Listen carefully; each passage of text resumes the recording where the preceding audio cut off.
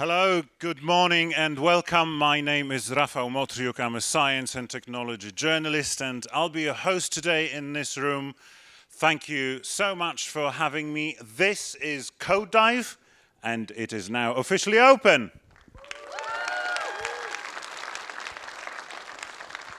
As you know, our city is famous for so many things, for its bridges, its rivers, its statues of little gnomes, including Nokia's own. It is also famous for its art, for its science and technology, but perhaps it is best known for its IT community, that is you guys. Welcome.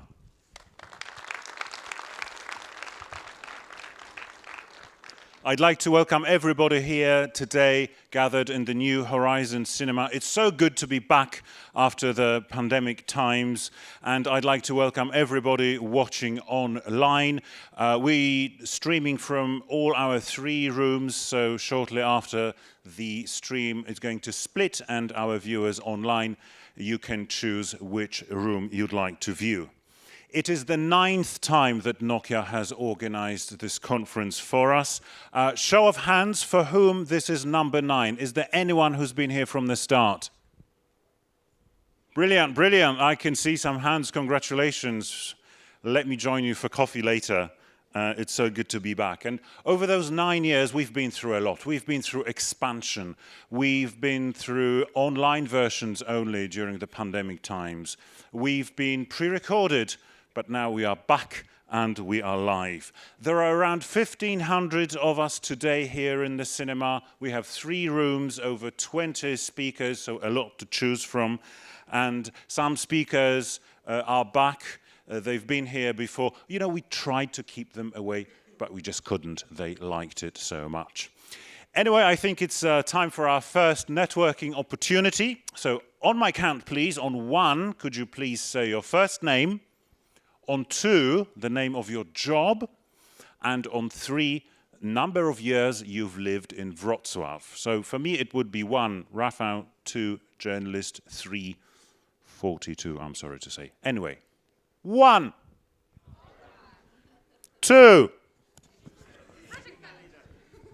3. Those who said 0, please stay with us. It's a very good place to live. Anyway, you know, such events can be very expensive, perhaps sometimes up to 1,000 euros each, but this conference is free. So I think it would be nice for us to put our hands together and thank our organizer and sponsor, Nokia.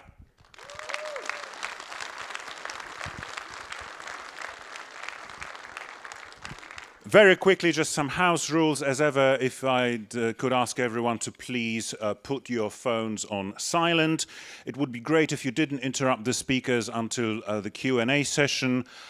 And we doing it the old school way, so no fancy online stuff, just some mics in the room. Room capacity is slightly limited, but don't worry, all the talks are going to be recorded and you can view them later online on our website. There's a competition running, so in the meantime, if you're on a break or just changing rooms, try to find some white envelopes that are hidden here in the cinema. And once you find them, open them, read what's in them. There'll be a question, and if you know the answer, you can go to one of the publishers' house's stands, so PWN or Helios, and you'll get a reward. Also, don't forget about room 8, vintage retro games. I've already been there and I've already played, so there's pinball, there's Pong, and things that originated, you know, before a lot of us were even born. Lunch is at 1:25. There's no free food in this venue, but there are several places within walking distance, so you need to get your own food. If you'd like to stay, inexpensive coffee and snacks are in 3 stands, ground floor and second floor as well. And also there's an after party at Kontynuacja restaurant at 8:30. It's just around the corner, so everybody's welcome. And now I'd like to give the floor to Taras Lucanuk, Nokia's Wrocław Technology Center head, and he's going to give his opening speech. Now, Taras unfortunately could not be with us this morning. He'll be coming later, so we have pre-recorded his speech. So, Taras, over to you. Good morning, code divers. I'd like to be friendly open with you. During previous years, when we were forced to do this conference online, as it was an only option to run this event, I was eagerly waiting for a year to finally see you all here in this cinema room and be able to welcome you in life. But tough luck, I cannot be with you right here, right now. I'll join a bit later. Anyway, a warm welcome to all of you, to speakers and listeners from Poland and from abroad, to organizers and to volunteers. A warm welcome to all who made this conference a very special day in a year, a day where the knowledge about latest cutting-edge technologies being shared, discussed, and respectfully challenged. I would like also to pass a huge thank you to a project team who was able to dive deeply into the code dive and made an excellent effort for this event to be at the top. In Nokia, we are creating technology that helps people to act together. For me, it simply means about staying connected. So use this opportunity, expand your knowledge as well as expand your networking. These are both your superpowers. The 9th edition of Code Dive Conference is open. Enjoy every second of it. Taras Lucanuk. Now, it normally takes a year to organize Code Dive, but this year we have a brand new team of organizers, and they started working only in July. So they were working like crazy. The core team is 4 women, and they call themselves a patchwork project family. Now, you might call yourself patchwork, but for what we're seeing here today, the setup is just perfect, and it's very professional, so I'm sure everybody's going to be enjoying this conference today, given how well it is organized. So, who's the mysterious head of this new team? It's Eva Okołotowicz, and she'd like to introduce herself, the team, and the conference today. Eva, over to you. Oh gosh, so many of you. Hello everyone, my name is Eva Okołotowicz and I'm external coordinator in Nokia Technology Center in Wrocław. And I'm also a mother of this year's edition of Code Dive.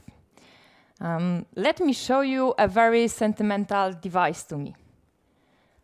Who knows this computer? Who played Atari 65XE? You may raise a hand. Okay, you did. Oh, big fun. I see they did too. I may guess how old are you guys? Well, I did. I've played Atari like a maniac, you know. I played Builder Dash, River Red, Frogger, Montezuma's Revenge, and many, many more. Well, I always played second because of my older brother. The fights were fierce, you may imagine. Marcin, my brother, is watching us now, so I love you, and I hate the fact that I always played second and that you always played better. But thanks to my brother, we had a disk drive. And believe me, having a disk drive rather than tapes recorder, that meant like a true respect in the hood, right? But why am I mentioning that? Why did I bring it with me today? Maybe that's the fact that one of our dear speakers, Douglas Crockford, worked for Atari and released few quite known titles. Well, it might be, but I've brought it to you this time because this was like a game changer to me. That is a ticket to IT world. I remember first comments to change the background color. Wow, it was like a magic to me. Since then, I've always worked close to the technology, and I think that I always will. But I also believe that what is very important is both having knowing hard and soft skills. Maybe I did not become a programmer because my humanistic side had won, but I truly believe that to be the best version of ourselves, we need to have both soft and hard skills. And that is why we've enriched this year program with some predilections that are IT related, but also that touch the softer side of IT. So make sure you won't miss Agnieszka Szufarska, Natalia Lewków-Pankiewicz, or, that's right, Paweł Tkaczyk. No, that's not the end. Sorry, guys. So that's the ninth edition of a Code Dive, but the first one for me as an organizer. So let me thank you all for coming. Yeah, that's the most important for us. Many thanks to Nokia for such an amazing project, to the big boss, Taras, for trust and signing a budget. And huge thanks to my project team. And if you can believe, it consists of 3 wonderful ladies. Olga, Magdalena, Ania, thank you so much. Without you, I would have several heart attacks, that's for sure. Also, guys, one thing, remember to visit room number 8, because there is another true magic that we did there. We turned back the time to late 90s, and there is a retro, yeah, they call it retro now, retro games tournament with plenty awards to be won. And it doesn't matter if you're Atari, Commodore, or Pegasus team, you will find something for yourself. Okay, so remember, develop soft skills. Visit room number 8 for retro games tournament. And an official after party is in continuacja. Okay, Code Dive 2022. Let's get started.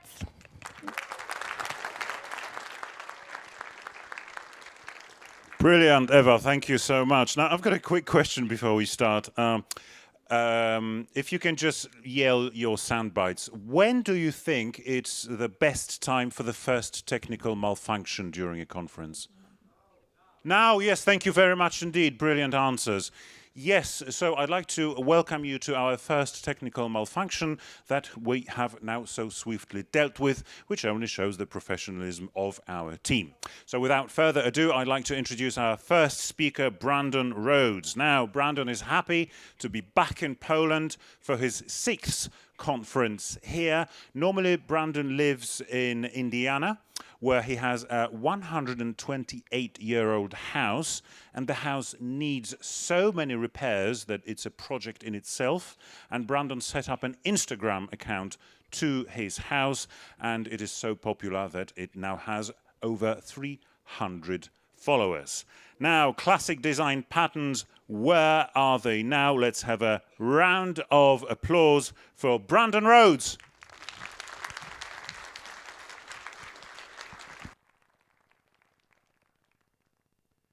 Thank you very much. I am delighted to be back in Poland. I am delighted that Code Dive is back in person. And yes, as just announced, I am here to talk to you about the classic design patterns. Where are they now?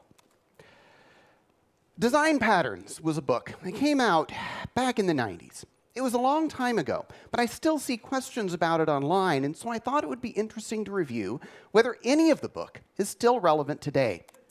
It came out in '94. It was a book on a fad at the time called object-oriented programming. It was by 4 people that no one could remember the names of, so they just called them the Gang of 4 because there weren't any other programming books written by 4 people. It described 23 design patterns, they called them, that had become common solutions for the problems with these newfangled object-oriented languages. My goal for this talk is to make a brief survey of the 23 patterns, asking these questions. Can we learn anything from the ones that survived? Can we learn anything from the ones that did not? There will be limitations to this talk. I'm going to have to cover 23 design patterns in under an hour. There will not, therefore, be much time for nuance or corner cases. It reflects my experience programming, a lot of Python, less C and C++, not your experiences, which might be different. And it will not be entirely fair towards the visitor pattern, for which I apologize in advance. But that's OK. It's fine if your list of relevant patterns is different than mine by the time we finish the talk. The goal is for these old patterns to help us reflect on how we program today. Happily, the Design Patterns book is online, so you can review the patterns yourself later to develop your own opinions if you don't like mine. If you look up Design Patterns Gang of Four, this unc.edu site from a CS professor should be high in the results and has the full text of the original copy of the book, with all the code examples, mostly in Smalltalk and C++. Some of my own ideas on design patterns as they apply to Python are online if you want to check those afterwards as well. So, are you ready? Here we go. 23 patterns that they grouped into 3. And what should we go with first? The ones that maybe survived or the ones that did not? First, let's cross off the patterns that didn't really wind up being relevant if your programming language offers first-class functions. What are first-class functions, I hear you cry? Those are functions that can be passed as an argument to another procedure or routine and placed in a data structure and associated with data. You might think, what language doesn't allow that? Smalltalk was the language available in '94. The pioneer language of object orientation didn't let you pass functions or procedures. So there were a number of design patterns that were just kind of trying to get around this problem with Smalltalk and some of its descendant languages. Let's look at them quickly. The factory method said, all right, well, what if we need to give a piece of code to a big class like application? Big classes like that were popular back then because just to bring up a window on the screen could take 100 lines of code in '94 in Windows or on a Mac. You want to wrap that up in an object. So the idea was, oh, well, if once the application object is up and running, if it needs to know how to create your document, it doesn't know whether you're programming a spreadsheet or a word processor, it's going to need to know how to call a create document procedure that builds and returns an instance of your document class. Well, how could it do that if we can't pass functions? So their idea was that you would subclass application. Yes, make your entire own subclass of application just to add one line of code. Not only does that sound hopelessly awkward today, but even design patterns itself, back in 1994, offered a better approach. 2 chapters earlier, they had already described the abstract factory. The abstract factory says, let's not make a subclass of application. Let's instead design application so that it takes as a constructor argument a little bitty class that has your special line of code in it that knows how to build your particular subclass of document. Why should we prefer that second pattern, the abstract factory, over the first one, the factory method? Because of a fundamental design principle from the introduction chapter of the Design Patterns book itself. In fact, it was so important that they didn't bury it in a paragraph. They put it on a line by itself, just like this, in italics, just like this.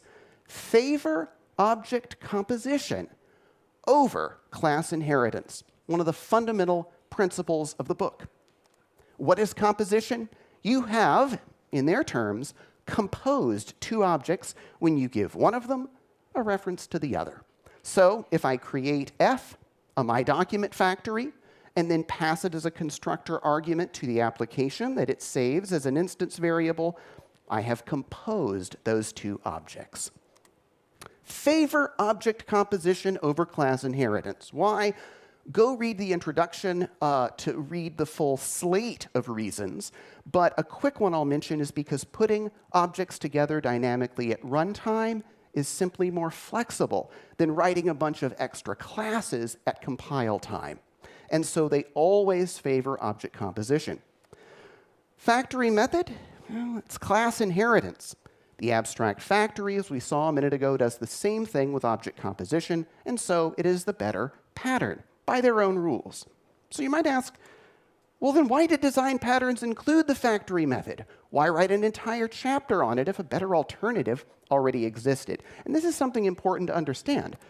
Because they wanted the book to be a complete catalog of all common object-oriented practices. They did not limit themselves to best practices. They wanted you to be able to find all the patterns you were likely to encounter in 1994 programming. And the factory method, despite its awkwardness, was in widespread use. In their own words, factory methods pervade toolkits and frameworks, and they were able offhand to give a long list of frameworks that were always having you subclass in order to specialize. So, they had two different ways to parameterize object creation, but neither one is a pattern that we tend to use in modern languages. I go years at a time without seeing either of those patterns, because our languages today have first-class functions. And in that case, you don't need to pass application an instance of a class that you've attached a method to. You just pass in your constructor function. Some languages even have first-class types, and you can just pass the class itself to be instantiated. And so those two patterns have largely fallen out of use among people that use modern, especially dynamic, languages. All right, what about some of these other patterns? Let's go ahead down in the lower right and look at template method. Template method should look familiar. It should look like the one of the two patterns we just looked at. This asks, what if application needs you to give it 3 procedures, not 1? Well, then you should have to write a subclass and override the 3 abstract methods with 3 concrete procedures. By the logic of the book zone introduction that we should favor object composition over class inheritance, I think it's clear that rather than getting a huge object that you don't understand the internals of and trying to write 3 new methods for it, it would be much clearer if you just had a separate type that you subclassed and built off of to provide the 3 methods that this fictional application needs you as the programmer to provide to it. So by the book zone logic, let's also go ahead and cross off template method. All right, up to the left, prototype pattern. That was actually kind of interesting. Imagine, they say in their chapter, that we're writing a music composition application that wants to let users create 4 kinds of object. Here they are. Notice, and this is the challenge, they're of different classes, different subclasses of some parent class, rest and note. And some of their constructors need arguments and some don't. So it's kind of a mixed bag, the rules by which you create these. Now, how could you explain to, say, a menu widget that's going to be on the screen, how to create these objects when menu items are selected, when some of them have different classes and some of them have different constructor arguments? Now, in a modern language, of course, you're already thinking, you could just pass a data structure. The people who designed the menu system probably just want a plain data structure with the names of some menu items, the callable, the function, the type that needs to be invoked, and then any arguments that they need. All right, but the Gang of 4, 1994, have to ask, what if your language isn't that powerful? Are you going to need as many factories as kinds of objects that you want to create? Not just 1 per class, but even 1 per individual kind of note? The prototype pattern said, no. Simply create examples of the 4 objects and give them each a clone method. The idea here is that if you give a collection of objects a clone method, where what happens when you call clone, well, it builds and returns to you a new instance using the same constructor arguments as were used to construct the object you're calling, Then if I have 3 kinds of note, I just instantiate them, I pass them to the framework, and it calls clone to get new copies of notes with the same constructor argument. You've replaced needing to have a whole slate of separate constructors with just needing a clone method on each class. Thanks to the prototype pattern's clone method, we can give plain object instances to the menu instead of separate factories. It's an interesting solution to a problem. I don't actually dislike it. I've just never seen it before. I have never seen that problem come up in modern languages because we just don't get into that situation. Though I have to admit, I like the solution and find it elegant at a level that I don't for these first few patterns that we crossed off. All right, the next one's the singleton. I'm not going to spend much time on this. Singletons are those annoying global objects that code seems to need access to, but you don't want to pass everywhere. Do we need singletons? Sometimes, maybe. That's a big topic of its own, and people give entire talks about singletons. But do we need the singleton pattern? If you go look at their chapter, they have this whole elaborate story about how you contort the class itself to force it to be used as a singleton. It refuses to build multiple copies of the class so that it can only be used as a singleton. Do we need that pattern? Even if we need singletons?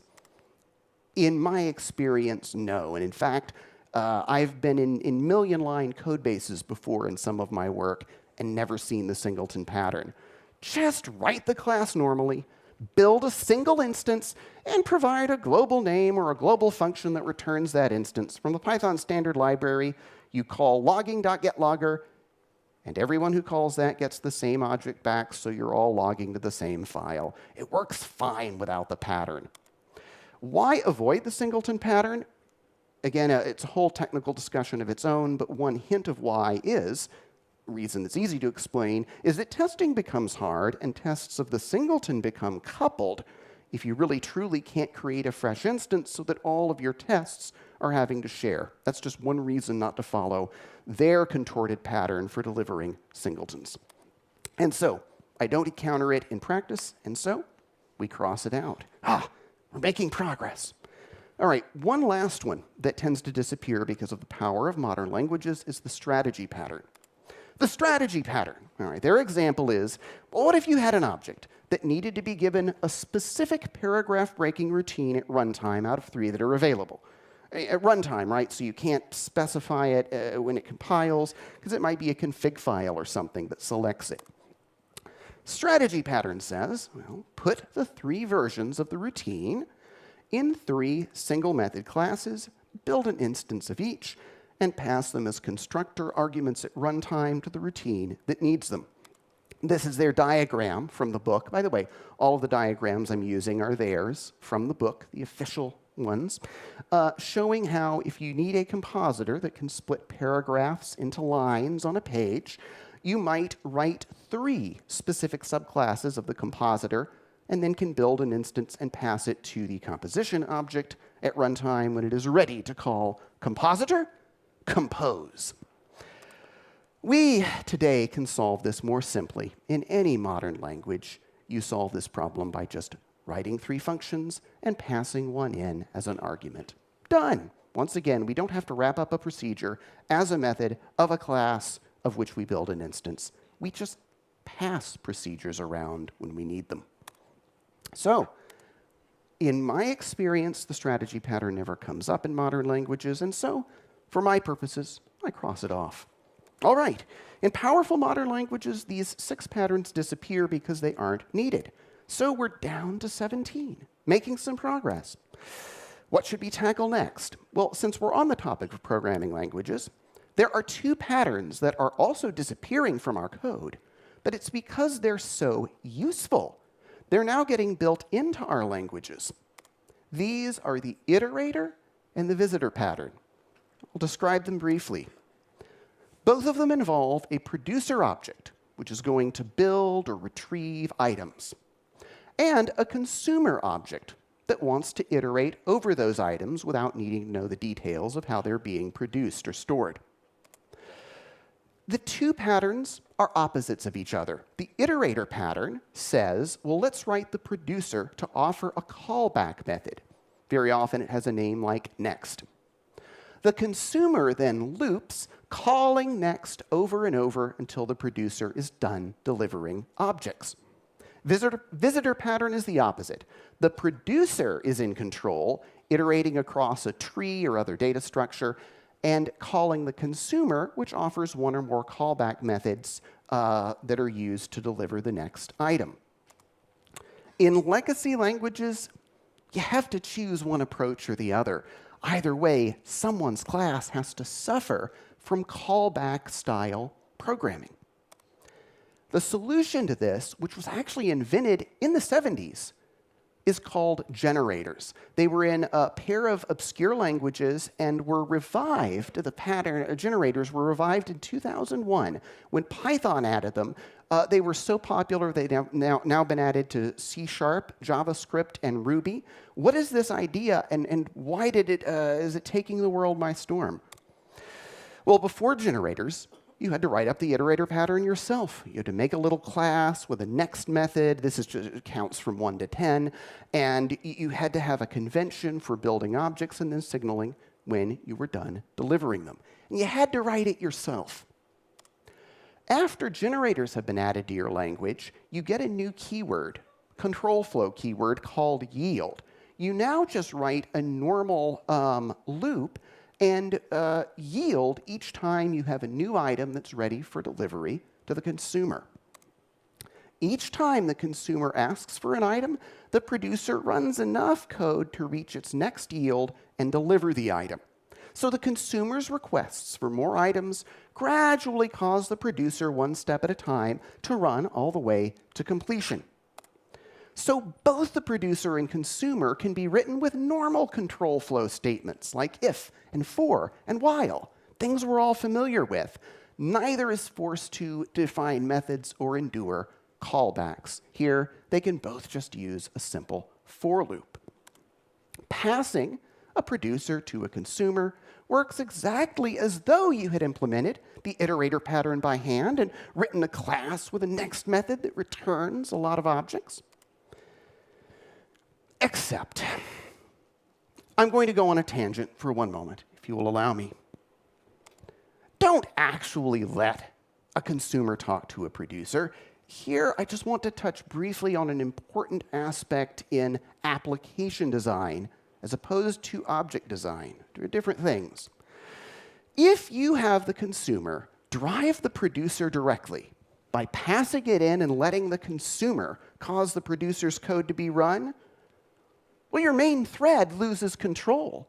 All of the action happens in that last line of code, with the main thread being out of the loop. Literally. I call this domino programming, and it really dominated object orientation, especially back in the 90s. I don't mean the game dominoes. I mean, as a kid, did you ever set up a line of dominoes standing up on end, trying to get it where when you pressed the first one, everything else would fall over, but you were out of control once it started happening? Domino programming is where instead of just doing in your main thread of control a series of actions, you instead are setting up a bunch of classes that all know about each other so that when you tip over the first domino, everything out of your control, everything that's supposed to happen does. This is domino programming, and I believe in many cases it's an anti-pattern for your main thread of control to surrender to other classes the question of what happens next. Here's an idea. Instead, run the producer to completion and save the output in a plain, flat data structure, maybe a list. Get the producer done, then pass the list to the consumer, a flat data structure. This idea may sound silly when we're only talking about one producer and one consumer, but as an application grows, you should always prefer shallow call stacks to deep ones. It's a good day when you can draw a bright line across your code and say, everything above this line has finished running, and the only thing crossing this line is a simple, inert data structure. Here's where we can draw the line if we're the one that runs the producer to completion. Now, yes, sometimes you want them to talk together, right? Because if it's a video streaming service, you want to go ahead and be getting data on the wire. You want the main loop to stand aside and let data start flowing. But if you're not in a situation where you're going to run out of RAM from the size of the list and you don't need live streaming, think about making sections of code independent of each other where it's only a data structure that passes from one piece of your main routine to the next, where you're able to draw that bright line where execution of everything above it has finished, the objects have gone inert or been deallocated, and plain data that you can look at and debug is the thing passing to the next phase of your program. Why? There are a number of reasons, and it would be a talk of its own for me to go into all of them. But at the core of what I'm trying to say is this, that data is easier to reason about than control flow. An old book from 1975 on why software projects are always delivered late was called The Mythical Man Month by Fred Brooks, and he said, show me your flow chart, the diagram that shows how control flow will pass in your code, and conceal your tables, and I shall continue to be mystified. But show me your tables, your data structures, and I won't usually need your flow chart. It'll be obvious. He found, as I do, data easy to read about, code and control flow more difficult. So that's one reason to prefer keeping control and using data to link parts of your program rather than verbs and actions. Love your data. Heart your data in Unicode. Be jealous of getting to see your data and not just having it pass anonymously between routines. Things are easier to control and debug and expand later if your main routine is in control of as much data as it can. All right, end of tangent. Iterator and visitor, great patterns, but I don't write next methods anymore because the languages I use have now built both of those patterns into the language, so they're still there. They're powerful and they're working. But as design patterns, they disappear from my code because I no longer have to implement them. So for the purposes of this talk, of what I actually write as classes these days, I'm crossing them off the list. All right, only 15 left. Are there any more that we can eliminate? I think there are 3. Proxy, memento, and observer. What are these? Proxy actually has several branches, several uses, but I will limit myself so the talk doesn't go long to the remote proxy, which was the most famous and widespread use of the pattern, where the methods of a class send requests across the network. It looks like you have a user class right in memory, but in fact, every method call is actually going to another server to get the return value. Second, the memento. Memento is an object state saved as a binary string. So right, your big application is about to exit, but you want to be able to rebuild its state when it comes back up. The memento pattern says, well, teach the object to write itself out as bytes, and then when you run the application again, you can read the bytes back in, and the object will be recreated. The observer pattern, finally, is where an object can offer subscriptions to its changes, and other objects, called subscribers, can receive callbacks when the data in the object changes. So why am I putting these 3 patterns together? I will explain it by explaining what are their sins. What did they each do wrong? The proxy pattern hides how data's passed across the network. Somehow, the method calls are getting passed across the network, but you don't know how. The memento pattern hides how data is persisted to disk. It's just a binary blob that you don't know how to introspect. And the observer pattern scatters data across a bunch of objects that communicate now about changes rather than unifying it. In other words, all 3 patterns do something wrong with data. And you should love your data. You want to see it. You want to be in control of it. You don't want it to disappear and be in an obscure private format that you don't understand.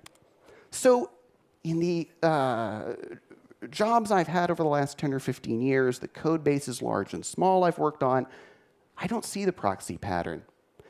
In the projects I've been on, network APIs between services should use a data format you understand and can document. There's many good options today. And be handcrafted to make sense over a high latency channel. Good object methods for things that are in memory tend to be small, orthogonal, and numerous.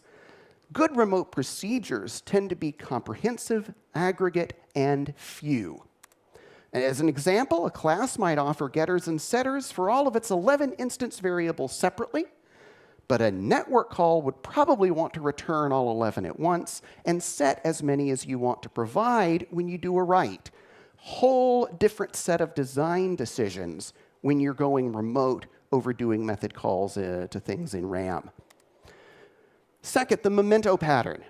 Data should be persisted in a format that's independent of your programming language and that you can access directly using other tools. And there's a lot of good options today, open source, even like they weren't in '94, for storing information so that you can get to it later, and so that if you're having to debug something at 3 in the morning, there are other tools besides maybe the broken code that was pushed late at night for getting into that data and finding out what's going on.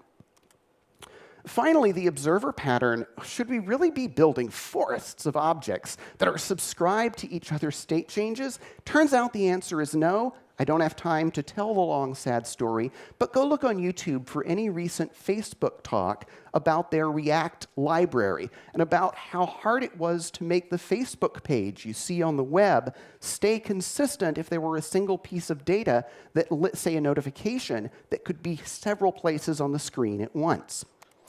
React today is the most popular JS library as of a few months ago. It's actually knocked jQuery, which felt like would be there forever, off of the throne and is now being used in more current projects than any other JavaScript library.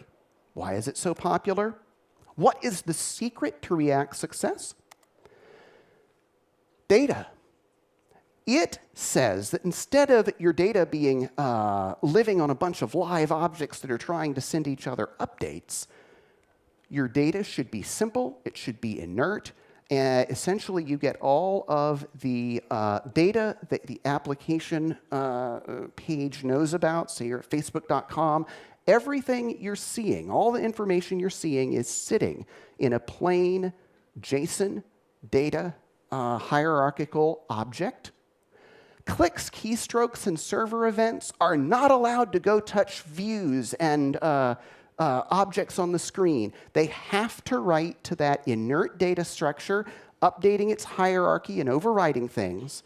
Then React actually diffs the object, or what the views should be with what they were previously, and goes and updates the screen for you. So a simple, well, perhaps a very large data structure, but a hierarchical inert data structure that it's easy to view and reason about is the only place where events can coordinate with views, and it's become the most popular JavaScript library because it's so much easier than having objects trying to update each other by putting data in the center.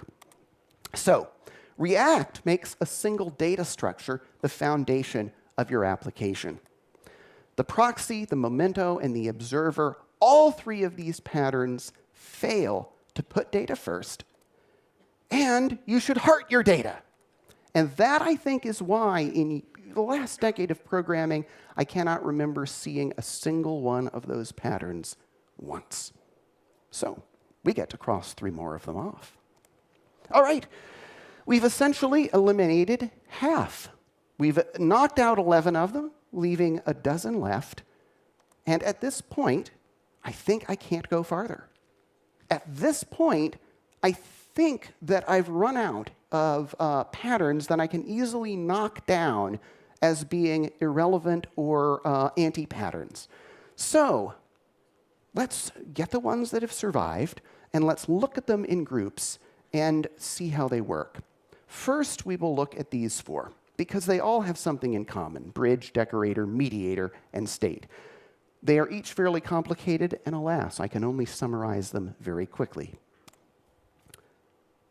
The bridge is the idea that one real-world object, like a window on the screen on your computer, might be implemented best by two classes. Some of the people writing the very first application frameworks found that you want to specialize the window according to whether it's a little pop-up window or whether it's showing icons, because that affects its layout and behavior.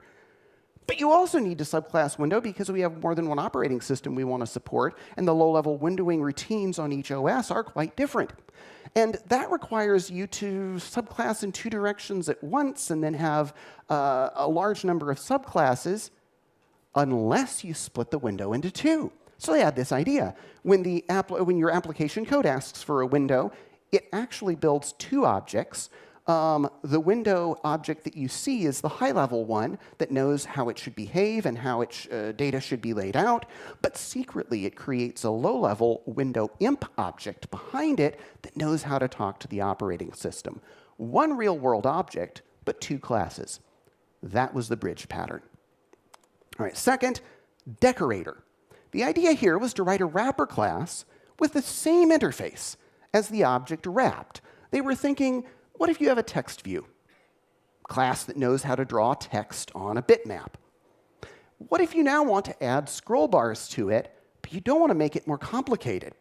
Well, they thought, what if you write, so a text view has a draw method, knows how to draw text. What if you made a scroll decorator?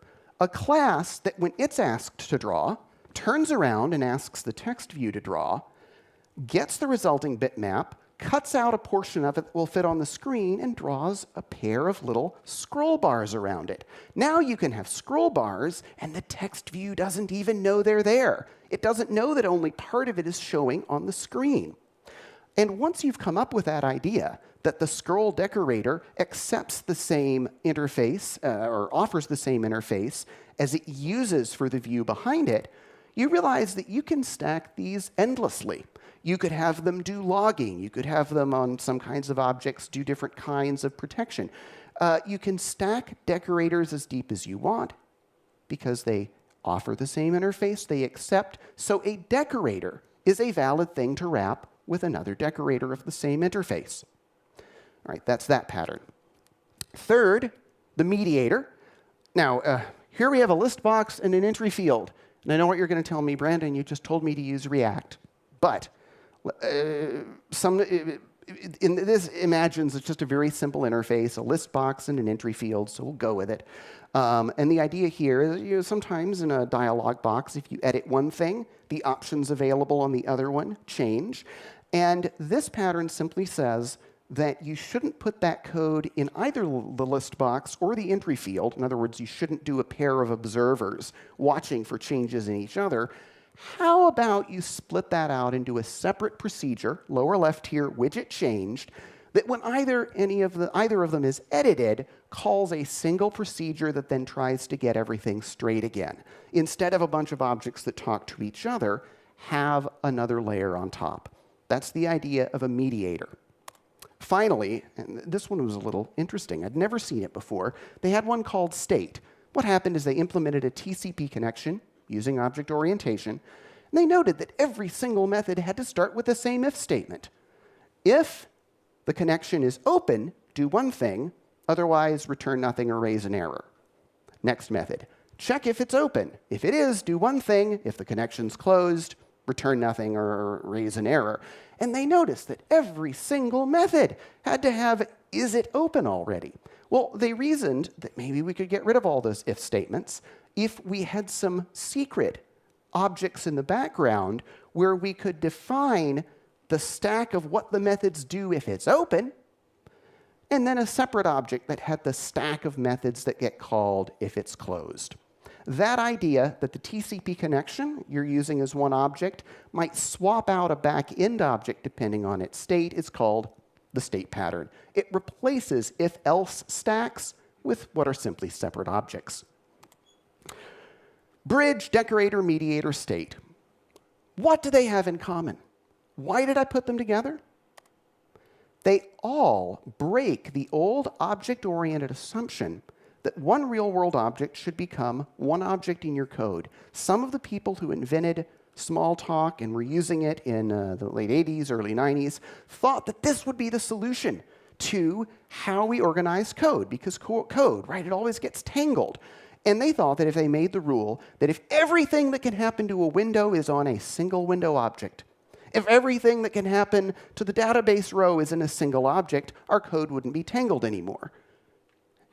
Turns out that's not true, and all four of these patterns are breaking that assumption and are starting to say, you know, maybe it makes sense to split behaviors out into several classes, even for what is conceptually a single window on the screen. All of these classes, three of them, are essentially kind of pulling behaviors off and layering it on top of what might have been a single object. And then the state is getting behaviors and secretly behind the class you're using, pulling behaviors out. But you can see that all of these classes are breaking apart the old object-oriented pattern of every single thing that can happen to an object living as a method on it. These four patterns essentially all begin a disassembly of object orientation, right in the middle of the most famous book on that subject, and start using classes to organize procedures into layers rather than to represent data. In the same way that as we went through our first patterns, we were talking about getting data out and giving it a life separately from objects, these patterns are getting actions, getting behaviors and pulling them out and giving them a separate life as well. And that's an interesting enough move in the world of object orientation, especially in the 90s, that I'm going to keep them, even though I honestly have rarely used these four patterns. I think they're keepers because if I did wind up in one of those exact situations, I think I would be likely to use them. I know what you're about to say. Brandon, isn't that domino programming? Isn't this setting up classes so that you call one thing and then automatically another thing and another thing gets called? To which I have to say that's an interesting point. And I think you're right, and it is indeed to some extent domino programming. Knock over the first decorator and calls start happening automatically. But they are elegant enough and constrained enough that I think I could live with them. I think I would still understand what my code was doing. So for the purpose of this talk, they're staying. All right, next we'll just look at three small sort of standalone patterns that are all in widespread use today. The builder pattern says, provide a single object whose API builds and returns an object hierarchy for us, right? Why make you, if a bunch of objects need to exist, worry about how they need to be instantiated and connected together if someone else can do it for you? Example, the matplotlib library for drawing diagrams under Python, it has an axis object. That has, down in the lower left here, you can say, axis, plot this data. Axis, annotate, and put some annotations on the chart. And you don't have to worry about what plot objects look like, or annotation objects, or what references they need to each other if they're going to render successfully when the time comes. The axis object handles that for you. Builder pattern, when it works and when it fits an API, is really, really great because your code neither has to worry about nor become coupled with how back-end representations are being built. Second, the adapter pattern. When a class doesn't offer the interface you need, write a wrapper class that does and have its methods call the underlying object. A Python standard library. Sockets have a .makefile method that returns an adapter that looks like a file object, but whose read and write methods really call the sockets receive and send methods. So if someone on your team has written code that thought it would be writing to a file, can pass it this object, and now the data will go across the network without needing to edit your friend's code. That's the adapter pattern. The flyweight pattern, finally, says that small read-only data can be shared between object instances.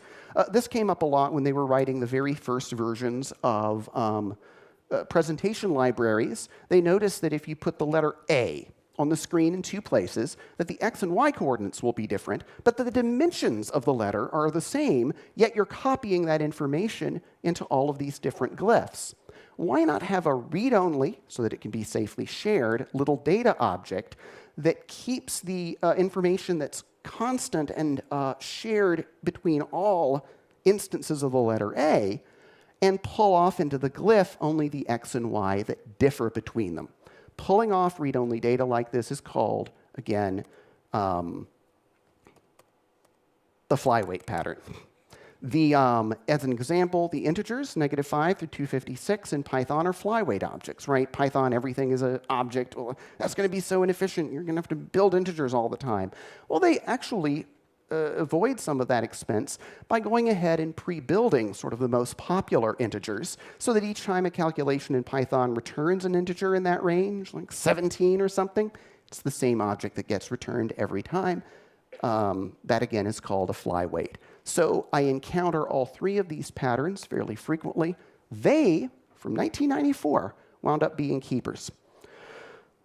All right, are you ready? Now we're going to look at the really big patterns, the ones that have wound up governing the way our main applications operate today. The composite, the chain of responsibility, the command, and the interpreter. What are these? Well, the composite pattern, by the way, I call these the framework patterns because they're not ones that I tend to sit down and write. They're ones that I tend to sit down and use. Composite says, give all nodes in a hierarchy the same interface. Instead of giving the middle nodes one interface and the leaf nodes another. The idea here is that if you're doing a hierarchy of items in a drawing, lines and rectangles and things like that, go ahead and make the aggregate object, the picture, an instance of graphic as well. That way, pictures can hold other pictures, and your hierarchy has all the way down to the bottom, has a consistent interface. I know many of you instantly are thinking of the DOM, the document object model that underlies all web programming, because it uses the composite pattern. A div can hold things inside of it. An image cannot. And yet they both have the same object interface in the DOM. Not only do they both have a tag name, which of course they both have, but even image has a .children list, even though it is always empty, because it makes programming simple. You can run across all of the objects in the DOM asking about their .children, and you don't have to have an if statement and remember the rule that images can't have any. They offer the exact same interface all the way down to the bottom. Makes programming simple. It's called the composite pattern. Next, the chain of responsibility. In a composite UI hierarchy in the browser or elsewhere, there was this pattern in 1994 where you pass unprocessed clicks and keystrokes up to your parent. This is universal and is called bubbling in the browser. So you click on the piece of text, and it's like, I don't care. I don't want to be clicked on. But it gets passed up to the button that the text is inside of, and the button now knows it's been pressed. Again, that is universal, and it is used everywhere. The command pattern, said to represent user actions as a list of objects that have both do and undo methods, because it's so tempting when you're first programming and the user hits the letter A to just add the letter A to the buffer. Command pattern says, no, no, no. Instantiate a typed A object and call its do method to add A to that text field, so that when the user then hits Control-Z undo, you can run the undo method on the action and step backwards. This is universal in browsers and GUI frameworks today. It turns out that the command pattern is also useful in other contexts.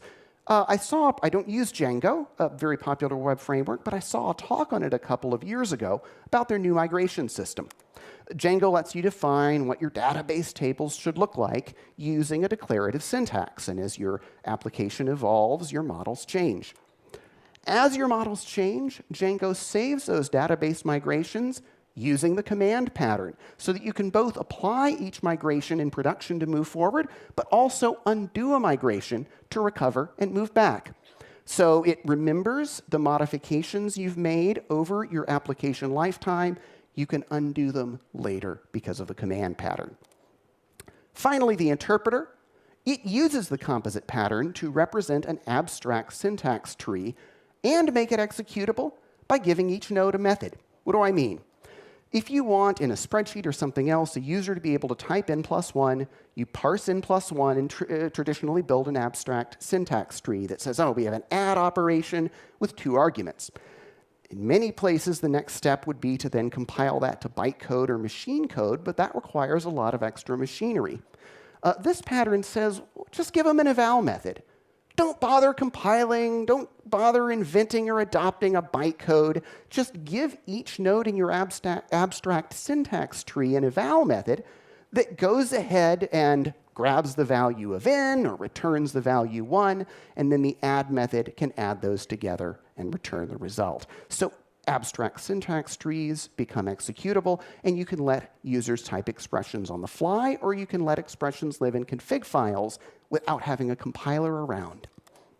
And so those 4 patterns have become absolutely huge and have really moved to the center of how user interfaces are implemented today. I don't implement browsers, so I don't sit down and write them, but I am constantly a user of those patterns, as in some form are we all. Oh, there's one left, and it winds up in an odd little position, and we'll finish with it. Facade says, hide a complex system when you can behind a single API class. That way, as objects come and go, the caller doesn't need to know, they just call methods on the facade. Problem, it actually doesn't wind up working in practice. To qualify as a facade pattern, an API, per the way they wrote the chapter, must live on only one object. But real-world APIs almost always use several. Here's 2 quick examples in jQuery. Well, it has this single $sign that you keep calling to do searches for elements. Is that a facade? No, because the rest of the API is the query objects that you get back with the list of the elements you selected, and every query results in a different object. So it's a little collection of objects that jQuery is using to let you talk about the DOM. One of the most popular libraries today is the Pandas data frame object, where you can read CSV. All right, their second line, you can, with a single line of code, read in a big data file. And it almost at first looks like a facade. You can ask the size and the columns on that one object. But it's not a facade, because once you start wanting to go do math using the individual columns of the CSV file, like name and amount, it's returning smaller series objects, which are a second layer of object you're talking to. So it's not strictly speaking a facade. Facade has to be one object, and our really, really real-world popular APIs today are typically several objects. Also, the design patterns example of a facade, they don't set this as a rule, but it provides no access to the underlying subsystem. But real-world APIs are usually happy to let you access the lower level. You can ask jQuery for the underlying DOM element. You can ask NumPy for Pandas for the underlying array. They're not trying to hide the details. They're just trying to make them convenient, but want to let you drill down when you need to. So that facade winds up in kind of a twilight zone, where it sounded like a great idea. It just rarely works out. So we've made it. We've completed our survey. 6 patterns, useless if you have first-class functions. 2 have become language built-ins, and 3 are real anti-patterns that obscure our data. But half of them, I would say, survived. 4 were rare but useful for decomposing big classes. 3, small but useful. 4 are huge and dominate our frameworks. And finally, 1 final pattern was ambitious, but fatally limited. That's my tally. You might have your own. Thank you very much for your attention during this whirlwind tour. I'm Brandon Rhodes. Thank you very much.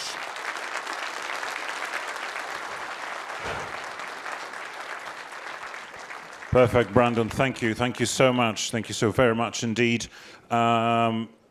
I think we're going to skip our Q&A this time in the interest of time. If you'd like to ask questions, I'm sure Brandon will be available during breaks, during lunch break. Thank you so much. Let's have a big hand once again for Brandon Rhodes.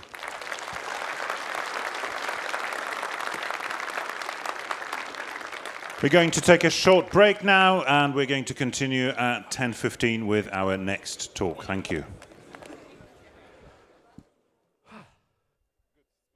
Thank you. Small something for you. Thank you. Ah, it's over. And I got it in almost on time. I shaved a minute or two off of it. It was your laptop? You already took it? I took it down. I'll put it in my bag in a minute. Ah. I see it was an excitement. So what are your plans now? Are you staying in this room? Or I think I should stay in the room because the next talk is somewhat related. Yeah, it and wasn't an accident. so I think I should stay to see the related talk. Yeah. I mean, I don't know if he was here to see mine, but I should stay. Yeah, he was. So I should certainly stay to see his.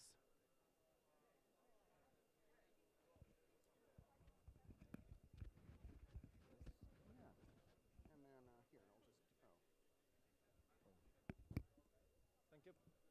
Thank you very much. I think they could hear me.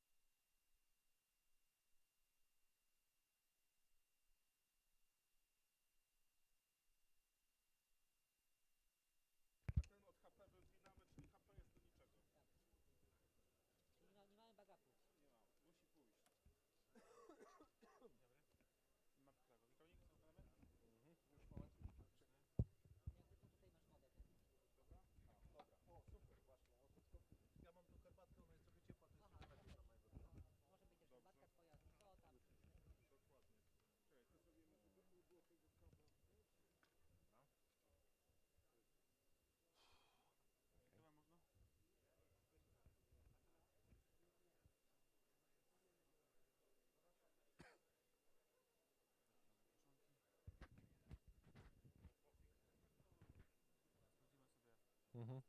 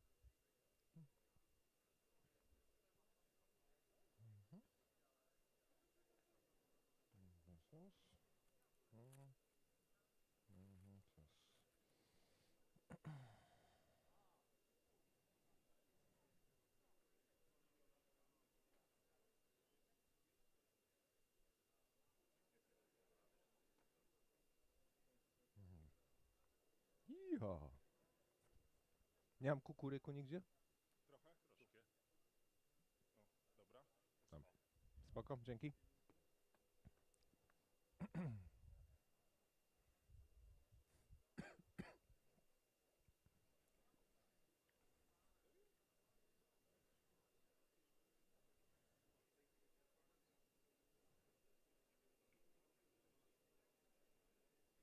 Kurde, przecinek, moich zajebistych pomarańczowych butów nie będzie widać.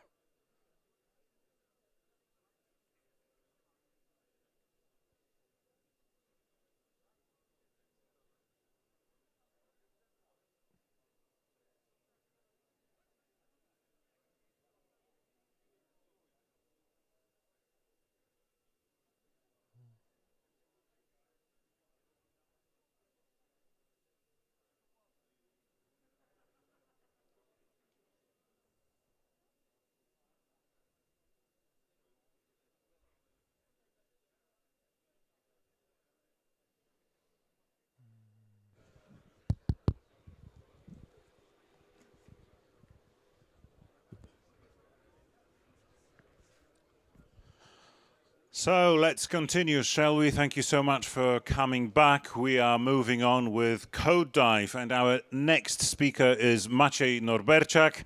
Now, Maciej works in Nokia primarily as a software architect, but he's also a trainer and a mentor. He holds a PhD in computer science, specializing in artificial intelligence, but works in the telecommunication industry, taking part in various projects on various embedded platforms as a programmer, designer, architect, and project manager. Now, Maciej is a very experienced code diver, so experienced that today he's going to deliver 2 talks. The other one will be taking place at 5:20 p.m. in room number 9. Other than that, Maciej is here with us. So, software architecture patterns in 1 hour or less. Let's have a big hand for Maciej Norberciak.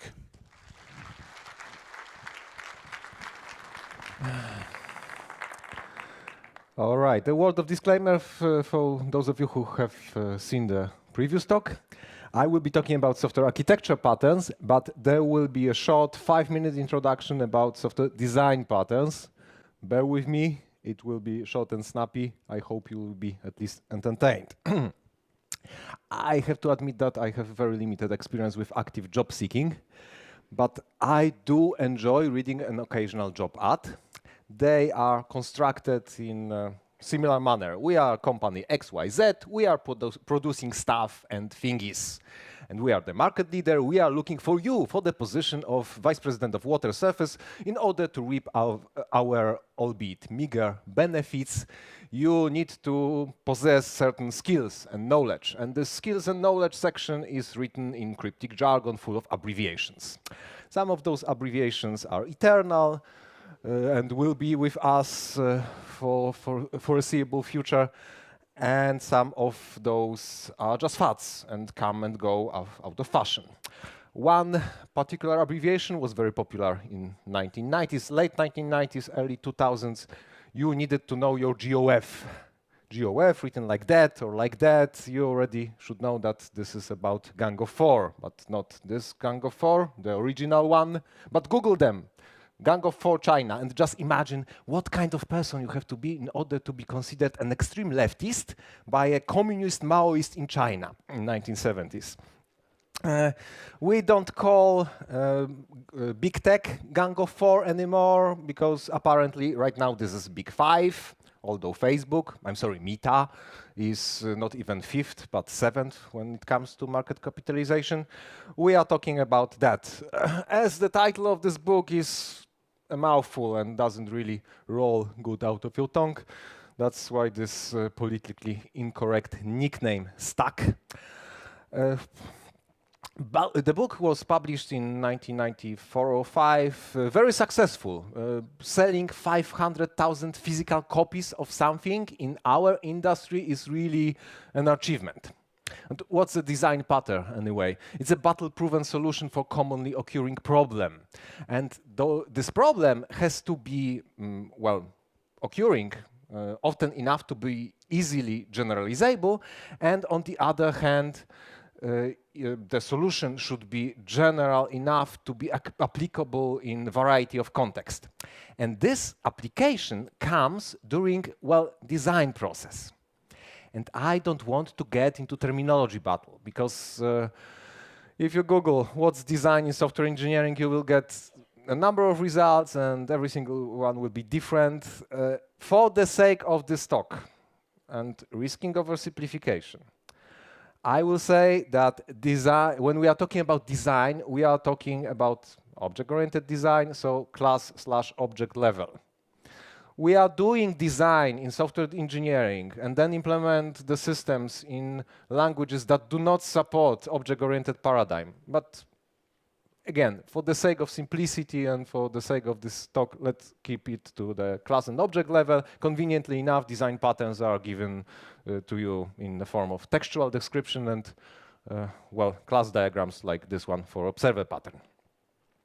But I'm not here to talk about the software design patterns, but rather software architecture patterns or styles. I will be using the name style and pattern interchangeably, although there are some authors that believe those are two different things. I'm not one of them. Again, I don't want to get into this eternal struggle. If you Google design versus architecture software engineering, on the first Google search page, you will get 10 results. 10 different results, 10 vastly different results. But we'll keep it simple here. If I am saying that design is on a class and object level, I will be saying that architecture is one level higher, on a component level. And components are comprised of classes. Each component is a building block of our application, our system. Each component has a certain set of functionalities, roles, responsibilities assigned to it. And we group components in even larger grain architectural entities. We call them subsystems or layers or services or event processors or whatnot.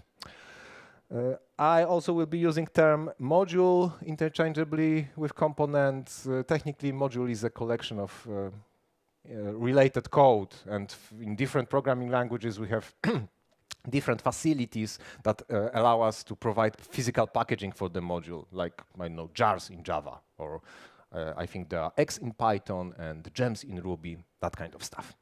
All right, with that introduction and terminology part out of hand, we can go to our first architecture pattern. And this first architecture pattern is the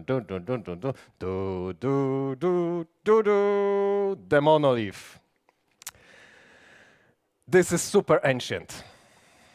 It's like 70 years old. This is the first software architecture pattern invented, before even we called them software architecture patterns, and all monoliths are pretty and shiny from the outside. But in our industry, it's the inside that matters, and not all monoliths are created equal. Basically, we have two kinds of monoliths, unstructured and structured ones. Unstructured monolith is a collection of tightly coupled classes. Coupling is a quality measure. To keep it simple, it's a measure of interdependency between entities. You can measure it on the class level, you can measure it on the component level. Basically, if your class, if your component needs another entity to function, those two entities are coupled. And as designers, as software architects, we aim for low coupling because it makes our maintainability higher. In this case, we have, well, independent classes doing independent work, that is good, but also we have common classes that are doing common work. And what unstructured monolith really lacks is, well, the structure. Lack of overarching structure hinders the ability of this architecture to change. That means that the change becomes difficult, and when someone like me, a software architect, says you that something is difficult, that means that this is costly. But this is not like design patterns that Brandon listed 20 of them and then crossed half of them out. No, we still do unstructured monolith. You can do unstructured monolith too if you are one guy, if you are tight on budget, if your application is small, like 30,000 lines of code. This is something one person can comprehend easily. If you do an experiment, one-off thing that you know that you won't be maintaining anymore, unstructured monolith is fine. Otherwise, you would like to have something with, well, more structure, a structured monolith. In structured monoliths, we try to segment code into components. And each component has roles and responsibilities assigned, and each component provides you with an interaction point to cooperate with other components. Those interaction points, those APIs, interfaces, are where the devil in the details hides. You should keep your interfaces stable. That means that if you change the implementation behind the interface, the implementation of the component that provides this interface, the definition of the interface itself should not change much. Also, you should keep your data isolated. So if your component requires some data set in order to perform its function, this data set should be available for this component and this component alone, maybe embedded in this component, not shared promiscuously throughout the system. So if you keep your components if you keep your interfaces stable, and if you keep your data isolated, you are on a good way to provide pretty decent architecture with low coupling and high internal cohesion. Cohesion is also a quality measure, like decoupling, twin to coupling, I would say. Coupling is on the outside, and cohesion is internal. If your entity, your class or a component has just the things inside that do one thing and one thing only, provide one functionality, one responsibility. Remember solid principles from Uncle Bob. That means that your class or your component are internally cohesive. And as designers, we aim for low coupling, high internal cohesion. Okay, so you may ask yourself, why not stay in monolith world? I've shown you one architectural pattern that, well, has its uses. And another one that I said that is pretty decent and can give you a good architecture. Why? What I'll be talking about for the next 30 minutes or so. And obviously, those other patterns that we'll be talking about do something better. But what's this better, and why haven't we invented better in the first place, you may ask? Well, the answer for that is historical context. You see, architectural patterns are like art movements. They have to be considered in the context of an era they have appeared in. And the context for monoliths was that this was not only architectural style, this was also a deployment model, a monolithic deployment, a unitary deployment. So you have your garden variety mainframe, one machine, and one program that runs on it. No networking, no distribution whatsoever.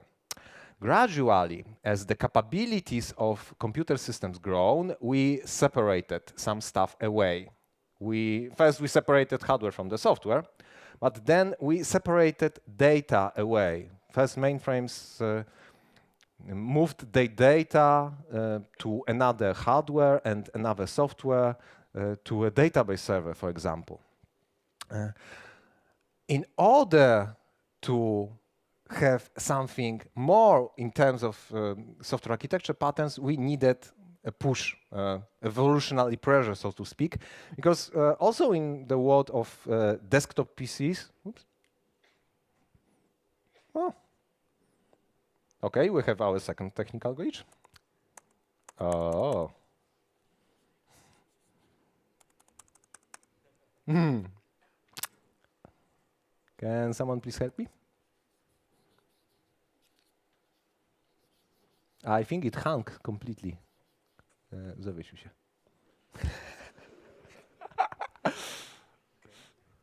Okay, but desktop PCs, as they appeared, also much of the development was focused on unitary deployment. So you have your PC, you have a program or programs that run just on this PC alone.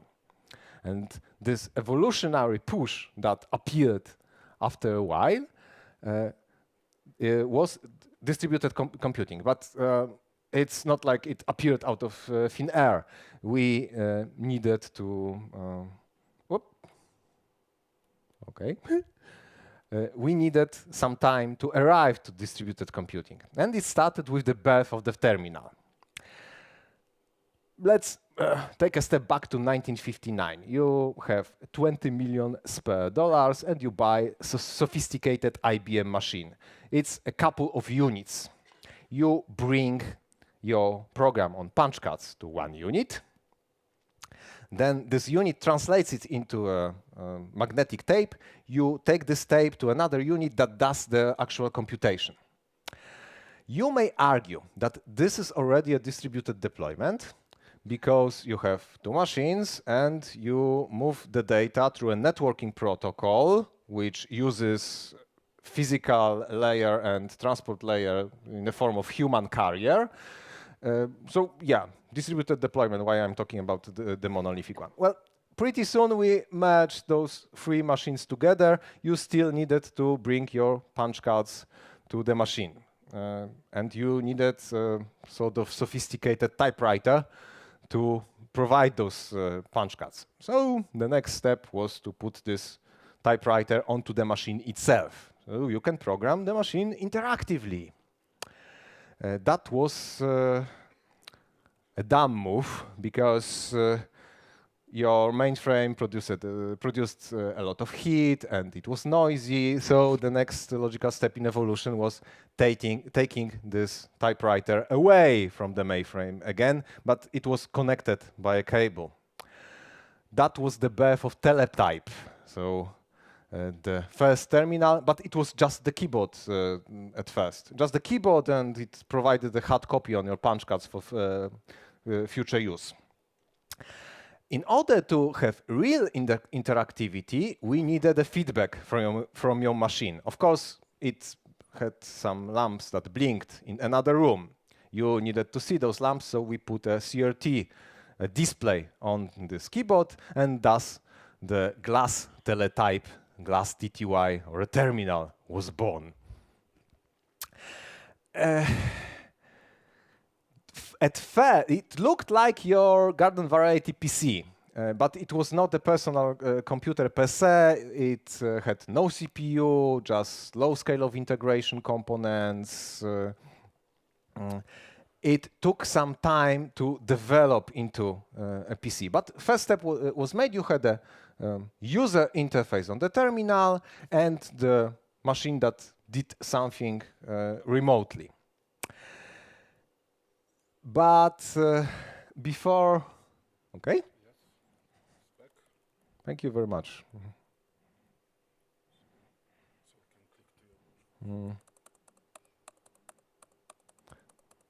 I will treat you to some fast pictures now. So yeah, this is this IBM machine I was talking about, the glorified typewriter, first teletype, and glass terminal. This is 1964, I think. Okay. The problem was that this thingy sent whooping 15 characters per second to the mainframe. No human can type that fast.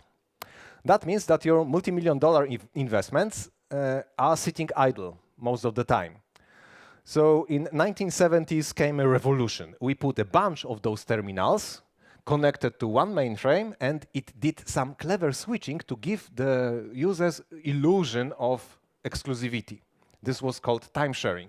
And one step further was actual distributed computing. Because as the user interfaces on those terminals grow more sophisticated, the capabilities of the terminals grown more sophisticated, and the terminals grown into desktop PCs. And we invented another software architecture pattern, which is called two-tier architecture or client-server architecture. Again, it's not like we invented it in 70s and then dropped it because you invented something else. No, this first use case, UI terminal plus database connected remotely through set of standard networking protocol was just the first step. We did it again when we started doing World Wide Web.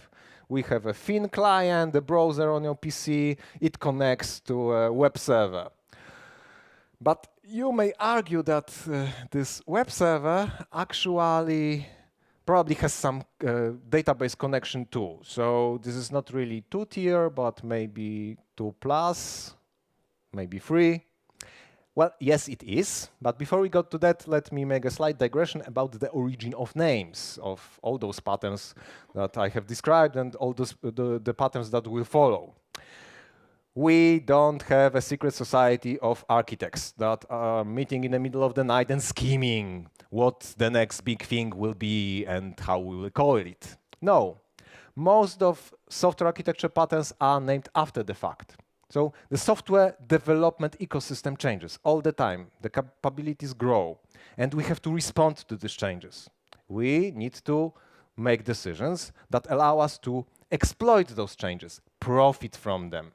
And as many software architects make same decisions and other architects emulate those decisions, someone finally notices that, hey, we have a new pattern emerging. Let's call it XYZ.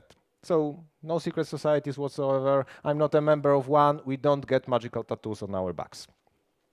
Coming back to our three-tier architecture, yes, this is a thing very popular in 1990s. You have a front end separated from the back end. Front end connects to application server connects to the database server. In 1990s, it was supported by technologies like DCOM and Corba. If you are born in 1990s, you probably never heard of Corba. But it's, again, not like this architecture is dead because it peaked in 1990s. No, this is still very much alive. If you Google Amazon Web Services, the first diagram that will appear will be that. Three-tier architecture proper. Okay, so what would be the next step in evolution? First, we need to make some name changes. We will call those tiers layers. So we have a presentation layer, application layer, database layer. Each layer is comprised of components. Each component has a defined set of roles and responsibilities, and if component is in one particular layer, it does the task connected to that layer and that layer alone. So the presentation layer component, for example, does just the presentation thingies. This is called separation of concerns. And it's actually very convenient for organizations that do provide software, that sell software, because they can focus their development focus into particular areas. I'm the database guy, I do only databases. I have colleagues that do presentation, I have colleagues that do application, but we just communicate through interfaces. Very convenient, very easy to manage, and, well, maybe not very easy, but easier to manage such organizations, such products. The next logical step in evolution would be adding more layers. There is no restriction on how many layers you need. Typically, there are 4, code like that, but if your application is smaller, you may have less layers. If your application is bigger, you may have more layers, 5, 7 even. And this is called layered architecture or n-tiered architecture if you really like these tiers and not layers. This is a natural architecture. If your agile team just starts coding, there is a good chance that you will end up with something like that. That or big ball of mud, actually. But even before Agile world, when we worked in Waterfall, this fit quite nicely into the structure of organizations that provided the software. So you have the presentation guys, you have business guys, you have database guys, and so on. This is the embodiment of Conway's law. Melvin Conway was a guy that in 1957, on one of the software development conferences, and believe me, there were code lies like that already in 1957, he made this remark that organizations that provide software, they tend to mirror their organizational structure into the structure of the software. They tend to mirror their communication paths into the interfaces. And this was so true. And it's still true that we are now calling this Conway's law. So if you have an organization's structure which is a layered one, you naturally provide layered architectures. Your layers can be opened or closed. When you have closed layers, and for example, want to show something from the database on the presentation layer, your call has to go all the way down through all the layers. This costs sometimes a little bit performance, so for this particular case, we invented something called fast lane reader pattern. So you call the database from the presentation directly, thus making your business and persistent layers open in this example. What style is better? Well, I cannot tell you because it depends. In closed layers, you lose a little bit of performance. In open layers, you gain performance, but you lose maintainability because you can't implement layers of isolation. This is a concept that there is a contract between two layers.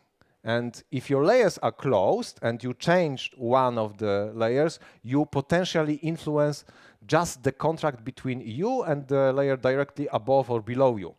In the case of this example, if you change database layer and your layers are opened, you not only potentially influence persistence layer, but also the presentation layer. Your maintainability is lower. But again, it depends. Every single architecture decision is a trade-off. Before we go further this evolutionary path of software architecture patterns, let's look at things that are not necessarily databases. Pretty soon, we, the software developers, realized that if we have one big task, we can split it into smaller ones and pass the data from one task to another in a manner that you should already know from Linux command line. This resembles a pipeline, and here the pipeline architecture takes its name from. So This architecture is also called pipes and filters architecture because the topology elements are called pipes and filters. Filters come in 4 shapes and sizes. First one is producer. It starts the flow. It produces, fetches the initial data set. The consumer consumes the result of the flow, for example, by presenting it on a presentation on a terminal. Filters are connected together with pipes. Pipes are usually unidirectional, point-to-point elements. They pass the data. And the filters that do the actual job here are called transformer. So transformer takes the data from inbound pipe, transforms it somehow, and puts the result into outbound pipe. And the tester takes the data from inbound pipe, and depending on the result of some test, may put the result into outbound pipe. And as we go through the entire pipeline, the consumer finally produces the result of this flow. Very convenient architecture if you have something to do in a synchronous manner, deterministic. Again, still very much in use. Service orchestrators like Apache Camel do this kind of architecture in order to pass data from one stage of business process to another. But sometimes you need something more than a pipeline. You need branches, you need asynchronous reaction, you need to handle some stochastic process, you need actually a network of pipes. And this straightforward path through the pipeline is not enough for you. That's why we invented event-driven architecture. It's from layered architecture on, all those architectures can be distributed because you can distribute the topology elements of those architectures in any manner you would like. In layered architecture, you can deploy all the layers as a unitary deployment on one machine, but you can distribute them and communicate through the network. Event-driven architectures come in 2 types, mediator-based and broker-based. Mediator is a central element that controls the entire flow. In mediator, we have no central control. We start with that. We have an initiating event. A broker, usually some lightweight thingy right now, like RabbitMQ or ZeroMQ or something like that. And we have a number of event processors. So the event, the initiating event, comes to the broker and it's put in an event channel or registered to a topic. Those event processors that are interested, subscribed to this topic, get the event and can process it. Sometimes producing some intermediate result, a processing event that comes back to the broker and is put in appropriate topic, and the event processors that are potentially subscribed to this topic get notified, can do the processing. Those event processors may either be stateless or data dependent, so they have their own isolated data set. This is quite good, quite performant if you have to react on events in an asynchronous manner. But if your flow is complicated or you need central control, you will go not with the broker, but with mediator. Again, we have event. Event comes to the mediator. It is put in the queue. And mediator takes event from the queue, examines it, and depending on the type of the event, it notifies the event processors. For each type of event processor, we have a separate event channel.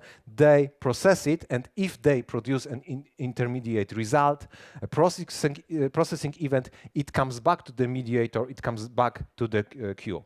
Again, I cannot tell which style of the event-driven architecture is better, mediator or broker, because this depends on your use case. But usually, if you have a complicated flow, you go with a mediator. Of course, this is a simple view on this architectural style. You can have multiple mediators. Everything can be distributed. All right, so this is the end of this evolutionary path from the pipeline to event-driven architectures. The last evolutionary path should be known for all of you. Okay, let's have a quick show of hands. Who uses Visual Studio Code for development? Oh, a lot of people. Okay, anyone uses Eclipse? Oh, one guy. Sorry, the lights are very bright. Vim, Notepad++. Oh, Vim, Notepad++. Yeah. Okay, you are hardcore. All those applications have one thing in common, and this thing is architectural style they are written in. We have a core system that doesn't really do much, and the number of plugins that provide the real business value that you use. And because of plugins, this is called plugin architecture. You may also know this as microkernel architecture. This core system, in case of Eclipse or Visual Studio Code, is just a glorified text editor. You can edit the file, save it, load it, do some editing, but that's all. This is so-called happy path through the application, minimal functionality to run the system. There may be an optional presentation layer inside, but not necessarily. This can be provided also by a plugin. And in order to have the awareness about the plugins connected to it, the core system always implements some kind of plugin registry. And the plugins are the thing that really do the hard work.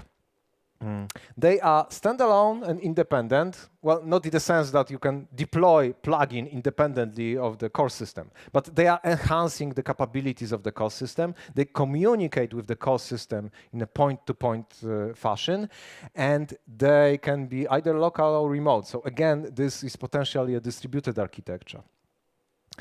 And those plugins can either be compile-based or runtime-based. So if you have a runtime-based plugin architecture, you can plug things in and out without influencing the rest of the system. If you have compile-based plugins, you have to at least press the reset button. Multiple things, not only the IDEs, things like Jenkins, Jira, are also plugin-based, and of course, all those architectures can be hybridized. You can have a monolithic plugin, you can have a layered plugin, your core may be event-oriented architecture. This is pretty elastic. Okay, I've mentioned a couple of times things like maintainability, deployability, scalability, and so on. Those are called architectural characteristics or quality attributes. You may know those as non-functional requirements, although I don't really like this name from various reasons. You have to optimize them. You need to keep your system, for example, secure and scalable, but this is one of things, so you don't need maintainability. The problem is that you can't optimize them all at the same time, because their name is Legion, for they are many. They are sometimes called ETs, because most of those names end with ET. In big systems, we want to have different architectural characteristics optimized for different parts of the system. But how to do it? First, you need to know where those architectural characteristics actually live. And now there will be a hard part, because they live on the quantum level. Well, this is not actually that hard, because we define architectural quantum as an independently deployable component with high internal cohesion. And there is one more thing that is very important. Architectural quantum must include all the elements that are needed for the system to work properly. So you deploy one quantum, You may have many quanta, but if you deploy just one, you already have some little system that provides you with some functionality. And further evolution of architectural patterns is based on the fact that we want to have more architectural quanta, so we can optimize architectural characteristics for each quantum independently. Okay, so let's take our layered architecture. Let's meet in the night and scheme. Let's paint it blue, call it user interface, and we will paint it red and call it service. And then we will split service layer into separate services, thus creating service-based architecture. Those services are called macroservices or domain services. This is some part of the functionality of the system. You have a user interface, a number of services. They are all using the same central database. How many quanta we have here? Well, I would argue that this is still one, so what's the point? How to create more architectural quanta? Actually, the idea is pretty simple and comes from 1970s. Let's separate the data away. Short example. You have a web shop.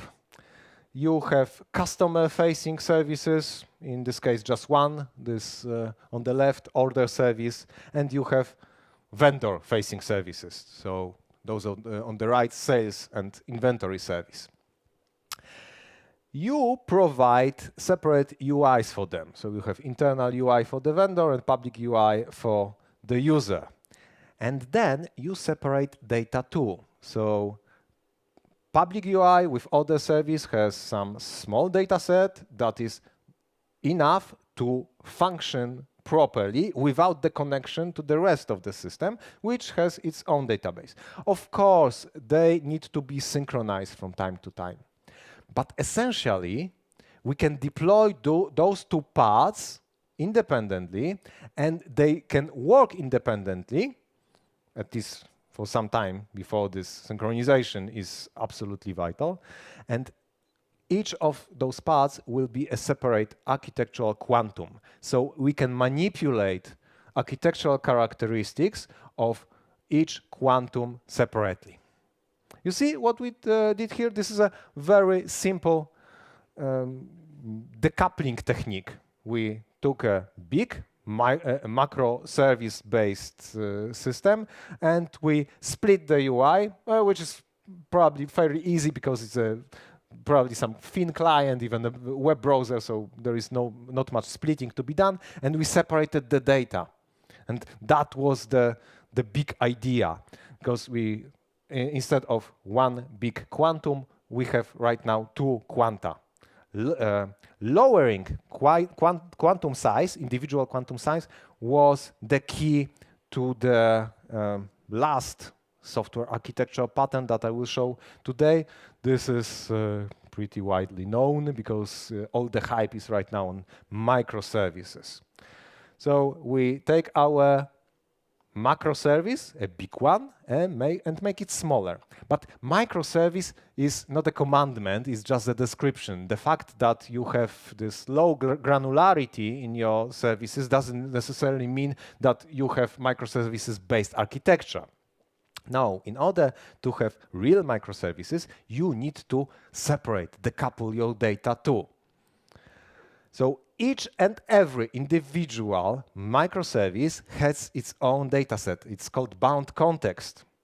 And this bound context contains all the data this particular individual service needs to function properly. So you can deploy just one service and you already have functional system. Of course, the functionality is minimal because your services are small, but you already have a system. So each and every service is a separate architectural quantum. Of course, you need some API to access services, and you have to handle client requests from APIs. But the key is that your services are quite small.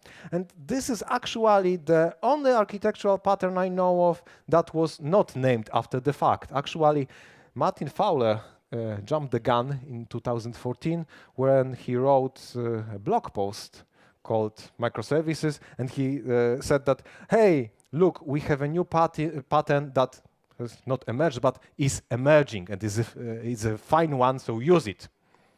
Yeah, we asked him to remove his magical tattoo after being trigger happy. Okay, before we go to Q&A, I will take the liberty of answering one frequently asked question by myself. What is the right architectural style for your system, for your application? I would really like to give you a straight answer, like you can be whatever you want to be, unless you can be Batman, then be Batman.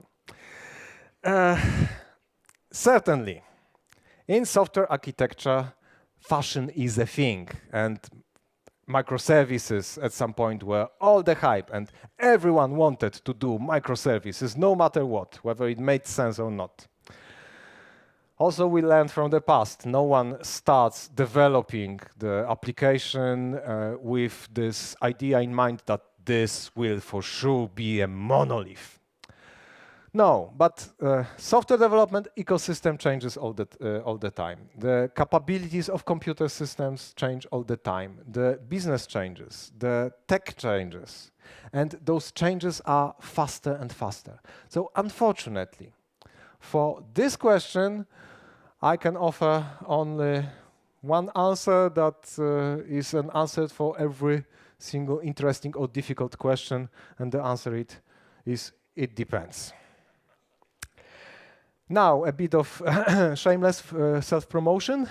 If you want to know on what it depends and maybe how we architects make these difficult decisions, I will have another talk later today.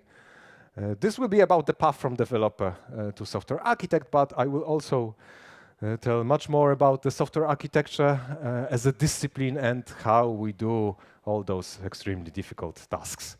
Thank you very much for your attention. Let's have a Q&A.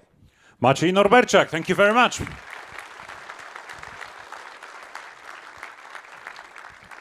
I think we just have several minutes for questions, if you've got one. I know that the cleverest answer ever is it depends, but maybe something more elaborate. So anybody, please raise your hand and we'll run to you with a mic. Any questions about patterns? There's the one over there, so can we have the mic there, please? Thank you.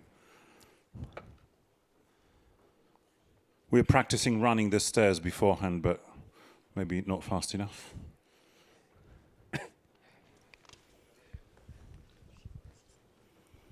Can you show that secret tattoo that you don't have? I don't have any tattoo and I'm not a member of any societies.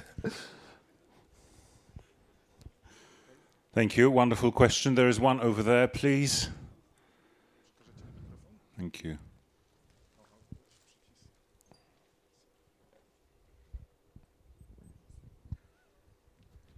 Okay, thanks. That's conveniently a thing that a member of secret society would say, probably. My question is, because I get a feeling that the progress of the architectures that you have described was from worse to the better, although you have concluded that there is not a silver bullet in there. But my question is about the family of the ITs that you can cover by testability. And I was wondering about your impressions, whether going from monolith to micro architectures or even the middle layers, how do they affect the testability? Because in my opinion, the monoliths have this advantage of being easily testable at a lower level. So you can write a bunch of unit tests. And I wonder, what's your experience going to the microservices? Is the testing easier or harder? Because I think you need to switch from unit tests to integration tests, and those are harder to write. So you need to test the contracts between the architectures rather than the monolithic layer that the user says. I'm not sure if that makes sense, and I hope you get the spirit of the question. Yeah, I get it. So. Well, thank you. It depends. Sorry about that. I see no problem with making unit tests on both architectures, because in the end you do unit tests on the individual pieces of code, classes or components or something like that. In case of monolith, your components provide you with a set of interfaces, you test around those interfaces. In case of microservices are comprised of components. You do unit tests on those components. Inside those components you have classes. You do your tests on the level of classes. So I would say that the stability of microservices is a little bit better, because you can test individual services still in the manner like the unit test, but this will be a sort of integration test already. So yeah, it really depends. Thank you. Any more questions, please, anyone? Yes, there's just one over there, please. And another one here. Okay. Hello, another Maciej here. So I have a question about the microservices, and I was just wondering, because it sounds like a sort of good approach to certain problems I have, and I was just wondering about this, what is called bound contexts, meaning how do you really synchronize the data? So it's like, do you have some assumptions that there's some data which is, for example, always constant, or you have to provide another microservice, whatnot, to sort of have access to the same or rather all data to sort of have everything synchronized. So how does it work? Okay, I should. Maybe it's just sort of out of the context of this whole talk. So No. It is very much in the context. The problem is that I had only 45 minutes, so naturally I skimmed the surface of the problems, because either I would talk just about microservices for 1 hour or so, or go through numerous software architecture patterns. To keep it simple and try to answer this question. Service granularity, synchronization, data synchronization, duplication, replication in microservices architecture is a thing. It's a challenge. And if you take any decent software architecture book on microservices, you will have 20 pages on each and every of these problems alone. And I cannot give you a simple answer, so, apart from, of course, it depends. But yes, those are all challenges, and yeah, I would probably need an hour or so to just enumerate the ways we can handle it.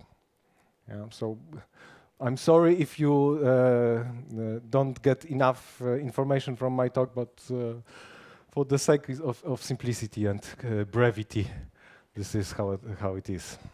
But it is a challenge. It's not microservice architecture. It's not a silver bullet for everything. People, because of much hype associated with this architecture when it started to emerge, all people wanted to do microservices, whether it made sense or not. It's the maintainability, scalability, deployability of this architecture is very high. But the cost, the level of complication involved is also very high. So again, this is a trade-off. One question over there, please. Yeah, hello. What is the new pattern that is coming for us? The next microservices are now. What is the new pattern? If you will be trigger happy to name it, maybe. I have absolutely no idea. I'm trying to keep up with what's happening in tech, but no one, since Martin Fowler did this article in 2014, no one has jumped the gun and said that, hey, we have a new pattern. I have to confess that I'm sitting in a very peculiar world of embedded systems, and we usually get those new exciting things 20 years later after they appear. So, to be honest, I don't know. Haven't seen anything that revolutionary like microservices in past few years. Thank you. I think we have time for just one more. There's one over there just across the room, please. Maybe it'll be faster for me to walk there. So, just one final question.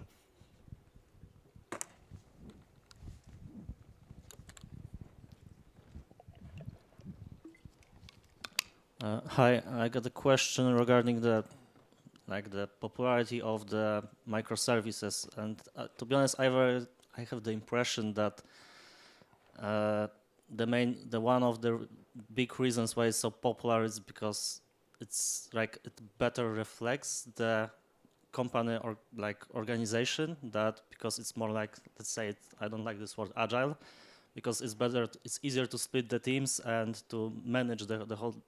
Because even if you try to be agile and you have monolithic architecture, usually you end with waterfall, let's be honest. And with microservice, you can actually apply this and split. You still have the dependencies, but it's not as tight coupled, let's say. And I think it's not a better architecture, but it's better reflects it's easier for managing to be agile and to be all this modern, let's say. And what do you think about that?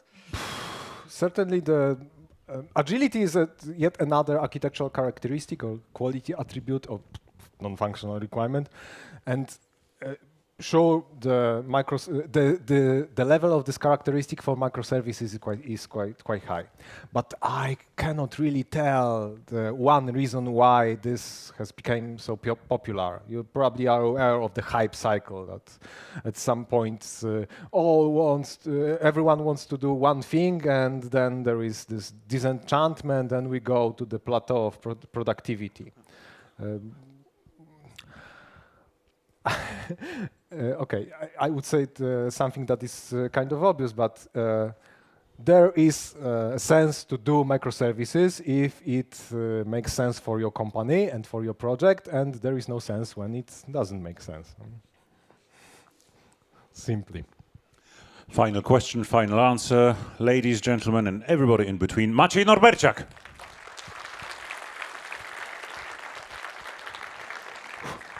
Okay. Thank you so much. Thank you, everyone. Coffee break now, so about 20 minutes or so, and we'll continue as advertised at 11:30. 11:30, please. Thank you. Tak, znaczy no ja pewnie przyjadę tu trochę wcześniej, nie? Nie, ja w domu wszystko. Nastraszyłeś mnie i 5 minut urwałem. Dziękuję.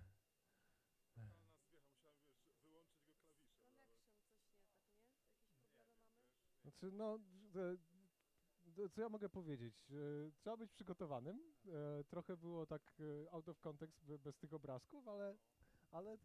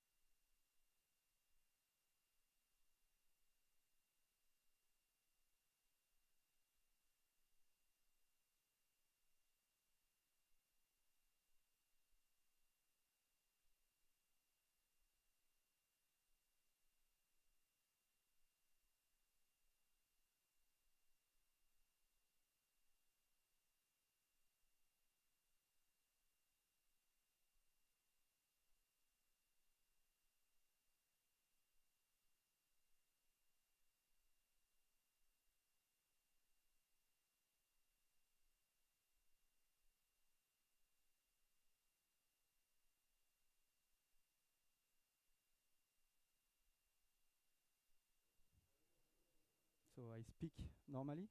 No need to... no, okay.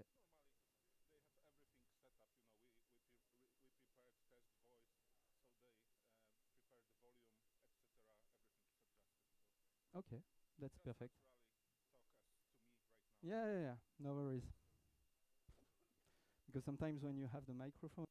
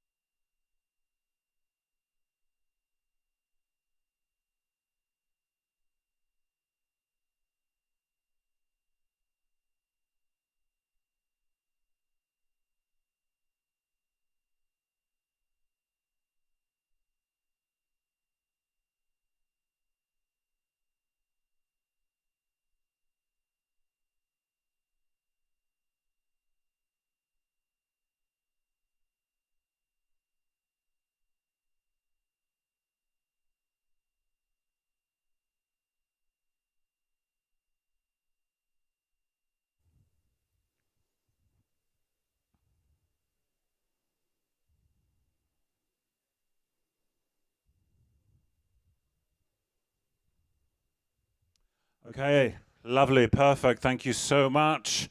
I hope coffee was good. Thank you for coming back to the room. If you'd like to take your seats, please, and we will continue with our next talk.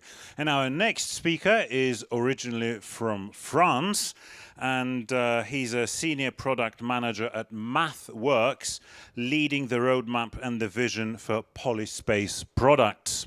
He started in 2001 as a quality engineer and a major contributor to the first DO178B qualification kit.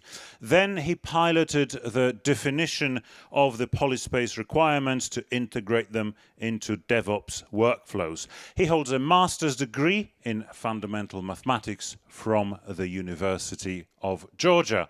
Let's warmly welcome Alexandre Langenieux.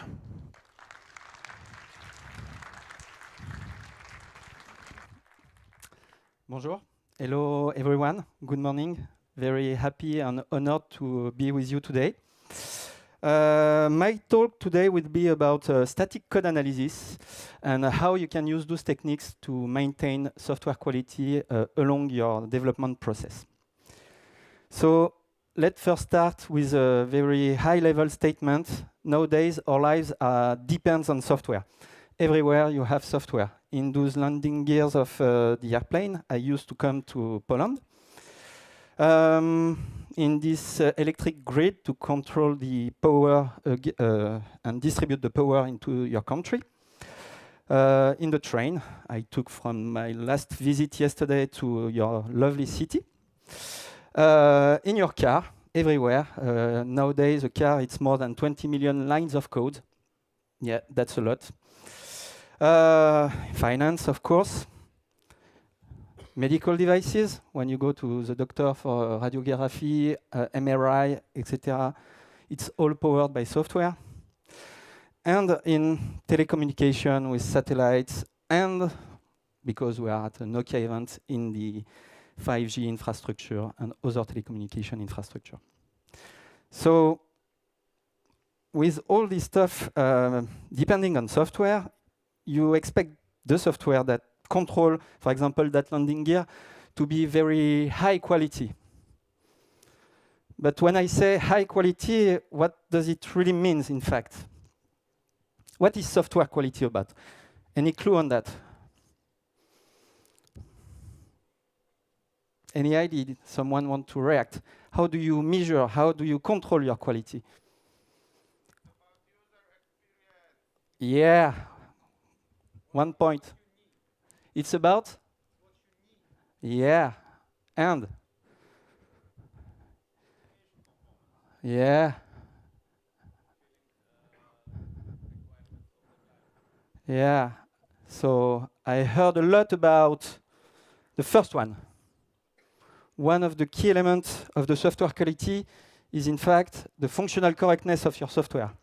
Is your software behaving as you expect to do, as it has been defined in requirements, in your specification, in your design of your software? But that's just one piece of the software quality. We have many other pieces you want to potentially focus on when it comes to software quality. Can be performance. Is your software running as fast as is it expected to be running? Is it compatible with the environment the software will be integrated in? Is it usable? Can be perfectly fulfilling its functional requirements, but still being very difficult to use. Is it reliable? The landing gear of the airplane.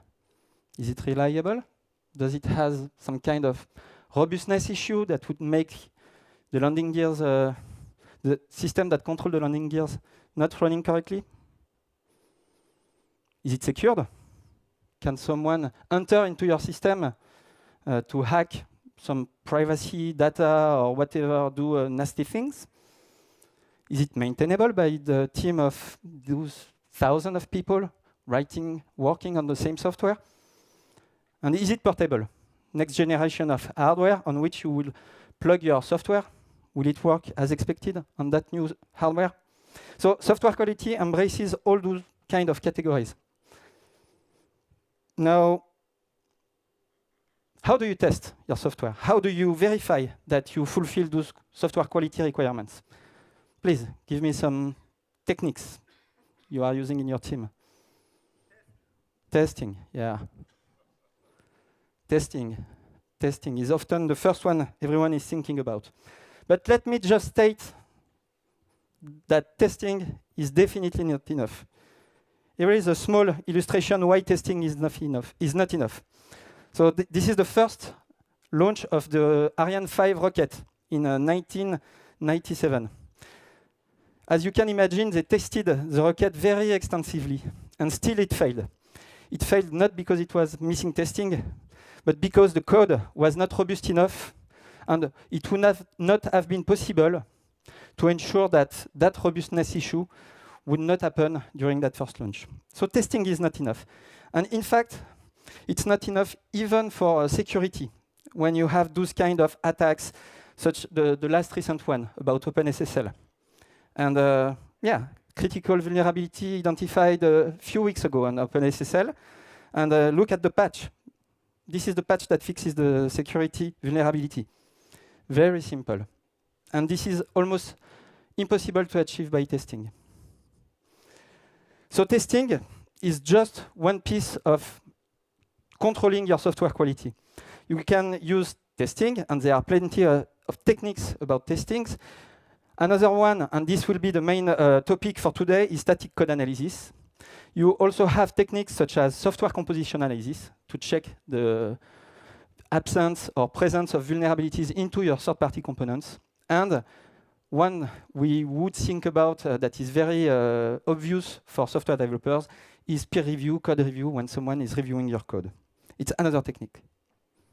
So static code analysis, for those who don't know that techniques, it's, well, as the name states itself, it's a way to analyze a software program without executing the program. It's like, let's say, the spell checker you would have in Word. But it can be more or less powerful. Do you have any ideas of methods, techniques you can have with static code analysis? When I say static code analysis, what do you think about? Sorry? ICOS. Okay. Other ideas? Okay. So my talk will be useful. So there are plenty of techniques. It spans from coding styles to code proving. So coding styles, what is it about? Well, how do you write your code? Is it that nasty C or C++ code, not indented, several instructions on the same line? Well, if you have some tools that can reindent, warn you about the unwell structure of your code, it's a kind of static code analysis, the most basic one. Another one is compiler warnings.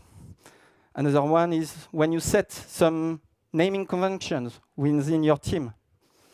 It could be code metrics to measure your code complexity, etc. It could be even coding standards. Maybe some of you have heard about CERT in terms of security. It can be more advanced tools like linters, bug finders, what we call them. So they can detect hundreds kinds of potential defects within your software. And it can be even code proving. Code proving is a very advanced technique. It's based on formal methods. So it's where I started to work at MathWorks. It's mathematical frameworks that analyze the source code to produce very accurate results. So it checks exhaustively for every statement within your code. And it can ensure that critical security vulnerabilities and robustness defects are present or absent. So it's additional, how to say, evidence that your code is safe and secure. That's the most advanced technique you can use to verify your code statically. So you have all those techniques, you have those quality objectives. Now, when to use which techniques and for which objectives in quality? Well, it depends. For functional correctness, no, it's testing. When you want to test that your software behaves correctly, you will need to write the test. This is where it will match the requirements, the specification, etc. So for performance, that's another story. If you want to test for performance, it's always a nightmare. You have to run on the hardware, you have to find the most tricky use cases to test that the software behave as it was intended to behave in terms of performance. And for that, you can also rely on static code analysis. It can give you some hints about, well, bad coding patterns. If you pass data by copy instead of by reference, well, it will have a huge impact on performance. Could use bug finding, could use even code proving to detect dead branches at runtime, so you can remove them from your code, and it will be smaller when you will have to flash your software within its target. Compatibility, you can use some of these techniques also to check how it integrates into its environment. Usability, it's all about user. So it's human interaction. Even testing automatic in a way you would run automatic test would not work there unless you are using some kind of robot to ensure you guarantee the usability you had. Reliability, it's all about robustness, and for that, many techniques can be applied. Same techniques can be applied for security to check for vulnerabilities within your software. Maintainability, it's about coding standards, code metrics, using well-defined processes to ensure that the next person that will come on the project will be fast up and running on this project. And portability, well, a lot of techniques may apply also to check for portability of your software. So, at Nokia, the software you develop, do you think they are critical? This is a very important question, because this question will drive which techniques in static code analysis, but also that would apply to other verification activities, which kind of static code analysis techniques you will use with regards to your criticity, the criticity of your software. So is your software safety critical? Is the life of someone or a lot of people depending on your software, like an airplane? Is the software security critical? Maybe the bank system at some point. Maybe communication systems are security critical, at least some pieces of them. Are they business critical? If your software fails, does your company lose billions of or millions of euros, dollars, whatever? That's the kind of question you need to answer. And you need to assess the criticity of your software. And it can span from a very uncritical software, and it's perfectly fine. I mean, not all software is critical. If you write some data analytics in MATLAB, Python, whatever, for a side project, it's not critical at all. Maybe it's a bit more critical because you develop a mobile app, a video game, a desktop app. Well, it's up to you to do that effort to determine the criticity of your software. It can be security, safety, business, again. So I put 4 stars for 5G router, but I don't know. You know better than me if it's critical or not. Then, which techniques to apply? Well, if your software is not critical, no need to spend time to run static code analysis. Don't do over quality. Maybe coding style, at least for yourself, to remember 2 hours after you implemented that nasty function, what you did, and being able to review it, at least yourself. But if you start having a software that is a bit more critical, you may want to have more techniques, compiler warnings, naming rules, maybe adding some standards to check for security, for something that could be security a bit critical, and so on, and so on. So it's all about the criticity assessment that will derive which techniques you should use for your development project. So, you define your quality requirements depending on your software criticity. You apply the expected static code analysis techniques with regards to those 2 first inputs, and it will define you software quality objectives, code quality objectives that you will define for your specific project. It's not for the project of the team that is close to you. It's for your project. So, where do you apply static code analysis? It's a big, vague question, so I will dig into the detail right now. So your project, it can be a couple of C++ files, Python files, MATLAB files, whatever, for doing that data processing analysis.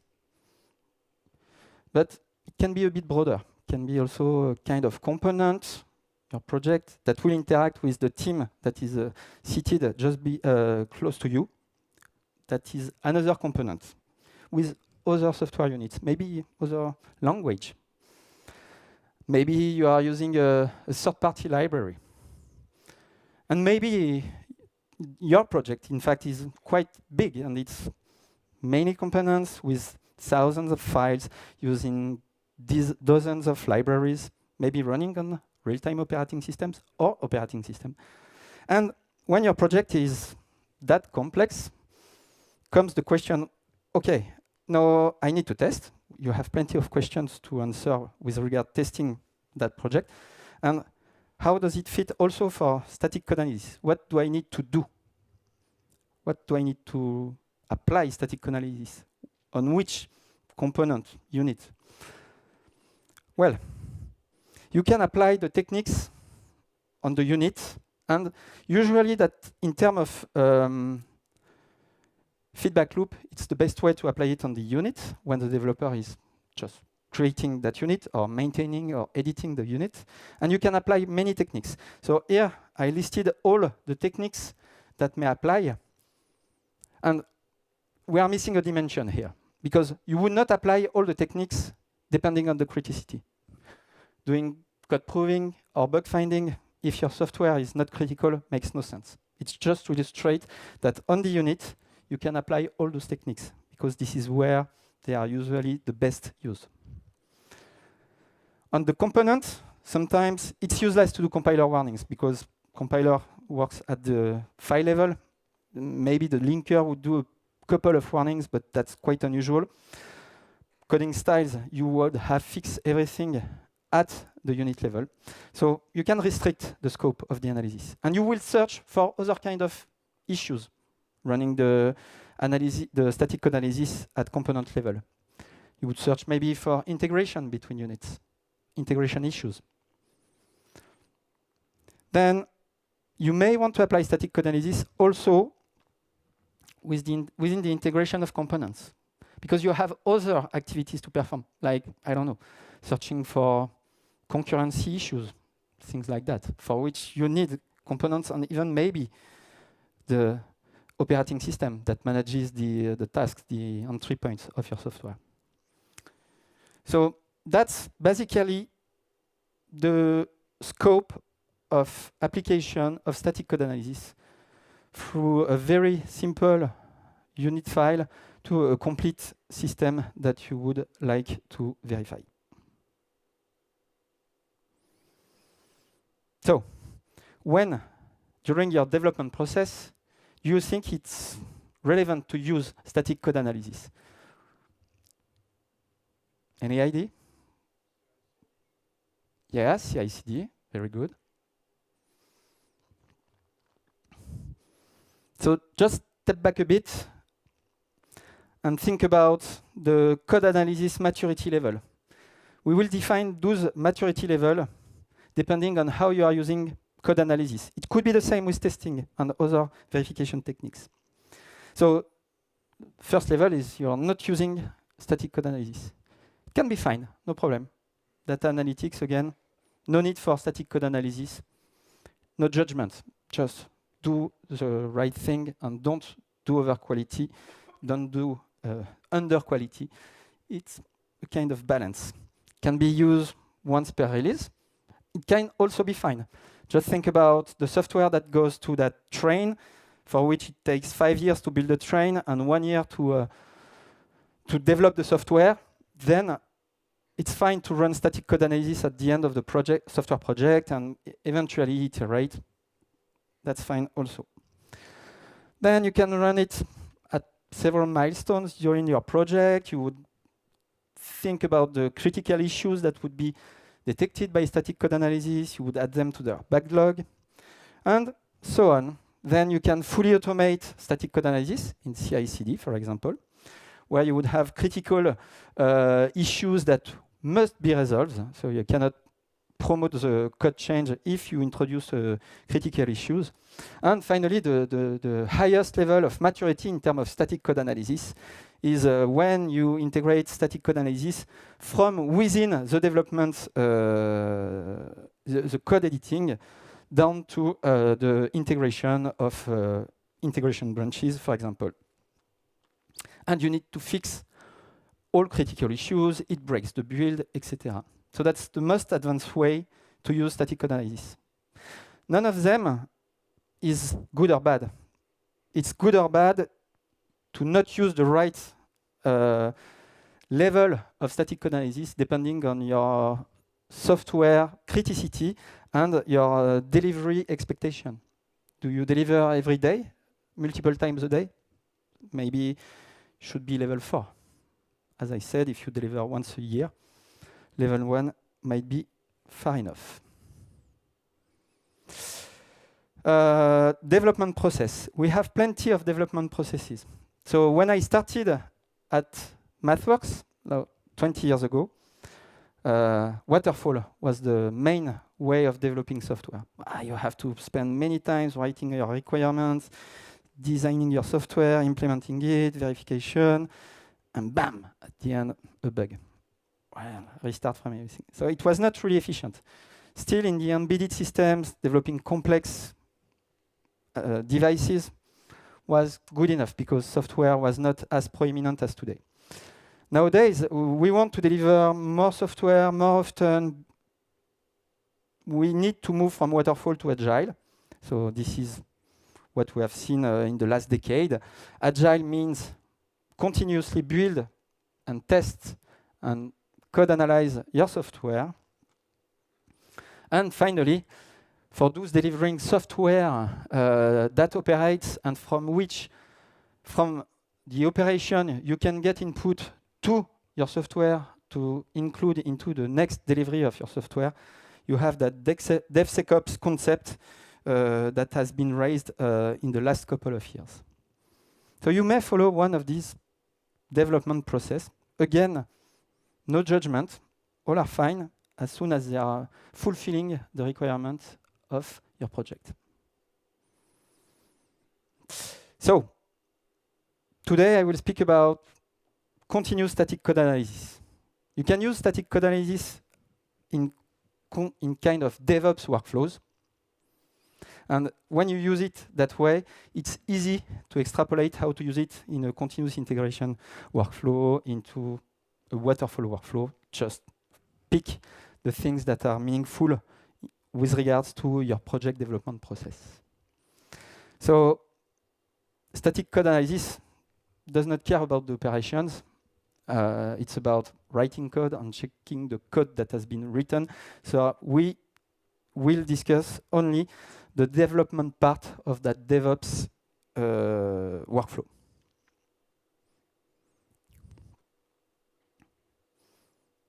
What it looks like. So it's pretty obvious what I'm presenting there. Usually you have a developer that will check out a branch from integration, release, whatever, main branch, do some kind of code editing. He would pre-qualify his code, doing some testing, maybe some static code analysis, maybe, I don't know, code review. He would push his change for a pull request or whatever you name it to be reviewed by his colleague. Then code will be promoted to integration branch. It would certainly trigger CI pipeline, whatever that would build the software, run the test, performance, functional, maybe robustness test, etc. And hopefully, if you need it, static code analysis. Those pipeline branches would ideally set up quality gates with regards to the quality objective you have defined. And all those results from the build, from the test, from static code analysis should be published into a quality dashboard so your team can constantly monitor the software quality of your project. So what it looks like using static code analysis in that workflow. Well, in the DevOps workflow, you should start, as we seen earlier, using static code analysis within the IDE. That's the most efficient way to find the issues while you are coding. Why it's important? Because it's fresh in your mind when you are developing and you introduce a new error. Don't need necessarily to be the most complicated errors. It can be breaking naming conventions, not following coding standards, etc. If you check it as soon as you code, well, it's not an issue anymore. It's even not promoted into your code repository. So that's really the best way to use static code analysis in very efficient manner. So using that way, it can find and fix defects as soon as code is written. And it provides instant feedback to the developer. It's something that is really interesting. It also enables continuous training of the developer. As soon as you always do the same mistake, at some point, you will learn from that mistake and not doing anymore after that.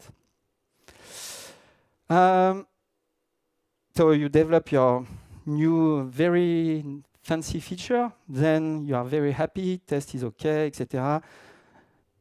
You want to have your change reviewed by your colleague. And that's a good place also to include static code analysis during the code review process. So, well, did your code, seems to be clean within your IDE, so you push it to your code repo, and then in your Gerrit system or in your GitHub review stuff, you would expect to have some kind of pre-qualification testing stuff that would be automatically triggered by the pull request and provide quality feedback in terms of code verification to the developer and to the reviewer.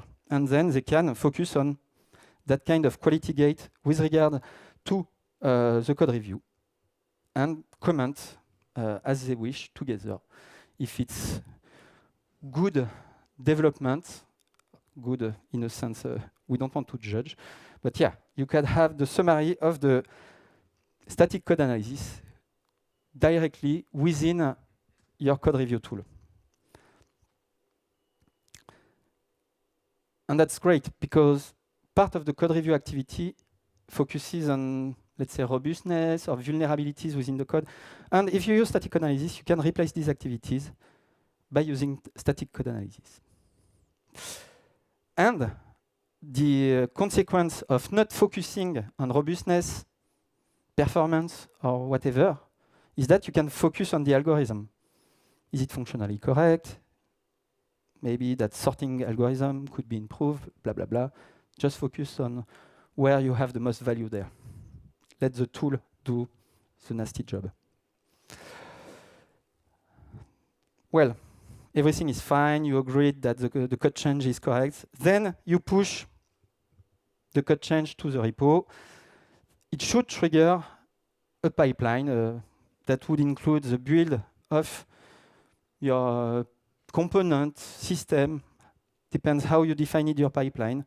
And part of the verification pipeline should be static code analysis, again, for which you would work to enforce the quality objectives as quality gates within the pipeline. And that would include all the verification objectives you defined with your team at the beginning of your project. No critical vulnerabilities, no, I don't know, whatever you define it. And it breaks the build, of course, if you don't fulfill those requirements. So that's another place within your DevOps workflow to include static code analysis. Using static code analysis this way, it's really a, whoops, sorry. Yeah, so it's a way to find and fix integration issues as soon as you can detect them. Continuous integration, you have integration within the world, and that's when you would have integration issues. And having static code analysis within those CI pipelines is a way to detect continuous integration issues as soon as possible. And that's a way also to enforce the quality gates you defined again at the very beginning of your project when you assessed criticality of your software. And finally, you would publish the results. You would have a dashboard for your software quality, so it can be focusing on static code analysis. You can have dashboard for testing. You can have dashboard that manages all the verification tools you are using. And in this dashboard, of course, you would be able to triage the results from the static code analysis, assign new findings from those tools to your peers or to yourself, to focus maybe on critical defects that have been detected, to refine the quality objectives you first decided to implement at the beginning of your project. So a lot of features that are needed to work as a team on your project with the focus on static code analysis and quality objectives.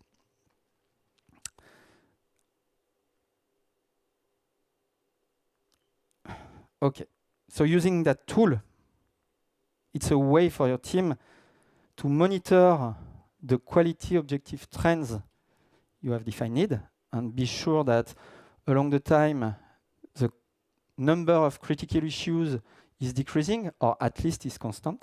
You don't want to downgrade the quality of your system. It's also a way to foster team collaboration across the quality of your software. All right. So, as you can see, static code analysis can really apply in many stages of your development process. And you will not use all techniques at all stages. You will not focus on the same component at same stages. It's a large variety of possibilities, infinite, some would say. So, just coming back to the meaning of this talk today, it's static code analysis for maintaining quality in software development process. I hope we address that. So let's do summarize. It's all about your software. It's all about your project to use static code analysis.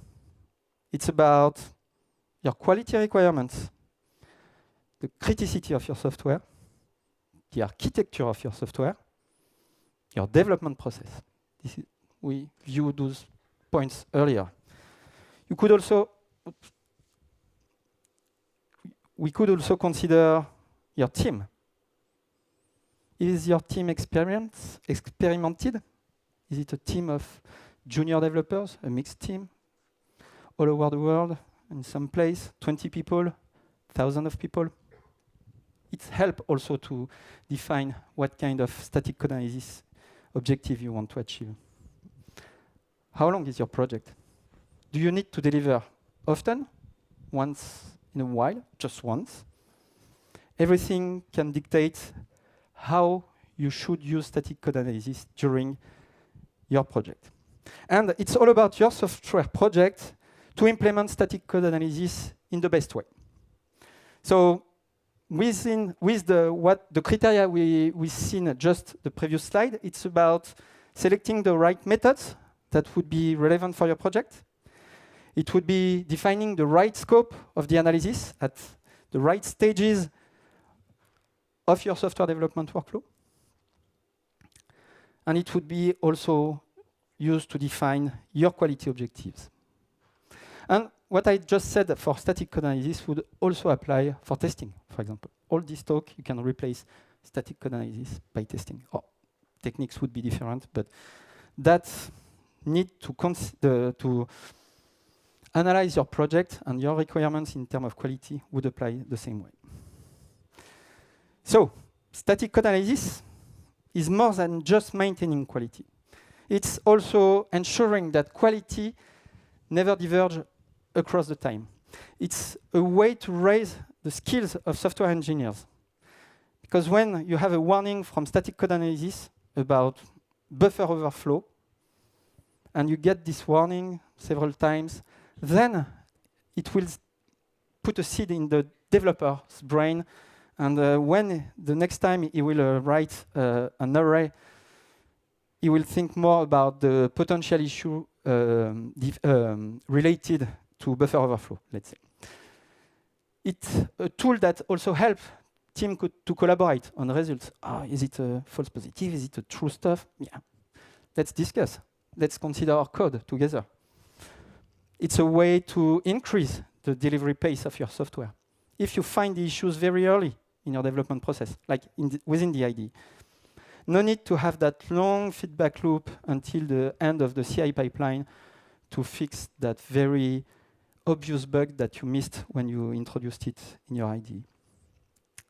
And finally, it's a way also to avoid defects and vulnerability escape into your production environment. So it's really important to apply that kind of techniques along with the testing that I heard a lot at the beginning. So our lives depends on software. And with static analysis, it's a way for you to build a software which we can trust.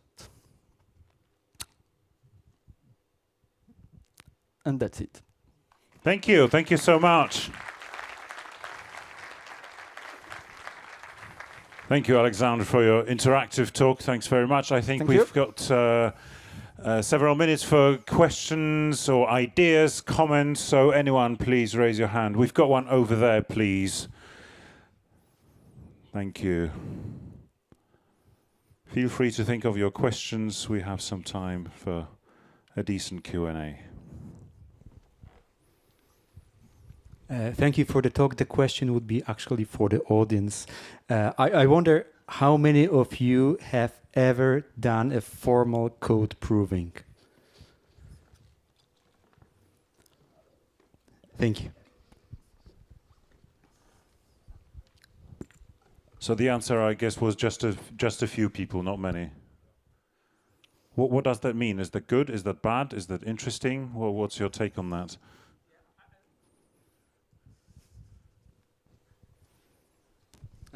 I meant this was mentioned in the talk as a way of static code analysis, and basically I've done this, but I've never seen this actually happening in the industry, but rather only in academia. Thank you. Interesting. It's widely used in the industry, in software critical. Yeah, sure. I mean, in the aerospace, in the automotive industry, when you have the safety critical components, like the airbag, for example, in your car, they are usually verified using a formal analysis to ensure you don't have robustness issues. Sorry? We've seen the answer from the audience. Yeah, it's a quite advanced technique. My own observation. But that's a very good point. I mean, if you don't work on security or safety critical software, maybe it makes no sense to use such kind of tool, because it has a cost in terms of implementing and interacting with these tools. All these tools have a cost, and not in terms of license. I mean, in terms of using them, etc. So that's why, again, assessing criticity of your software is important, because the most critical your software is, the more tools you will try to use as a safety net into the quality of your software to avoid escaping as much as defect as you can. Perfect, thank you. We've got one more question over there, please. Hi. I see many tools emerging. I have many ads of tools that are plugins to editors that gives instant feedback to developer and automatically modifies your code based on machine learning algorithms.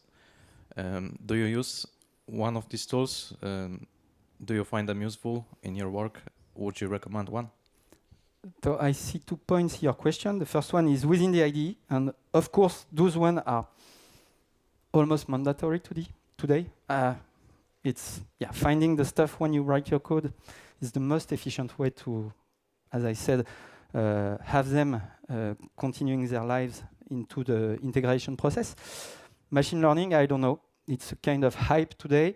Would you expect machine learning to change your code? I mean, code is not just writing some lines of C or C++. There is a semantic beyond that code. So, I don't know. Do we expect the machine learning to be able to handle that semantic within your code? I don't know. Thank you. Any more questions or ideas, please? One more over there.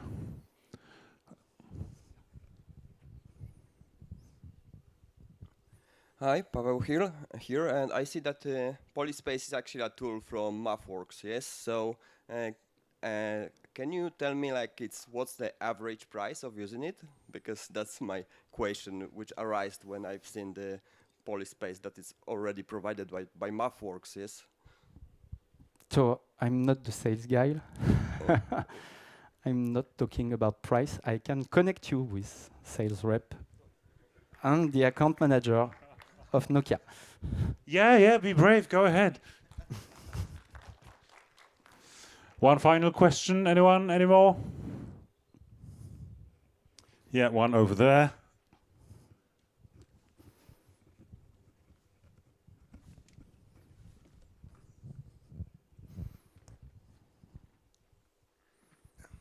Thanks. Maybe maybe about the practicality. So I think it was briefly mentioned in your talk, but not explicitly.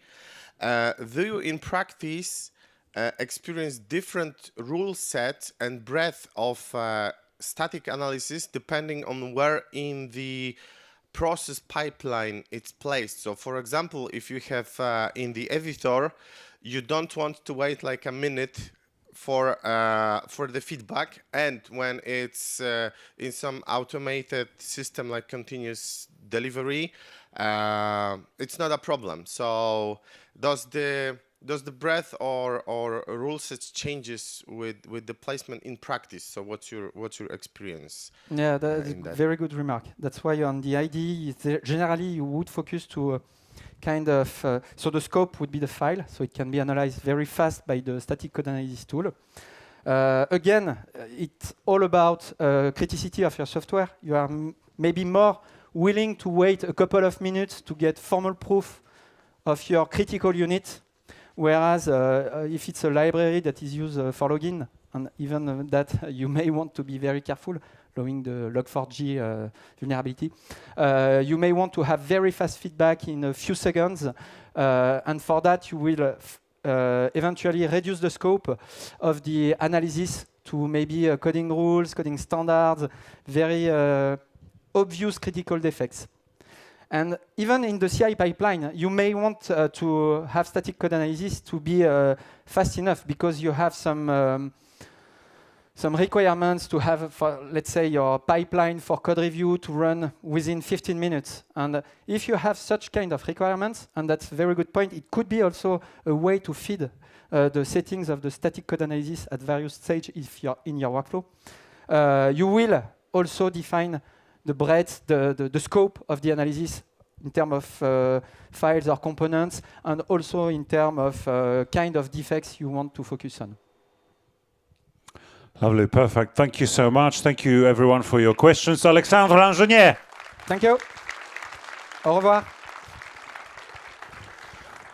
Time for a break, and we'll continue 12:30. 12:30, please. Enjoy your break.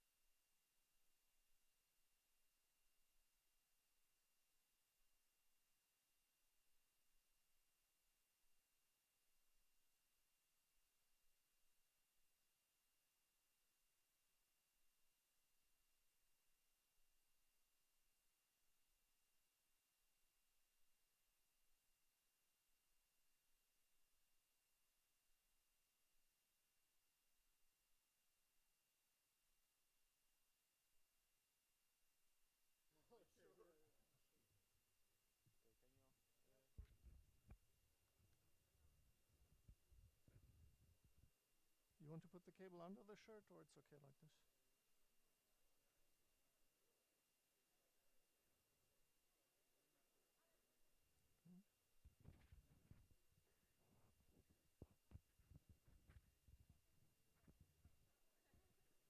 Mm-hmm. Thanks.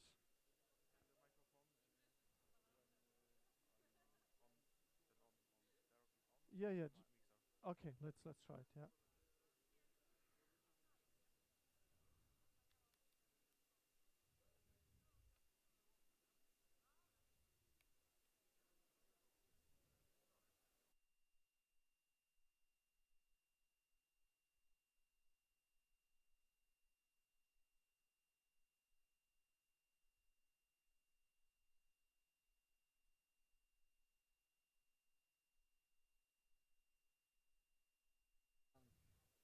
Okay.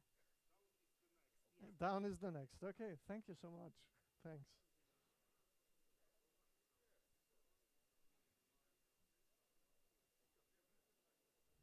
Okay.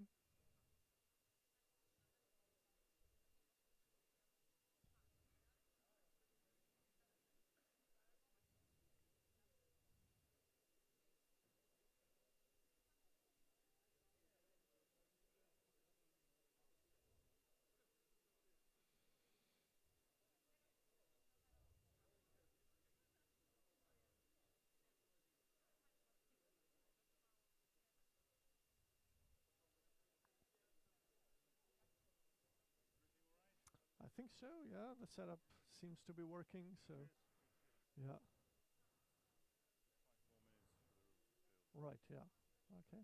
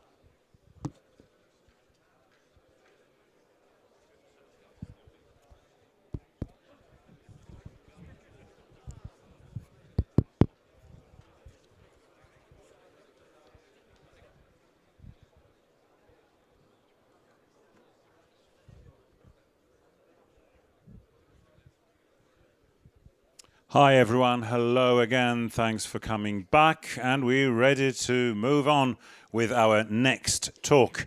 And our next speaker comes from Germany. Andreas Weis has been writing C++ code in many different domains, such as real-time graphics, distributed applications, and embedded systems. As a library writer by nature, he enjoys writing portable code and exposing complex functionalities through simple, richly typed interfaces. Andreas is also one of the co-creators of the Munich C++ user group, where he shares his passion with others. Currently, he works for Woven Planet, where he focuses on building modern software for safety-critical systems. Deciphering Coroutines, a visual approach. Let's put our hands together for Andreas Weis. Thank you. Thank you. Yes, so today we're going to talk about coroutines. This is me. You can find me in various places on the web, and in the real world, I'm one of the co-organizers of the Munich C++ user group. I work for Woven Planet, which, if you don't know, it's the software company that was spun out of Toyota, so we focus on automotive software. So why do I want to give this talk? Coroutines are hard. If you have used them in any language, really, then you've probably noticed that they allow for extremely complex transformations of control flow. But in C++ in particular, this is enabled through a feature that has a fairly arcane syntax and changes some of the fundamental rules of the language, which makes the learning curve quite steep when you're first getting into it. What is worse is if you have ever tried to look at C++ 20 coroutines, if you're picking them up, if you have not been using them for a while, if you don't use them in your everyday work, then after a couple of weeks, you will probably have forgotten most of the details again. And then if you want to pick them up again, you have to start from scratch. So they're not only hard to learn, but also hard to remember. And one of the goals of this talk is to not only give an introduction, but give it in a way that you can remember it easily later on when you come back to them. The feature is unfortunately too big to introduce all of it in a single talk. So what I'm going to focus on here for this talk is really the bare essentials of the language mechanism, that is like the syntax and all of the basics for how this works from a language level.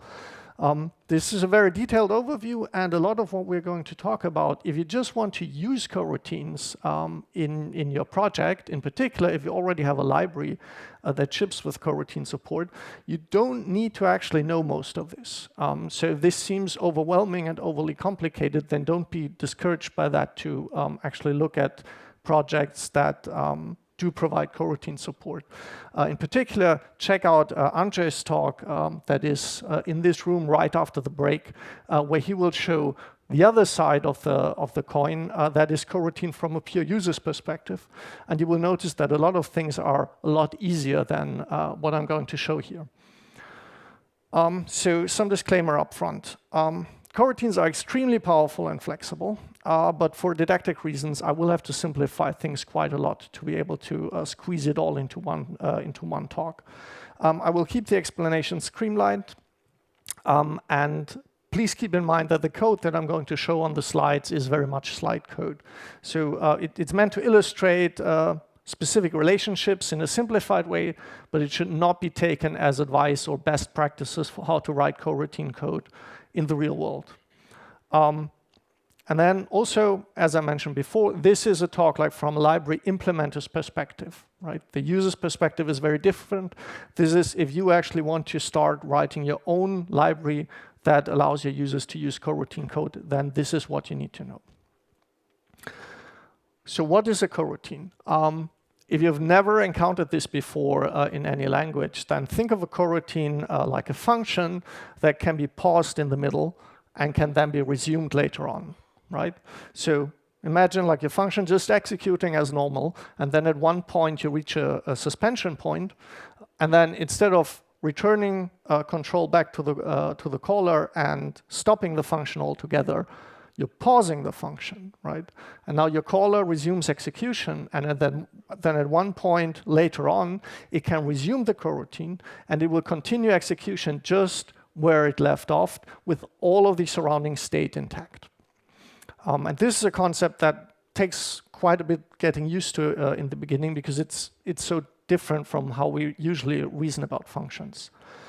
One consequence of this design is coroutines are always stateful, because imagine like you need to, when you suspend a function, if you're going to resume it later, you somehow need to save what the surrounding state was when you went into suspension. What was the value that all your local variables had? What was the value of the function arguments that you assigned to it? So unlike a function, a coroutine is always stateful. And one consequence of this is when you call a coroutine for the first time, it looks like a function call. But you should think of this function call really like the call to a factory function that is creating the coroutine state that the actual coroutine will then later execute in. That's a very useful analogy that will help you overcome some of the confusions with coroutines. Another minor detail is that in C++20, the coroutines that we introduced into the language are stackless, which means when you suspend, you always return control to your immediate caller, and you cannot have any functions between that on the call stack that you're also going to suspend. So with that out of the way, let's look at a simple motivating example. This is something that, especially in the C++ community, you see a lot when talking about coroutines. So on the top here, you see a simple function call to an I/O library, and this is a blocking function call, right? You just want to read some data from a socket.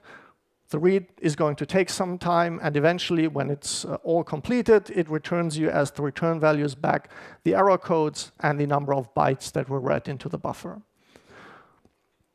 The problem with these blocking function calls is, of course, you will now spend most of your execution time in this thread waiting for this call to complete, while there's not actually any useful computational work going on. So what you often do instead, if you have an I/O-heavy application, is you're using a library that gives you an asynchronous interface. And that is what we see here at the bottom. So the way that these libraries have so far looked like in C++ is typically that you pass them an additional argument, which is a callback, and the async read will just finish right away without giving you any return values. And then at a later point in time, when the read operation is actually completed, it will invoke the callback that you passed there, and the result values, the error code, and the number of bytes read that previously were the return values of the function are now the arguments to the callback. And what that leads to, if you've ever worked with such an API, is this weird inversion of control flow that can be quite challenging to deal with if you're not used to it. You will see lots of this and how this works in detail in Andrzej's talk, so please check it out later. What coroutines now allow you to do is to transform the control flow of the asynchronous case to become almost identical to the one in the blocking case. So we still have the situation that when we enter the asynchronous read, that the execution stops at that point, and we don't continue, and we will only be woken up once the results from the operation have become available.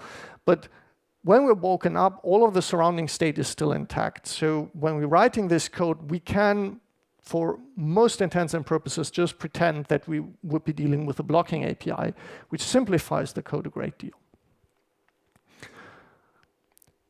So to explain the basics of coroutines, I'm not going to use this example any longer. I'm going to use a much simpler example. And for now, that's going to be generating a range of numbers. I've just picked the Fibonacci numbers here. You can think of any other range of numbers. And I just want a function that generates these numbers, gives them to the user. So the first thing that you might think of, the most simple thing, is to just return a vector that contains all of the numbers. And we heard, if you were in Brandon's talk this morning, like he gave some good arguments why that might actually be the design that you would prefer in a lot of cases. But in some cases, it's not so nice. So one thing that Brandon also mentioned is if you actually don't want to provide the memory for all of the elements up front, then this might not be a good design. Another problem is if you don't know your n parameter up front, right? You might only, while iterating the range, decide whether you need to see more elements or not. Then this is also not a good design. So what we can do instead is what Brandon presented us as the iterator design pattern, which is instead of returning the entire range inside a vector, we're going to return a generator object which has a next member function, and then each successive call to next gives us back the next number from the sequence. And if I now asked you to write such a function in C++, even if you have never heard of coroutines, you are probably able to do this, right? Like something that fulfills this interface, it's not that hard to do. It's not quite as simple as the vector function that we saw before, but it's definitely not too hard either. So I'm using this as an example for coroutines, right? So is this function that we have at the bottom here, is that actually a coroutine? And the answer is, you don't know. Maybe it is. From just looking at the signature, you cannot tell. Whether the function is a coroutine or not is actually an implementation detail of that function. And that's very much a fundamental feature of the mechanism. What that also means is if you want to understand how such a function works, you don't really need to understand too much about coroutines. You really only need to understand the interface of this object that I'm going to return to you. And this object is just a class like any other. Like the example that you see at the top, that will be a perfectly valid full implementation for return type that could be returned from a coroutine. So these are just like classes like any others. So let's look at this weird return type object in a little bit more detail. So as I said in the beginning, the initial call of a coroutine is like a call to a factory function that creates this object which holds all of the state. The interface of this object determines all of the possibilities for interacting with the coroutine, usually. But the fact that what we're calling is actually implemented in terms of a coroutine is an implementation detail, and I don't need to know anything about this as a client. What is also important, since this is just a normal class object, I can do anything in its interface as I can do with a normal class. So it's up to me as the implementer of the function to design what I put in there, what is the interface that I provide to my clients. So now what actually does turn a function into a coroutine? If I can't tell from the function signature, then what determines if a function is a coroutine or just a normal function? And the answer is simply these three keywords. These were added with C++20. If the compiler sees one of these three keywords appear in the body of a function, that makes it a coroutine. And that actually changes quite drastically in places what the rules are for how the body of this function is going to be implemented. So this is what the body of the make-fibo generator could look like if it were implemented as a coroutine. You will notice if you were in Brandon's talk, this is very similar to how generators work in languages like Python. So this function looks almost like the version would look like that just returns the vector. Instead of where we would push back the results into the vector, we now have this co-yield statement. And that basically means that whenever we reach that point, we're going to suspend the coroutine, return the control back to our caller, and give the value that we pass here as a return value back out.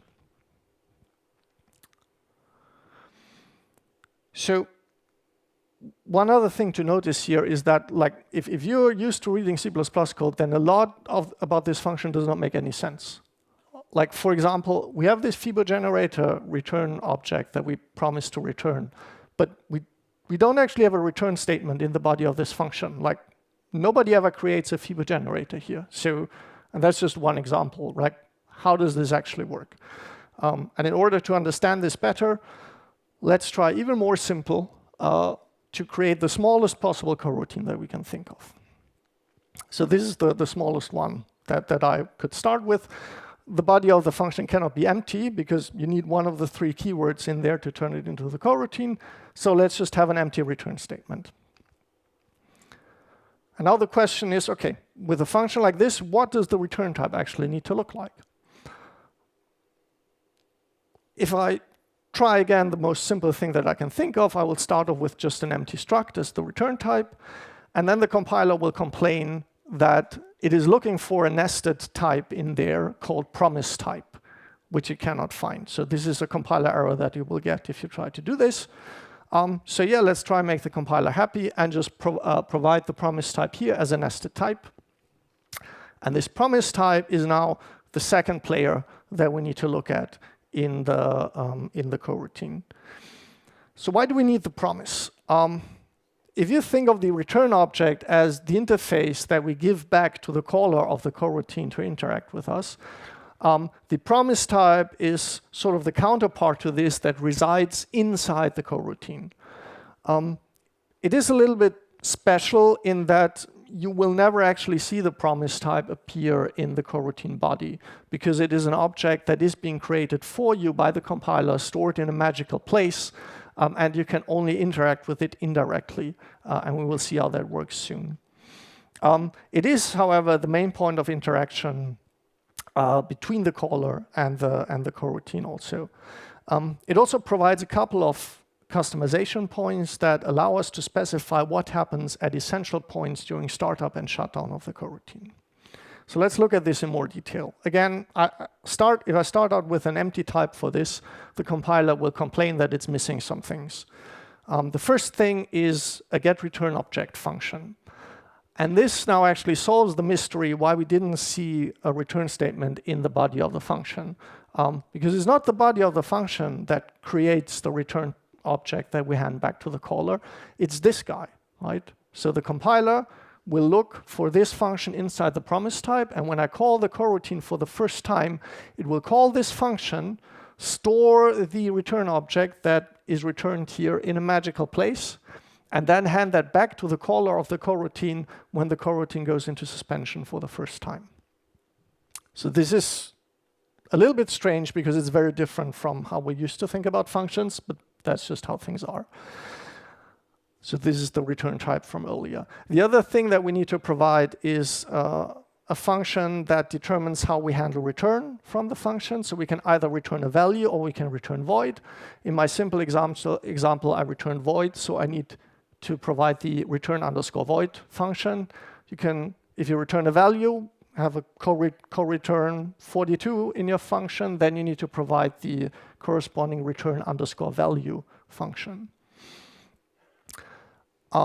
But returning is not the only way how we can leave a function in C++. We could also exit the function through an uncaught exception, and that is what this handler is for. So I also need to provide this. And like for my simple case, I'm just going to leave all of these empty, right? I just want to make my code compile for the moment.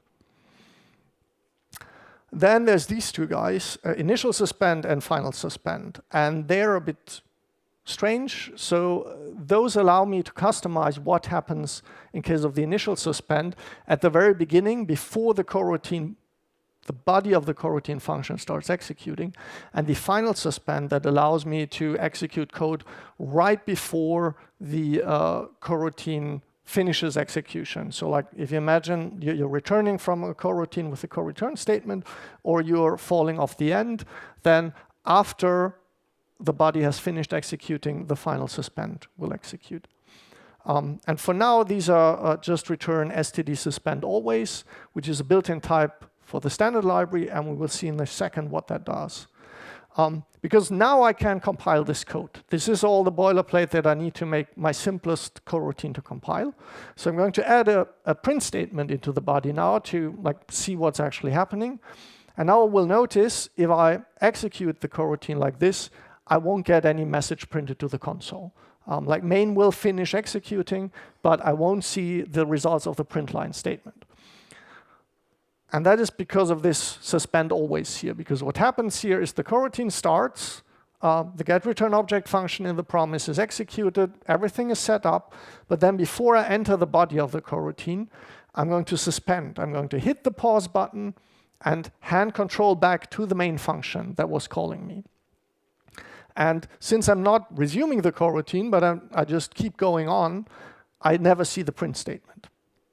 If on the other side I say, on the initial suspend, I don't want to suspend, and I do this with this suspend never, then I actually do see the print statement down here. So this is the first example for seeing suspension in action. And to understand a little bit better how this works, we need to look at one more player in the mechanism, and that is the awaitable. So what's the awaitable?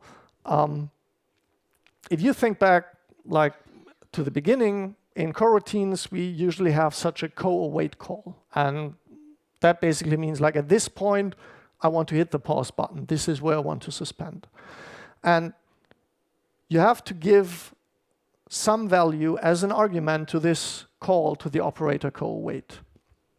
The awaitable now is a type that you can co-await on, right? So if you have an object of that type, you can pass that as an argument to the operator co-await, and that will potentially suspend your coroutine function. So if we think back for like the motivating example in the beginning, if you have such an async read call, what that will give you back is an awaitable.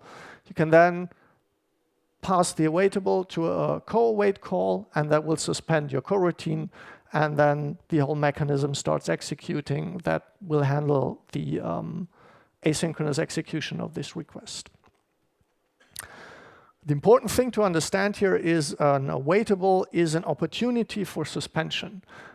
So you may stop executing at that point, but it's not guaranteed. It's actually up to the awaitable to decide whether you suspend or not. It may just decide to continue execution. So let's do the same exercise as before. Let's try to implement this in the simplest possible terms.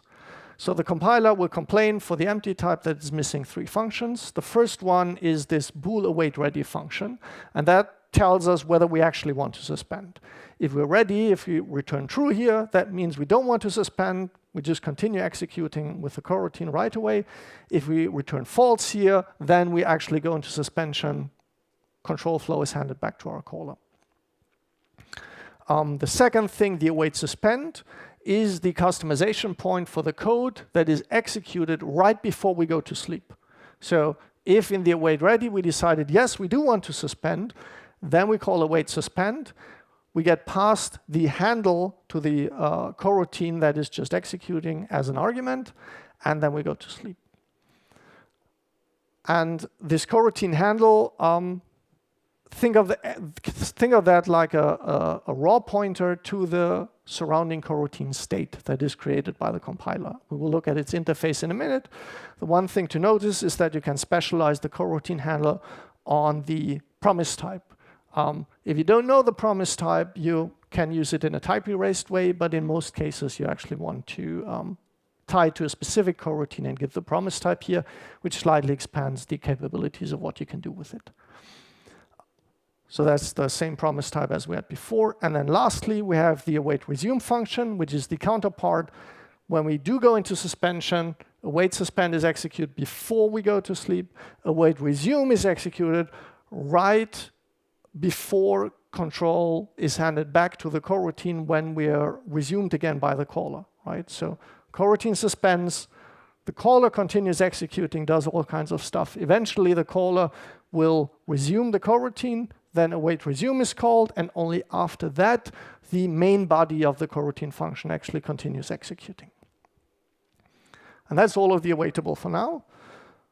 And now we're almost through with all the stuff that we have to look at, which I know is a lot. So the simplest possible awaitable that you could implement is this. You just leave the suspend and resume empty, and on await ready, you just return false. And that is actually this suspend always that we saw before, which is provided by the standard library. And you can probably guess now what the suspend never looks like. Just returns true in the await ready, but is otherwise exactly the same. Lastly, let's have a very brief look at the interface of this coroutine handle. Like I said, think of it as a raw pointer to the coroutine state. It allows us to resume a suspended coroutine, and it allows us to destroy a suspended coroutine. So that is important to know. Those are the two things that you can do. Like if a coroutine has gone to sleep, you can either resume it or destroy it. Both are safe to do. If the coroutine handle is specialized on the promise type, then you also get these two functions which allow you to convert between promise and coroutine handle. So that was a lot. So let's try to write a little cheat sheet to keep track of all of these things. The way that you read this is, if you read it from top to bottom, then basically each line is one step that happens as a coroutine is executed.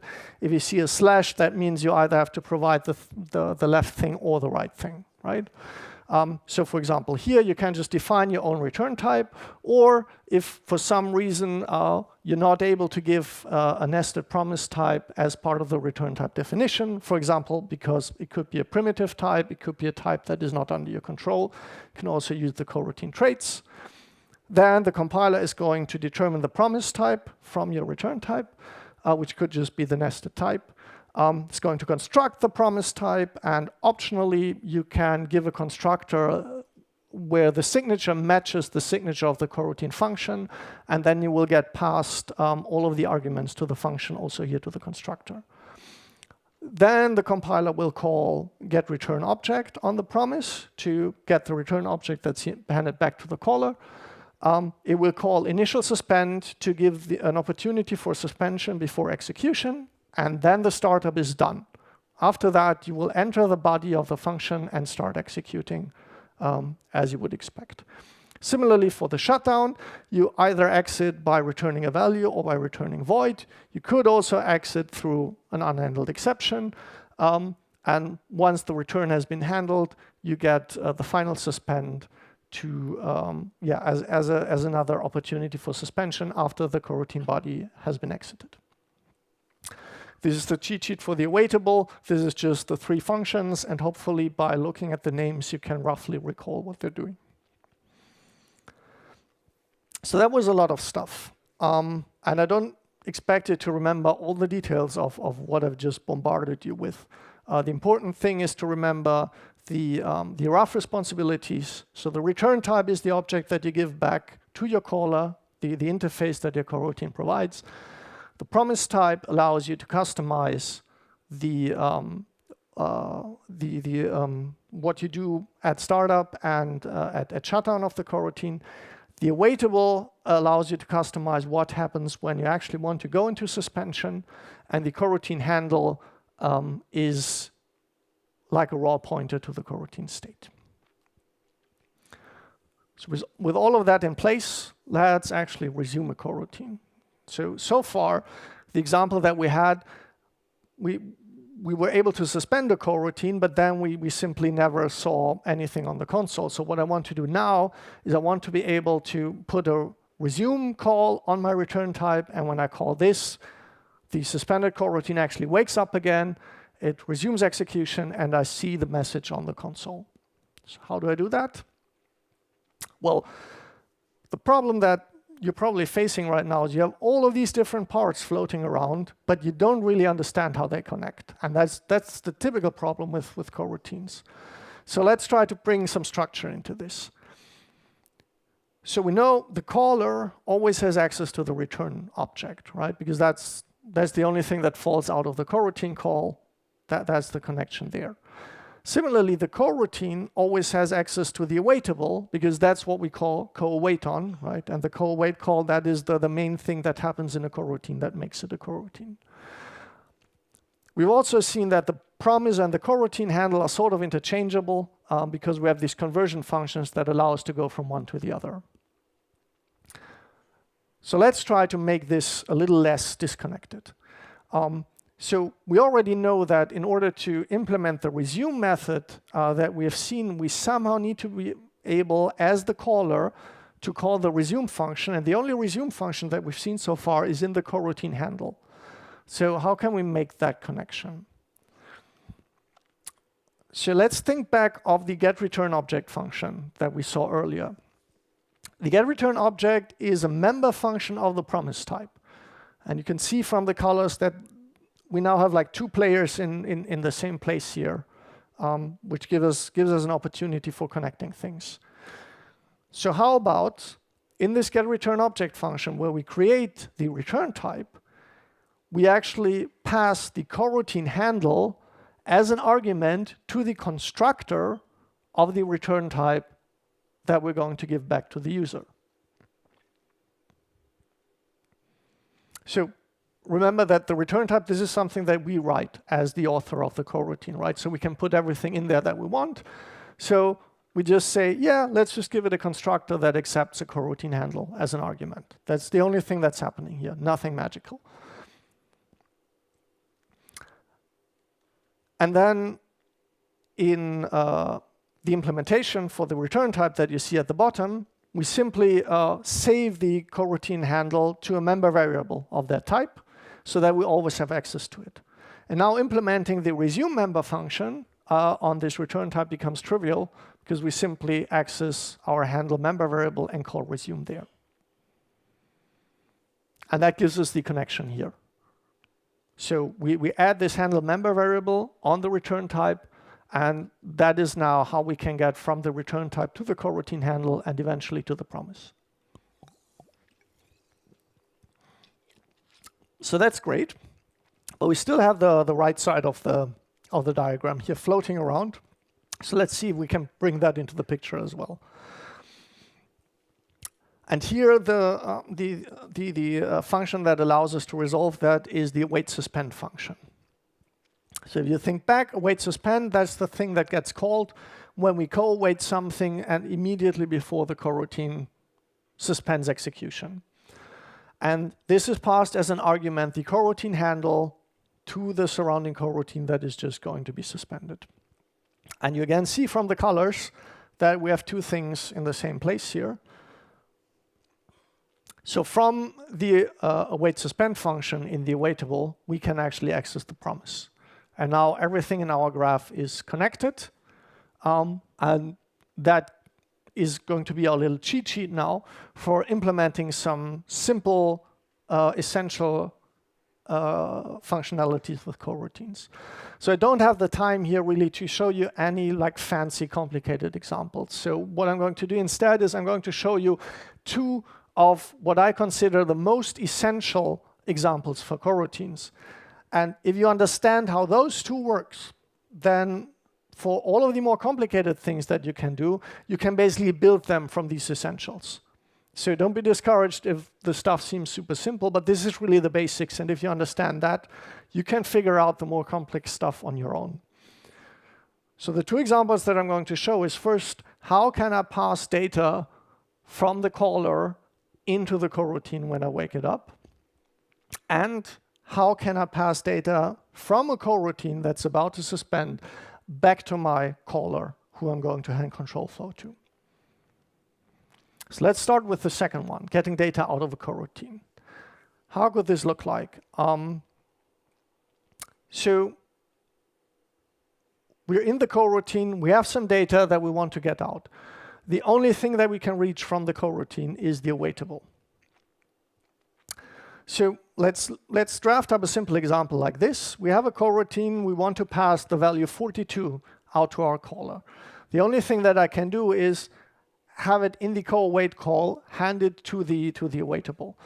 In this case, like the call that you see there, that's simply a constructor call, right? So the answer, that is my awaitable type, and I give it a constructor that accepts the value that I want to pass out. And then inside the constructor, I'm simply going to store that value in a member variable inside my awaitable type. And now the value is in the awaitable, but I have to pass it further down before I can actually get it to the caller. I have to go to the promise. So what I'm going to do next is I'm also going to add a member variable to the promise. And in the await suspend call, which is the connection from the awaitable to the promise, I'm going to use the coroutine handle that is passed to me as an argument to access the promise and then store the value, which I already have stored in the member variable of the awaitable, store that in the member variable of the promise. And now my data lives in the promise. Got it all the way down there. And now the coroutine side is done, right? The await suspend has finished executing. The coroutine has now been put to sleep, and control flow has been returned back to the caller. And now the only question is, how can the caller now retrieve this value that I placed for him here in the promise? So if we look at the diagram, then the path that we have available here is through the return type to the coroutine handle and then eventually to the promise.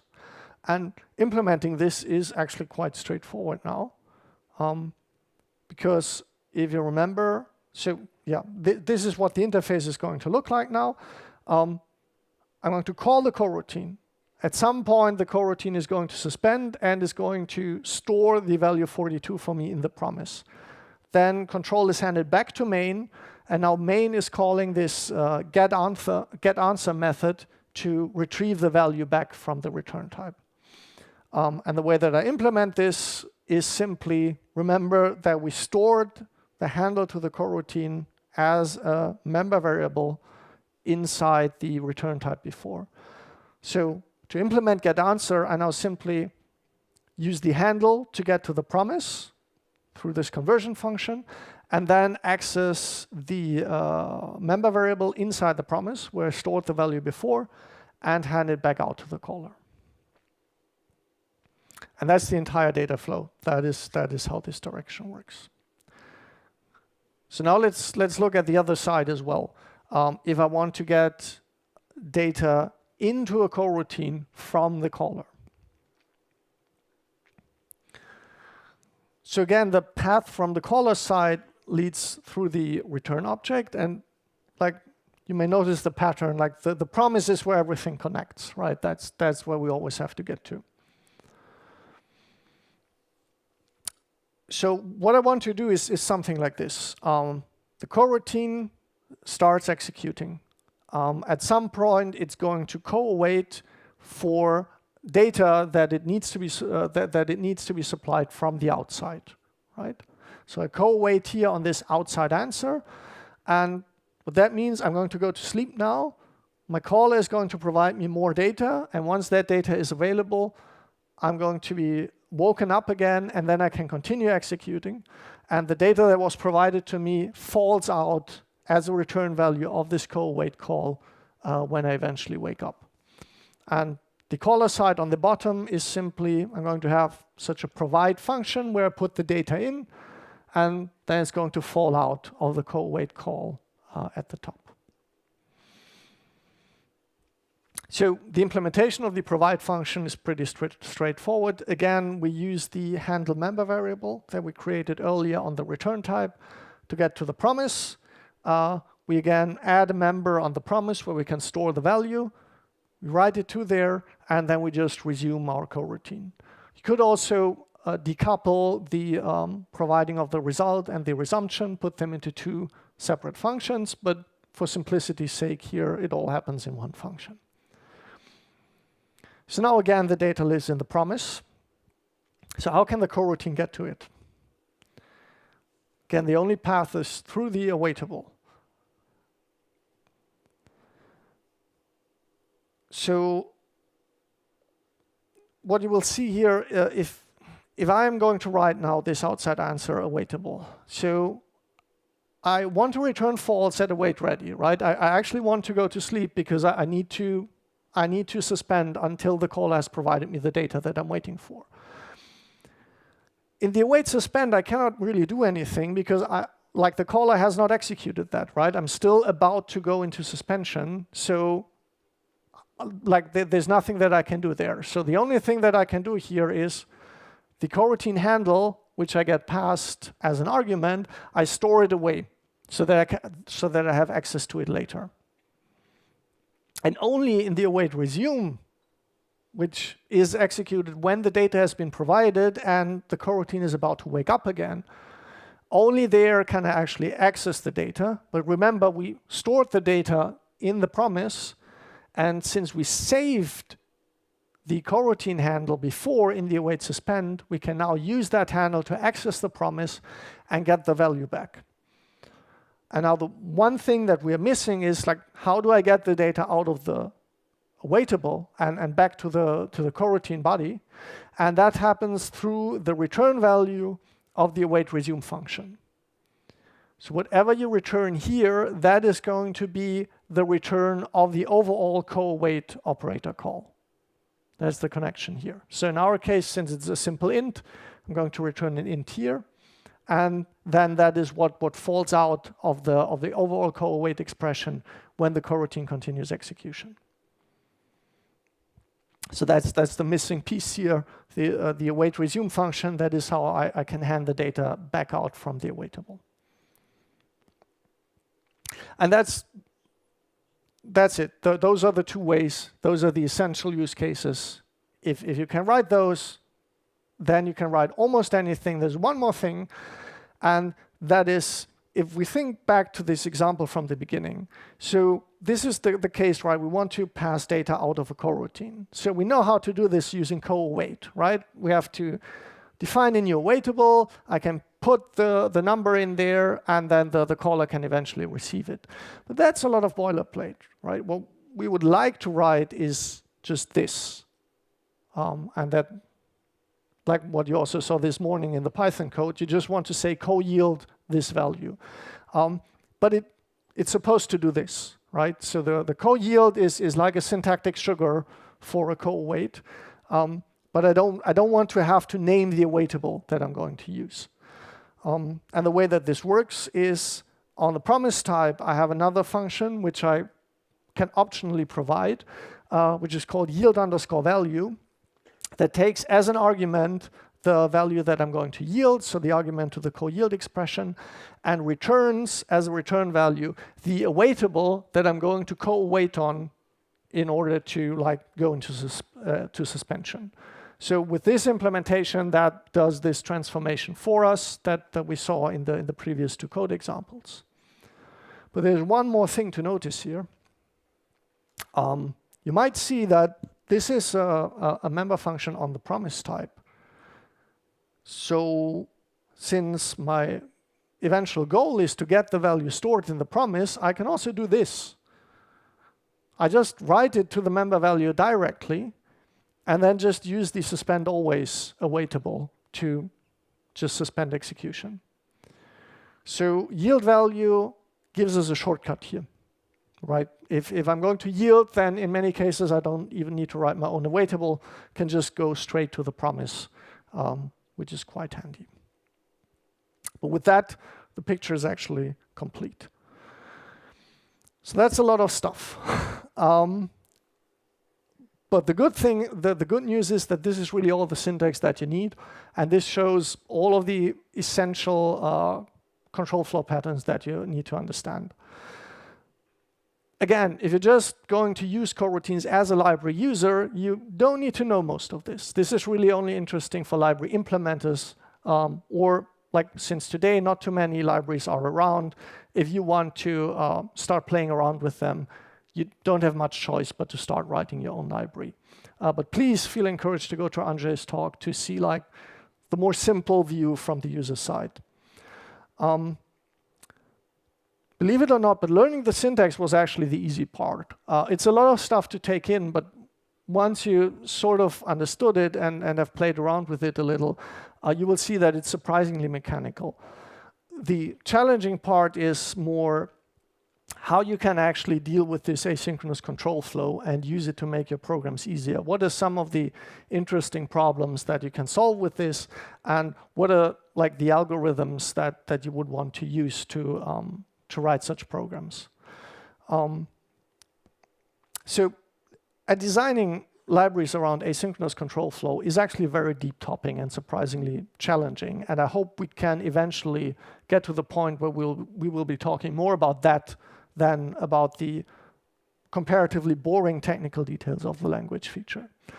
For now, I hope that this talk has provided you with everything that you need to pick them up on your own, start playing around with them, get a better feel for that.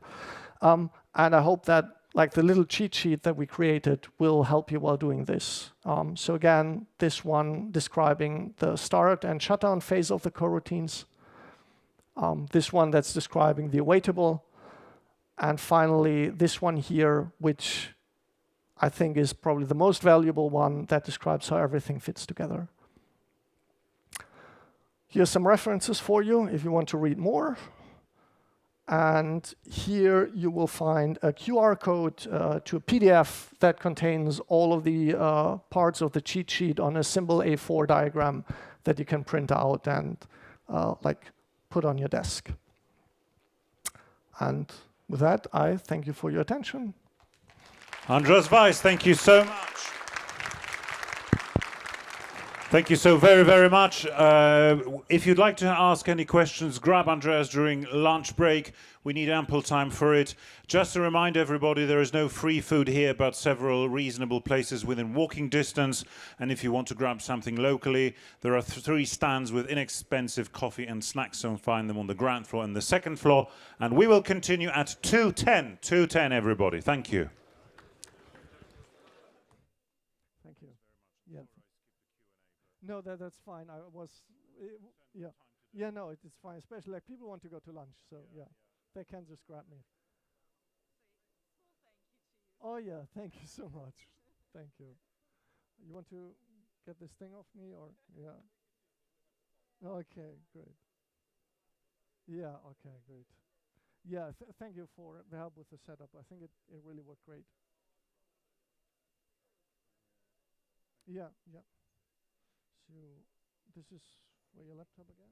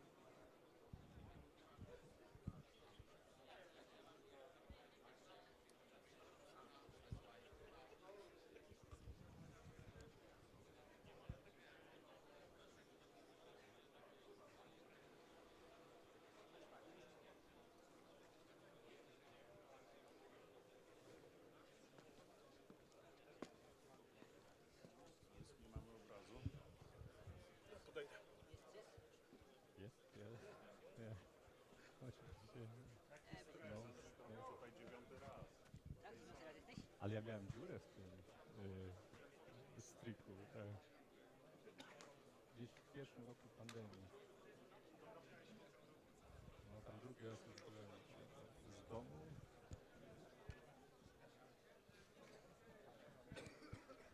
Wysoki nowy projektor wyłączyła ekipa z kina, już dzwonią, żeby uruchomić. Zawsze coś.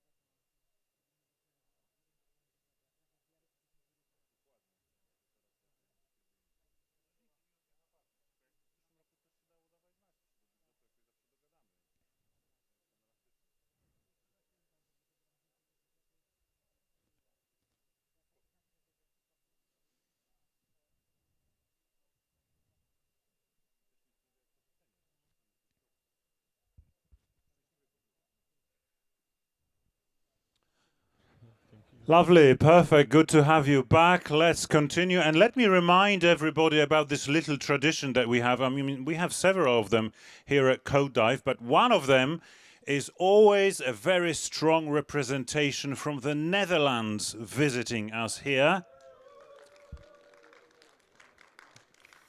So let's do it properly.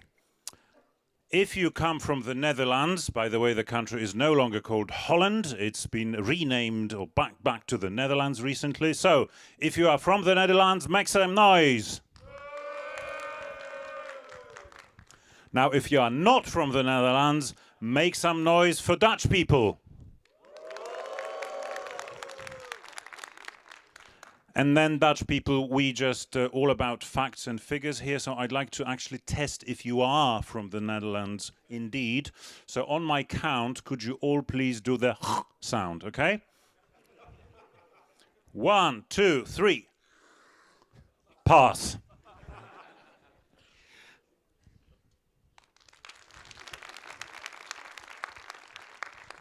Thank you. Let us move on with our agenda, and our next speaker is Andrzej Krzemieński. Now, Andrzej is one of the founding fathers of Code Dive. He's been with us from year one. Actually, some people say that Andrzej is a Code Dive stalker, which is a little bit concerning, really. Anyway, apart from his stalking hobby, Andrzej has been practicing coding since 2004. He works mainly with C++ and commercial software, which includes safety-related and high-performance systems. He's a member of the C++ Standard Committee and a Boost developer. He's also a co-organizer of the C++ user group in Kraków, and he's known to the community for his blog on C++.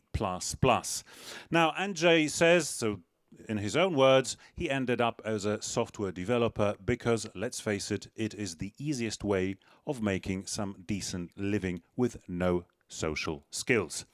Andrzej Krzemieński.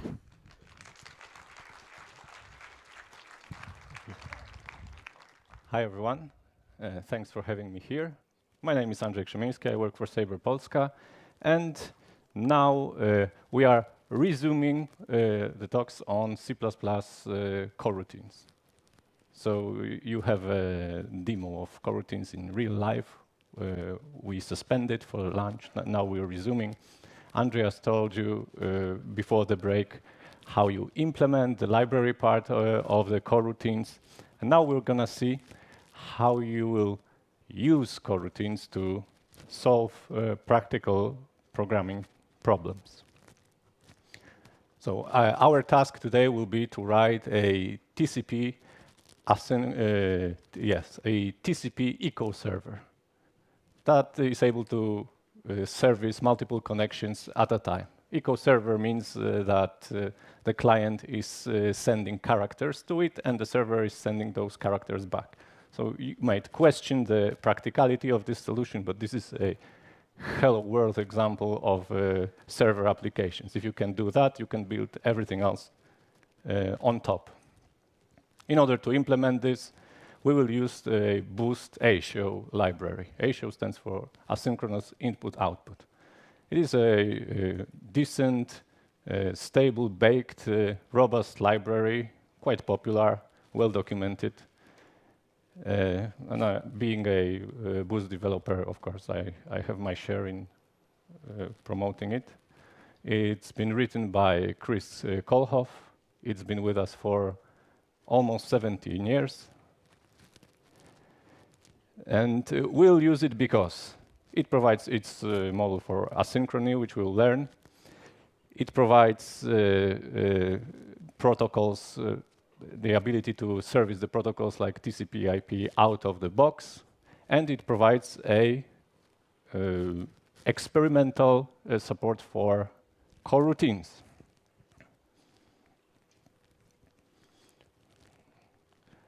So the plan is to first talk a bit about asynchronous computations in general, then we'll implement the TCP echo server using C++11, and we'll use a lot of lambdas there because it's the best way. And then we'll try to do the same TCP server example, but using C++20 coroutines. And we'll do it all in 40 minutes. Okay, so before we go asynchronous, let's check the main points of synchronous computations. The main idea behind the synchronous computations is that when operation A needs to call some operation B, it will suspend and will need to wait until B has finished, which means that if B takes a lot of time, operation A will take even longer. And only then can we proceed to doing next operations. This is different than asynchronous computations. In asynchronous computations, when you can afford it, that is when operation A isn't interested in the results of operation B, it can just launch it on the side, just fire and forget it, and never return to it again. And this takes a very short time. We can immediately move on to operation C and subsequent operations. The operation B will run maybe concurrently, maybe not, maybe sequentially, but at some time later. We no longer care. And this is ideal solution for implementing main server loop, for example, because where we need to keep looking at our request queue to see if something is there. We need to do it fast. If something is there, we launch a session with the client. The session may take seconds, minutes, we don't know, but we don't have to wait for it. It will be done by other thread or somehow by someone else, and we move on to checking if there is next incoming request in the queue. And now another important part is how we handle errors in case of a sequential code. Usually what you do, or actually always what you do, is when you have operation B that fails and you have subsequent operations that depend on it, on its results, you cannot execute them. Because the precondition on calling operation C is that B has succeeded. If it didn't succeed, we have to skip C If we skip C, the entire operation A is considered failed. If it's failed, we need to skip the operations that follow. And this is what it is. The error, failure handling is skipping dependent operations. This is what you do, this is what exceptions do, for instance. They skip operations. And if you don't use exceptions, if you use if statements and early returns, you are implementing manually the same pattern here. And in case of asynchronous computations, it's different because we do not, operation C, like here, is not interested whether B succeeded or not, because maybe it hasn't even started yet. So should the B fail, nothing of the other stuff is skipped. That is not to say we are completely ignoring errors that there might be, but those errors, we may say apologies to our clients, but those errors do not affect other operations that still need to be executed. Well, that's it for the intro. Now we are implementing the eco server in C++ 11 and post-ASIO. So the architecture of our program will be that we'll keep listening on incoming connections. So the word keep implies that there is going to be some sort of a loop. And then for each connection that we establish, we start a session, which means keeping repeating the user input. So it's another loop. And let's start implementing it. In post-ASIO, we have to use this I/O context. This is all the machinery for registering and running asynchronous tasks. You have to have at least one of those I/O contexts in your application. In the networking TS, if you are familiar with it, it would be called executor. And the most important part that it has is the task queue.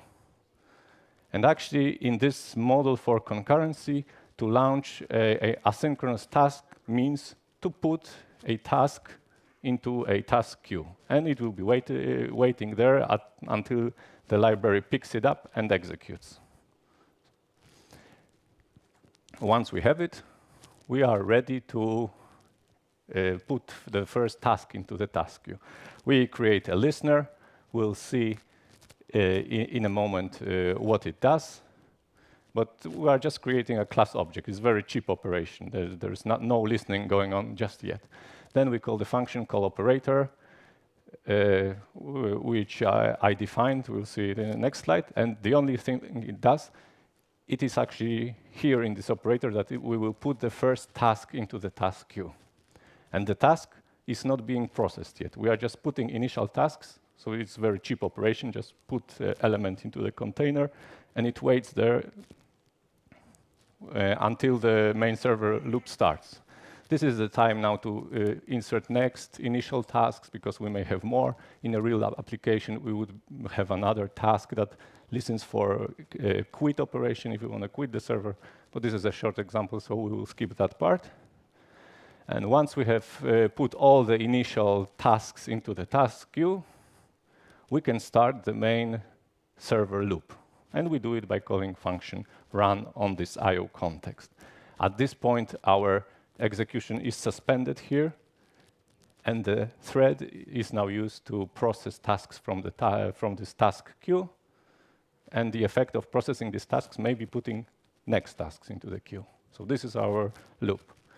And in fact, I am implementing a single-threaded asynchronous server. I could have used more threads. In that case, I would have to call function run on this I/O context from more than one thread. This would mean that there would be 3 threads processing the task queue. But in order to do asynchrony, you don't have to have multiple threads. And now all the fun begins. Now let's go to see what the listener is. Listener is abstraction that I created in this program.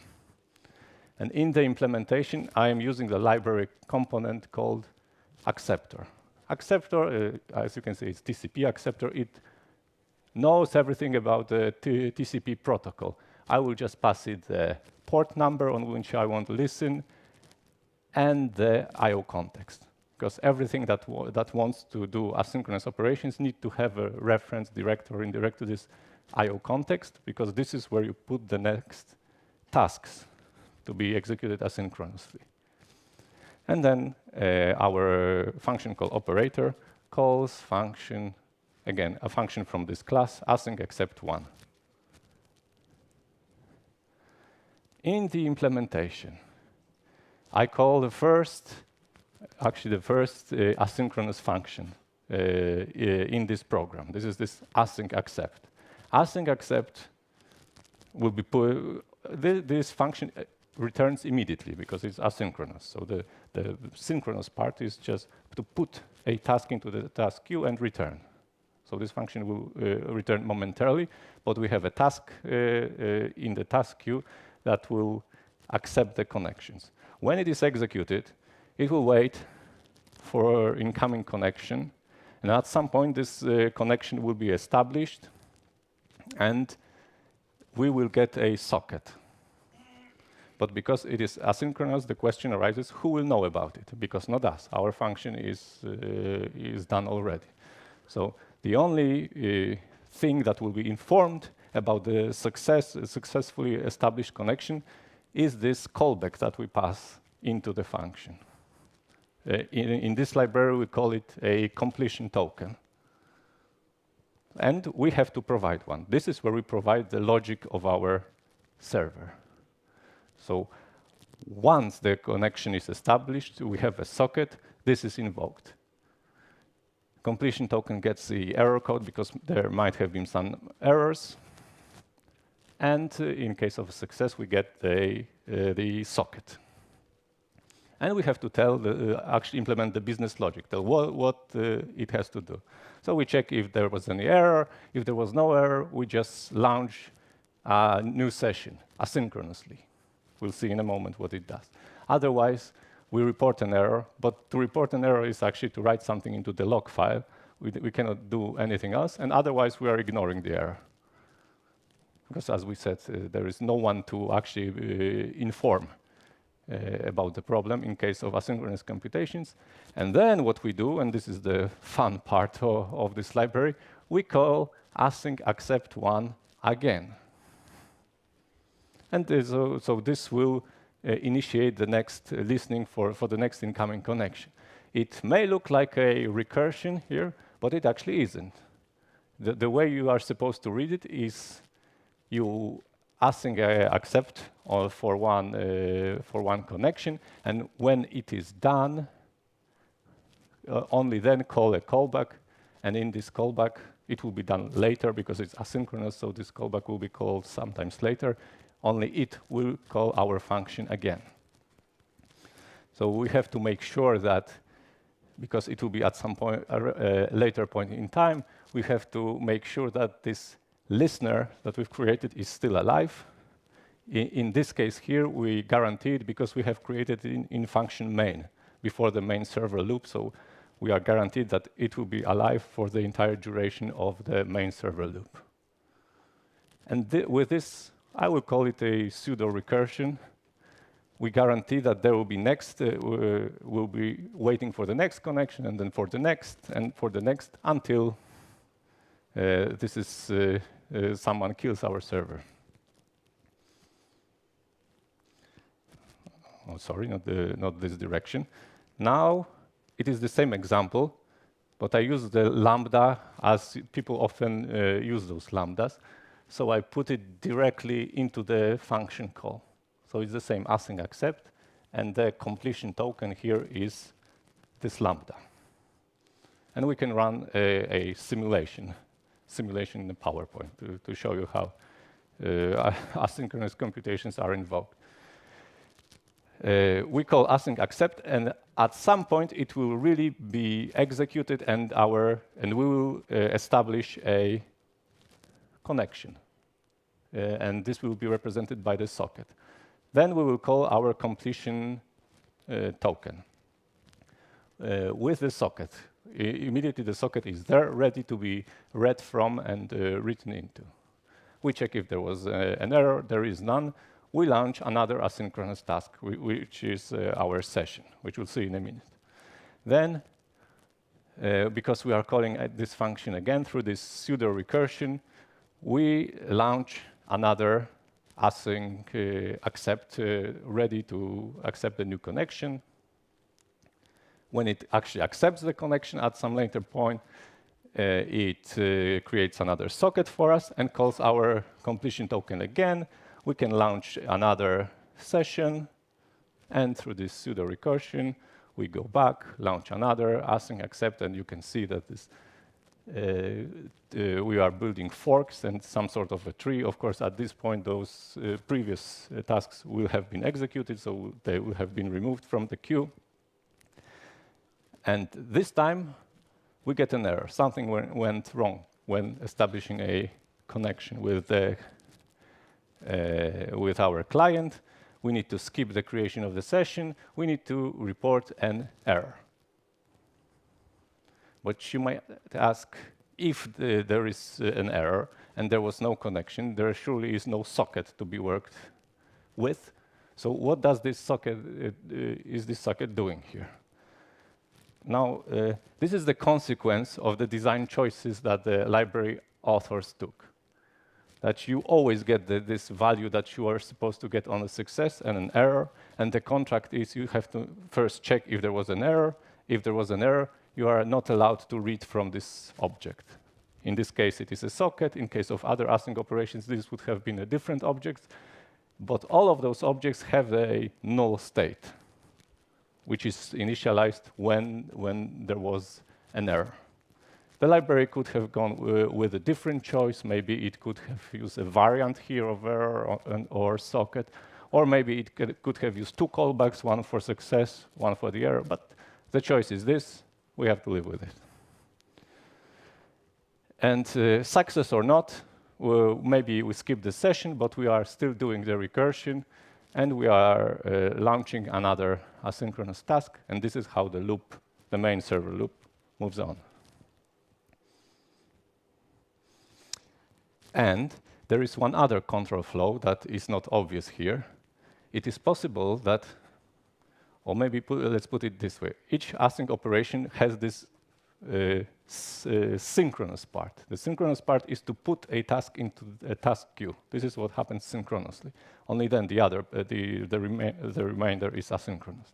But even putting a task into the task queue may fail, because the queue may be full, or a similar reason like this. And if this happens, obviously it will not be invoked asynchronously. There will be no callback that will be able to learn that something went wrong. In this case, an exception is thrown from this function async accept, which informs us that there is no longer a way to schedule the next asynchronous task. And this will break our server loop. OK, now let's see what the session does here. First thing we do in our function session is to create a state. Because the session will be a sequence of reads and writes from the socket, and they will be done asynchronously, and they all have to share some data. This data will be a socket that they operate on, and the buffer where we read data in, and then from the same buffer we will send this data back to the socket.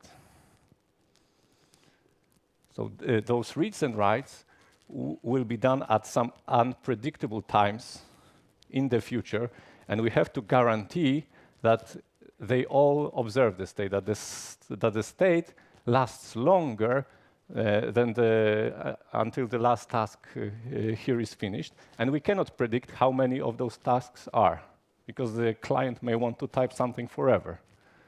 So we cannot predict ahead of time where this will end. This is why we need to heap allocate this state and then control its lifetime through shared pointers. So each task will be given a shared pointer to this object, and this is how we will guarantee that the state lasts long enough. And because TCP is half-duplex protocol, you cannot do reads and writes at the same time. They have to occur in sequence. And because of that, I could have gotten away with shared pointer. I could implement it with a unique pointers and then some row pointers, and it would also work, but I cannot get away with one heap allocation. This is inevitable in this model where you put tasks into the task queue. So I have functions, you can see read and write there, and now I just need to call them in the right order. I start with the function read, I pass it the shared pointer, and this is how function read looks like. I call another asynchronous function. Like on a socket, I call async read sum. It needs a buffer. So I will put it into the task queue, it will wait there until it is executed. When it is executed, it will fill my buffer with the data, and it is ready for me to see this data. How do I see this data? I need to pass a completion token again, this callback here, or lambda in my case. Once the data is fed from the socket buffer into my buffer, I can inspect it. I get the number of bytes read and the error code in case there was an error. I have to now implement it. Note that I pass this shared pointer here I capture it by value. This is how I prolong the lifetime of this object. And then the body is, I check if there was an error. If there was no error, I just write back what I got in this buffer. If there was an error, I need to distinguish two situations. Because the way this library represents the end of transmission, when the client decides they have nothing else to send, it is also represented by an error, by this end of file. So I need to treat it specially, because conceptually, for me, it's no error. If this is the case, I'm not reporting it. Otherwise, I am reporting an error. But whether I report it or not, my function ends there. The sequential part ends there. There is nothing more to do. Anything more to do is in the function write that I just called before. And now the function write looks somewhat similar. I call another asynchronous function, async write, which means I'm just putting a new task into the task queue. It needs a socket. It needs a buffer from which to read the data and put it into a socket. And when this has been done, it will invoke my completion token again. The completion token, I again prolong the lifetime of a shared pointer. I check if there was an error. If there was any error, I will skip the read. Otherwise, I am ready to do the next read. And again, it may look like I'm implementing strange recursion here. I'm calling read from inside the write, but I'm actually don't. I'm actually not doing it. It means that after a successful asynchronous write, perform a read. This is how you are supposed to read it, even though it's not obvious. So if we want to depict it, this is how it would look like. Function read in the completion token initiates asynchronous write. Function write, when it's done, initiates a successful read. Again, the read in the completion token may execute the next write. So with those tools, I managed to somehow emulate a loop or something like a loop. And this loop is broken whenever I get an error. And if we add this accepting of connections into the picture, we have this, that each successful accept of a connection actually spawns two new asynchronous tasks. One is to start the first read, and the other is to start the new accept. And this forks and forks. We can see the main server loop is the sequence of accepts, and we can see the sessions. I mean, conceptually, because from the library perspective, it's individual tasks. But we conceptually know that there are sessions, and for each session, we need to guarantee the scope of its state. And that's it. We've implemented the eco server in ASIO. Now we're doing the same with coroutines. Our function main looks very similar. We create the I/O context where the task queue will reside. Then we create the listener. Again, we pass it the port number and the I/O context. But this time, it returns an awaitable object. Awaitable, as you can see, has been defined in this library. It is a class template defined provided by the ASIO library. So you've been told that working with coroutines is hard, but this hardship is for the library implementers. They've done their hard part, and we are just consuming their work. So it's going to be simple, under some definition of simple, of course. We get an awaitable. Awaitable is, in short, something that you can call co-await on. This is a new operator in a C++20, but the good news is you don't have to call it. The library will call it. Your job is just to create it. So we create this awaitable. We'll see how in a minute. And then we call another library function. This also uses CO underscore, but this is just a function from the library. And it is used to put a task into the task queue. Previously, but now, because we have awaitable is different type than before, so we need this different function so that it adapts the interface of awaitable into its own internal interface of those tasks. So if we are doing some adaptation here, otherwise we're just putting it into the task queue. So there is no listening executed just yet. We are just putting a task into the task queue. And this ASIO detached is a completion token, because every async call needs to have this completion token. This detached means it is a no-op. You don't do anything in a continuation. Any job will be done inside the listener. Once we are done with putting this task into the task queue, we start the main server loop by calling this function run. And now the fun is inside the function listener. But before we go there, the question is, if we are returning an awaitable, is this listener a coroutine or not? And actually, Andreas spoiled all the fun, because we've already seen in the previous talk that from just looking at the declaration of this listener, it takes arguments, returns awaitable. We cannot tell whether it is a coroutine. It can be just a factory function. It can be a forwarding function. We have to pick inside, and only then we'll know. And if we pick inside, indeed, we can see the co keyword, which means we are in a coroutine, and strange things happen there. First thing is, as we've seen before, that we have a return statement, the return type, but no return statement, which would have been undefined behavior if this was a normal function, but it is not. It is a coroutine. So actually, even though we cannot see it, compiler does its magic.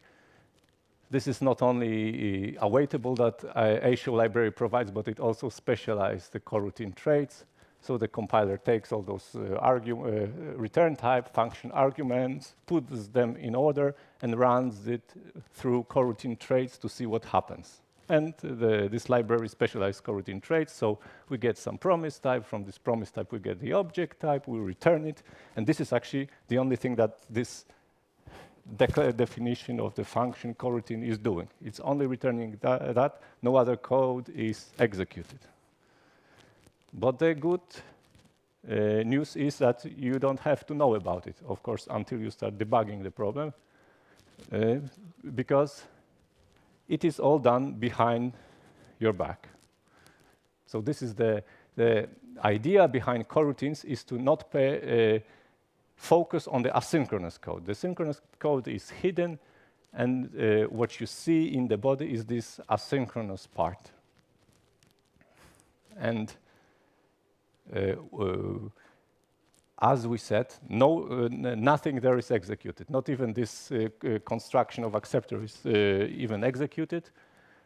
This function immediately returns. You cannot even call it a function because it's a coroutine. But what happens, the invocation of listener immediately returns this return object, the function mains get it, puts it into the task queue, and only when the main server loop starts, the task, when it executes the task, the first task, it will execute this function. Only then we will create the acceptor, start the for loop. Sorry for this for try expression, I just need to squeeze a lot of code into the slides, but it's a normal try-catch block inside the for loop.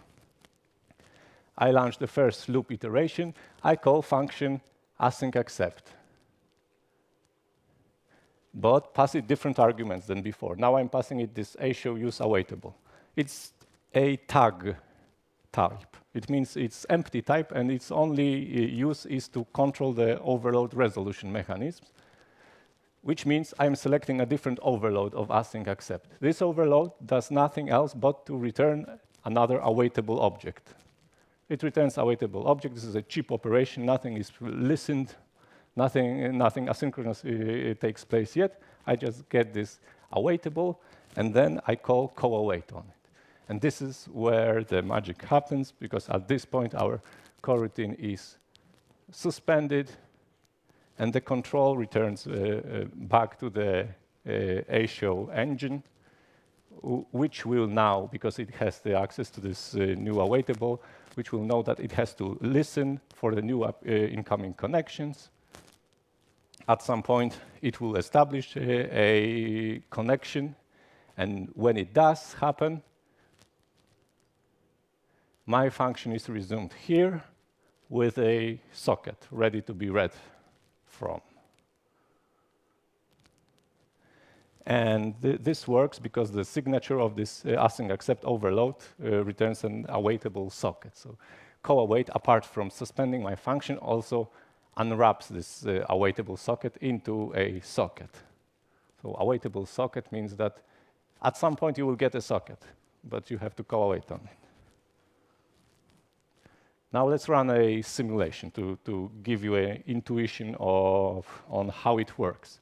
We'll see in the upper part we have the old C++11 code with lambdas. In the lower part we have the coroutine version. They do exactly the same, but using a different notation. We start here with calling async accept. And in either case, we put a task into the task queue, which we will accept for incoming connections. At some point, the connection is really accepted. We get to a completion token, and the completion token receives a initialized socket.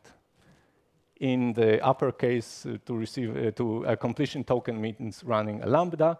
In case of coroutines, completion token is the reminder of the coroutine body, or the instruction just after the co-await. And we move on. We start our session asynchronously. In either case, it's almost the same. Maybe a different co-spawn, which we will get back to in a second. But we launch our session asynchronously. And then in the upper case, we use this pseudo recursion. In the coroutine case, we're using a normal for loop. We are back, ready to do the next async accept. So we launch another asynchronous operation, which you can see that there is a fork here. We don't necessarily have two threads processing it. Even one thread can process this queue because there will be those tasks will be ordered somehow. We are accepting a new connection. At some point, it will actually work. And this time, we will get an error. Something might have gone wrong. In case of a Lambda implementation, we have to inspect the error code and manually skip the creation of a session. In case of coroutines, the exception is thrown from the co-await operator. And we can use the normal try-catch syntax to catch this error, handle it, where handling means actually ignoring it, and we move on to the next asynchronous, the next iteration of this server loop, which is, again, to asynchronously accept and maybe to launch a session. Now, we can see that there is another awaitable here. And in fact, there are more. Another one is here in the session. We are actually creating, in this very function, 2 new awaitables. But as you can see, we are consuming them in a different way. In the first case, we just called co-await on this awaitable. In the other case, we called this co-spawn function. And to understand this, we have to go back to our control flow here. We said that when we accept a connection and run the completion token, we are actually doing a fork. One asynchronous operation starts a session, the other one starts a new accept. Now the coroutines have the ability to turn asynchronous operations into a synchronous flow, but you can only do it for one asynchronous operation at a time. You have to decide which one it is. In this case, I decided that the creation of next accept operation is the one that I will represent sequentially. And the effect is that I can represent a loop of a sequence of accepting connections as a for loop. For the remaining ones, which is 1 in this case, I am still doing normal asynchronous call, as I did before by executing a function.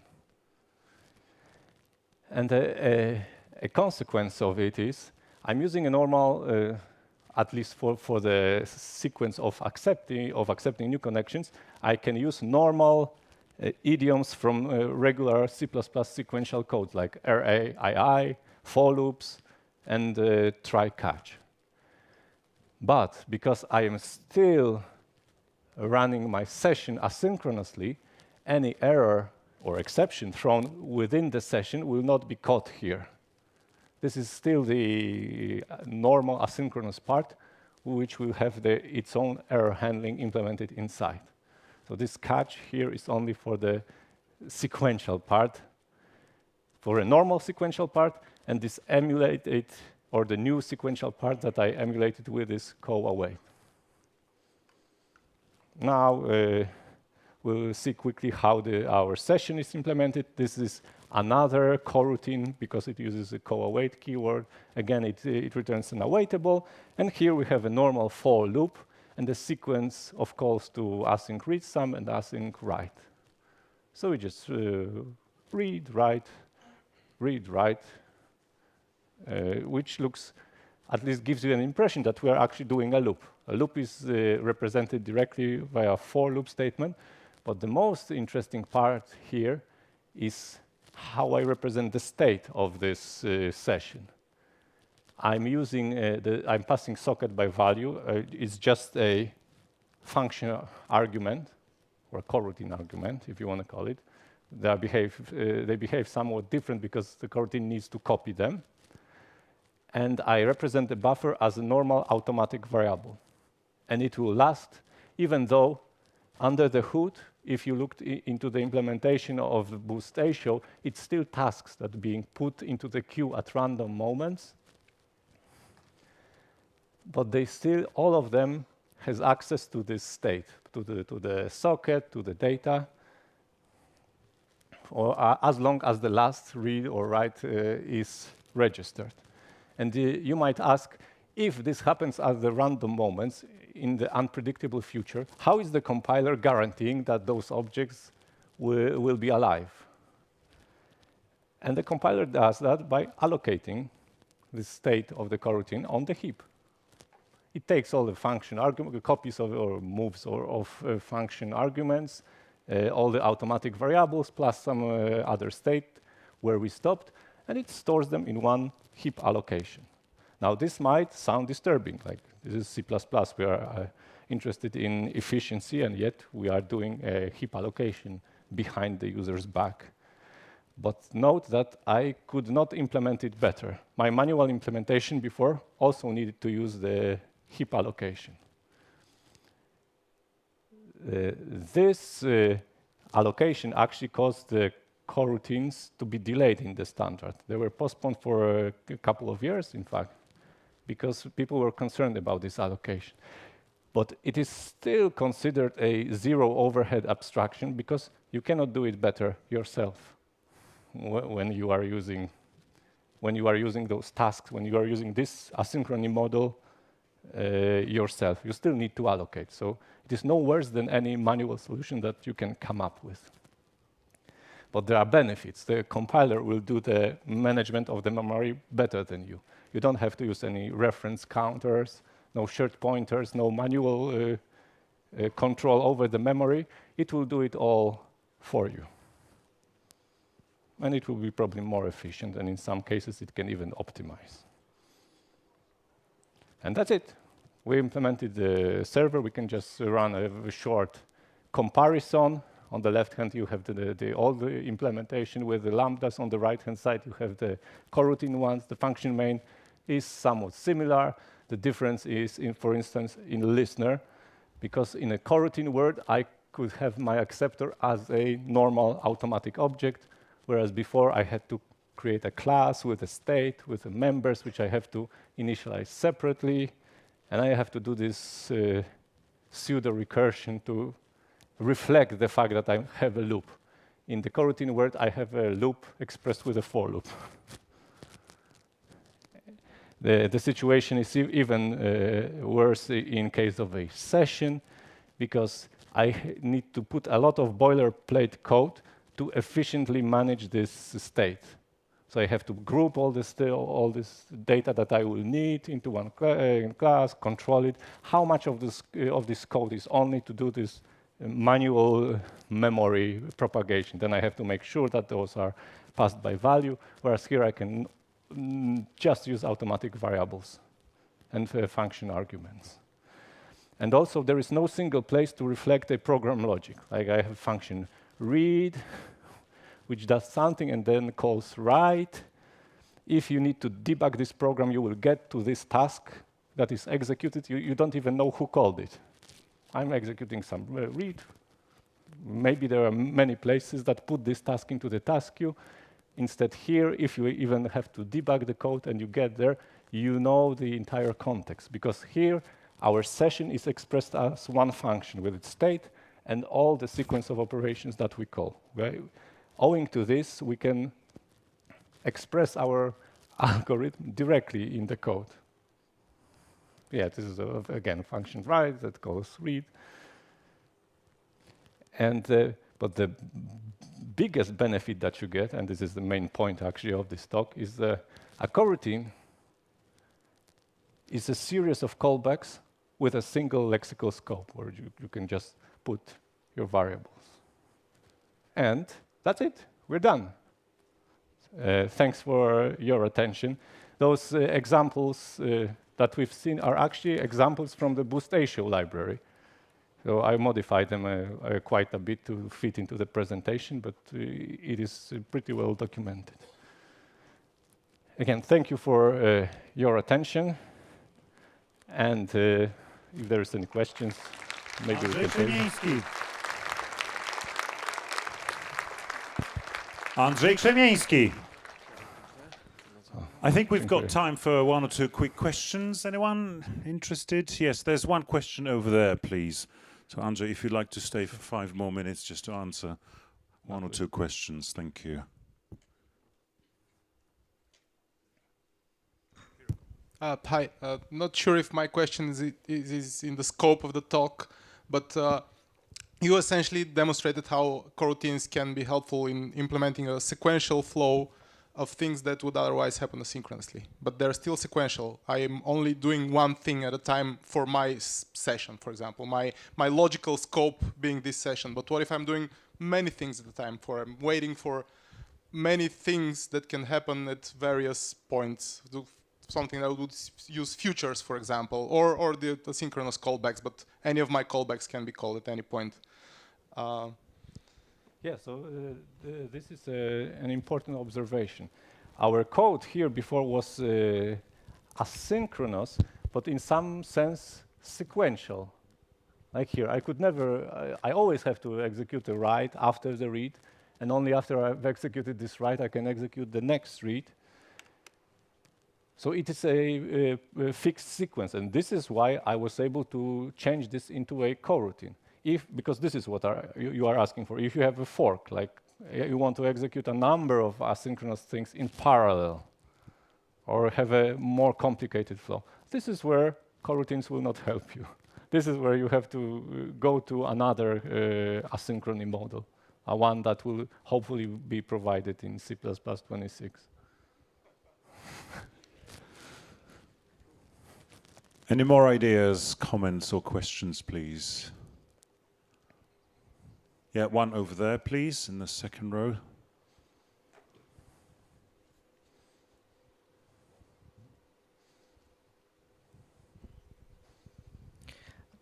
I'm curious, what would be, in your opinion, an ergonomic way of handling cancellation? And I'm not talking about failure of one of the paths in the coroutines, but actual on-purpose cancellation. For example, a subsequent task implies canceling something that is in flight. I didn't get the last part, but basically this is about the cancellation, when you want to cancel at random points. Yes. For example, while some part of the coroutine is in the process of working, it might decide to cancel a next operation. So it ties into the logic of the program, not the failure. Okay, so because the coroutine itself, you cannot just pause at any random point. You have to pause it at those co-await moments. And suppose this happens, that you co-await, the coroutine is suspended, and now you are back. Maybe this is what you're asking for. You are back to the main program flow, and you decide that you no longer want to work with this coroutine. You're no longer interested in its results. Now, a lot of stuff we cannot see here because this awaitable is defined for us here. And this is where whoever gets to implement it has to make a call what to do. This library and probably any other, what it will do, there is a function which I don't even know. It's destroy, I think, that it will call function destroy. And hopefully what it will ultimately do, it will destroy the automatic objects of your that you have defined in here, like the socket, like any automatic variables. But otherwise, you can just forget it. This coroutine, it will never be returned to again. It will be its frame will be deallocated, which means that whenever you execute this coroutine body, you have to be prepared that it may be your last go-await, because someone else from the outside may decide no longer to, what's the word here? Resume you. There will be this trivial resumption to destroy the automatic objects, but that's it. Any other operations will be skipped as if you thrown an exception, except that you cannot catch it. Lovely, perfect. Andrzej, thank you so much for your detailed presentation and for the answers to all the questions. Andrzej Krzemieński, everyone. Thank you. Don't forget about our retro games in room 8. Don't forget about our envelope competition. If you find a white envelope, open it, answer the questions, see what happens, report to the publishing house stands for your books. And other than that, we're going to take a coffee break. So let's enjoy the break and continue as scheduled. Thank you.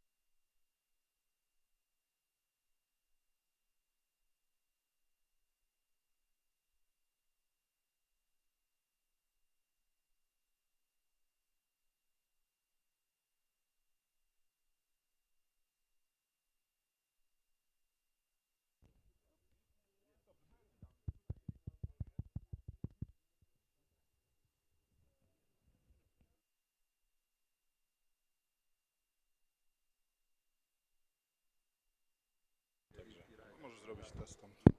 Jest okej.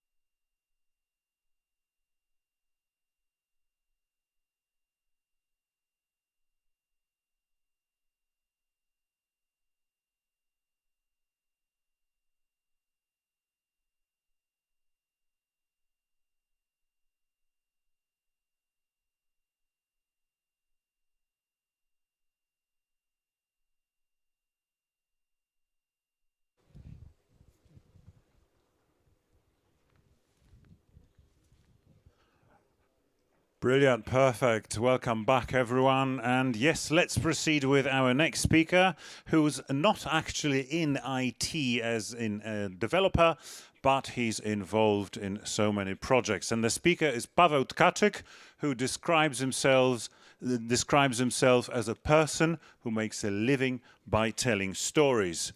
He builds strong brands, and he's been involved with many different projects, including such giants as the Allegro Group or Agora, and many other smaller companies as well. He advises startups and other enterprises as a mentor, for example, during Startup Weekend or Startup Fest. He has a blog about brand building, and he has written 3 books about the subject, one of them being Brand Inside Out. He also conducts training courses in marketing, branding, and social media.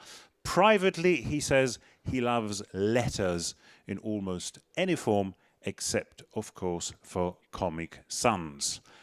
Let's warmly welcome Paweł Tkaczyk.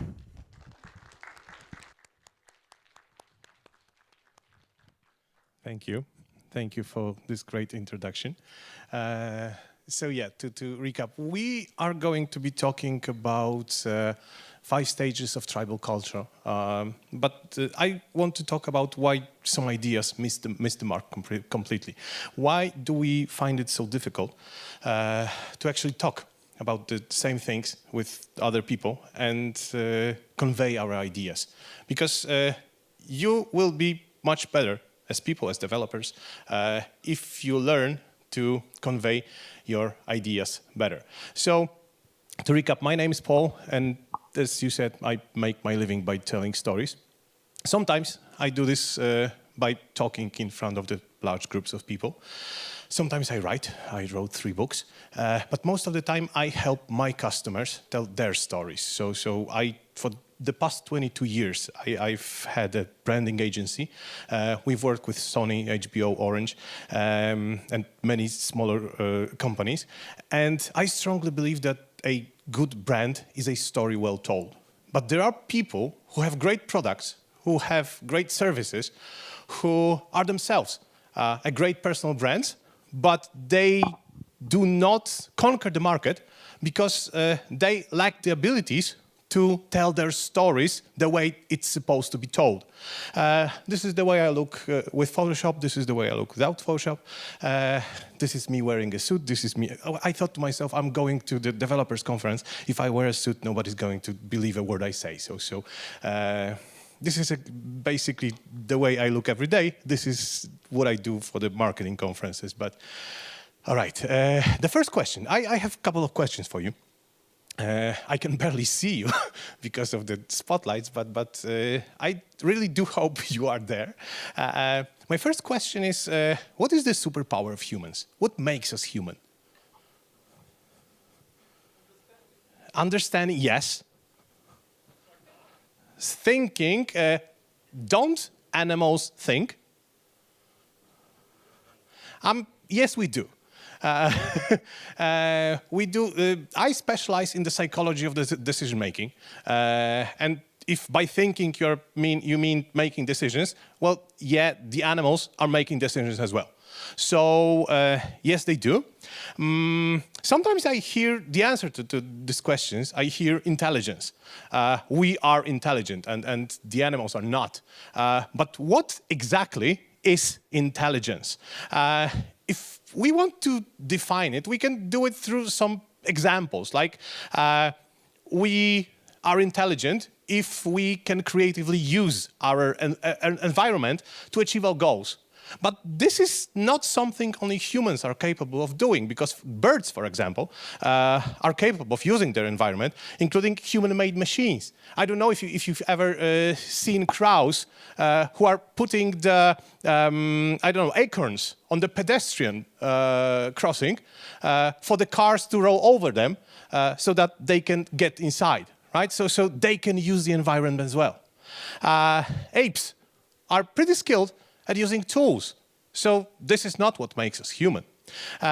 Sometimes you said understanding. Communication, well, yes, but animals do communicate as well. For example, if you take bees, bees can communicate the location of flower fields, and when they are explaining it to the other bees, they even correct for the position of the sun if they're giving directions. So this is pretty darn intelligent. So the main difference, what makes us different from the animals, we sure can communicate, but we can communicate a special kind of thing. We can communicate ideas, the things that are not real. And we can convey this to other people. This is what makes us human. And the shared set of ideas is called culture. And this is also what makes us human, the shared set of ideas. And the better you are at sharing your ideas, at sharing with other people something that is not real, does not exist, the better you are at humanity. So let's talk about what it means to share ideas and how to do it. And we have to divide it into two parts. First, we'll talk about sharing. The sharing part, because, well, for me, sharing is probably something different than to you. The words have different meanings. In my environment and in your environment, the previous presentation was about reading and writing. And when I think reading, I'm thinking books. When I think writing, I'm thinking, I don't know, writing an essay. Shared pointer is this. So this is the pointer we all share, all the speakers share. So this is the shared pointer. But yeah, let's talk about sharing ideas. And we have to start in Soviet Union at the mid-20th century. Because we have to talk about Soviet space missions. Because I don't know if you've known this. I looked at you, and you were young. You probably don't remember this. But in mid-20th century, the Russians kicked America's ass when it comes to conquering the space. Russians were first in almost everything. They were the first to put unmanned satellite on the Earth's orbit. Do you remember what it was called? Yeah, it was called Sputnik. They were the first to send a man into space. Do you remember his name? Yeah, Yuri Gagarin. Do you remember the name of the first American in space? Somebody said Armstrong. This was 10 years later. He was the first man on the moon, but he was definitely not the first American in space. Alan Shepard, that was his name. And nobody remembers it. The Americans lost the race for the first man in space for about 3 weeks. So, and this is why we don't remember it. But because the Russians were first, they encountered some things they didn't expect they would encounter. So 2 of the Russian space missions, they failed. I mean, they were brought to an end before completing all the mission tasks because of something the Russians did not predict. They failed to predict it. And they failed to predict that the astronauts, the Russians call them cosmonauts, they will argue and they will fail to come to an agreement. So 2 of the Russian space missions, they were brought to an abrupt end because the cosmonauts, they were not able to talk to one another. And they were arguing, they were threatening one another, and the American Space Administration, who were overhearing the conversations, they said, okay, this is a problem we know we will encounter, so we will try to prevent it. And NASA hired a couple of teams of psychologists and gave them 2 tasks. The first task was to develop an array of personalities. But the second task they were appointed with, those psychologists, was to develop an array of compatibility. Who can talk to whom and who should not talk to others. And I would like to point your attention to the works of a single man whom NASA appointed. His name is Dr. Taibi Kaler. Why him? Because all the other psychologists, they said, in order to determine who you are, what is your character, and so on, I will have to conduct a series of tests. Color said tests are not necessary because it is sufficient if I talk to you, because your personality, it will come out in something called speech patterns. And speech patterns allow us to determine the kind of person you are within the team. And I'm not going to teach you the speech patterns because I only have 40 minutes to talk to you. But I will show you, I will point you in the right direction if you want to read more about it. So let's talk about color. He divides people in any team. If you are working in a team, this is where it applies. He divides people in any team into 6 basic categories. And those categories are prone to be in conflict with one another. Those categories are, first, there's the harmonizer. Harmonizer is warm, is empathic. He cares deeply about what other people in the team feel. He cares about their well-being. It's more important to harmonizer, the well-being is more important than the goal itself.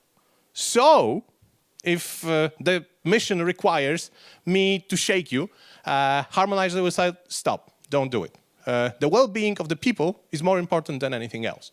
And this stands in direct conflict with thinker. A thinker who is organized, who is responsible above all, who is logical, and if the mission requires me to shake you, to smack you in the face because you're starting to panic, I will do it. I will do it, and I will be opposed by harmonizer. The third kind, the third type of personality in the group is called persister. Persister is devoted, he's mindful, he's a great listener, he's conscious, he's curious. But there is one problem. When persister has finished listening to you, he or she will make a decision and then will stick to that decision no matter what. And this is a destructive pattern as well, because they have chosen a solution, and doesn't matter that the circumstances have changed, they will stick to that solution to the end. We know the pilots who have flown into the storm because they represented this type of personality. So people said, just go around the storm, but they said, no, this is the way we are supposed to go, this is the way we are going. So, yeah. Then there's the imaginer. He or she is calm, reflective. They don't speak at the meetings, usually. But when they do speak, they raise and they say their ideas. And the reaction to these ideas can be twofold. One reaction can be, this is a brilliant idea, we should implement it right away. But the second kind of reaction is, this is a stupid idea, we will not waste another second implementing it. And the problem with imaginaries, his or her solutions are completely out of the box. They are thought through, but, well, they are not, their value is not perceived at very first sight. So, imaginer will not defend his or her ideas. They need supporters. And they can get this support from a persister, whom we haven't met, or from a promoter. Promoter is the next type of personality you can encounter in any team.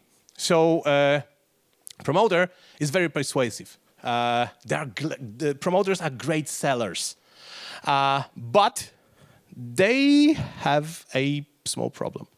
They are the first to change their minds whenever the situation changes.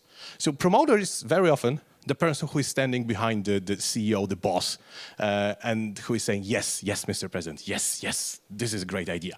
And, you know, the president changes the idea, and the promoter says, yes, this is a great idea, yeah. So this is the first one who will stab you in the back when the situation demands it. Mind them. And the last one is called rebel. Rebel is the one who is asking the difficult questions. The rebel is creative. The rebel is fun-driven. They are asking the questions just for the sake of it. And two things about the rebels. One, you need rebels in every team. We know from research that if you don't have a person who is asking the difficult questions, the quality of your solutions will suffer. So you need a person who is asking why we are doing it this way. Why are we using this technology and not the other? But the problem with the rebel is that they don't know when to stop.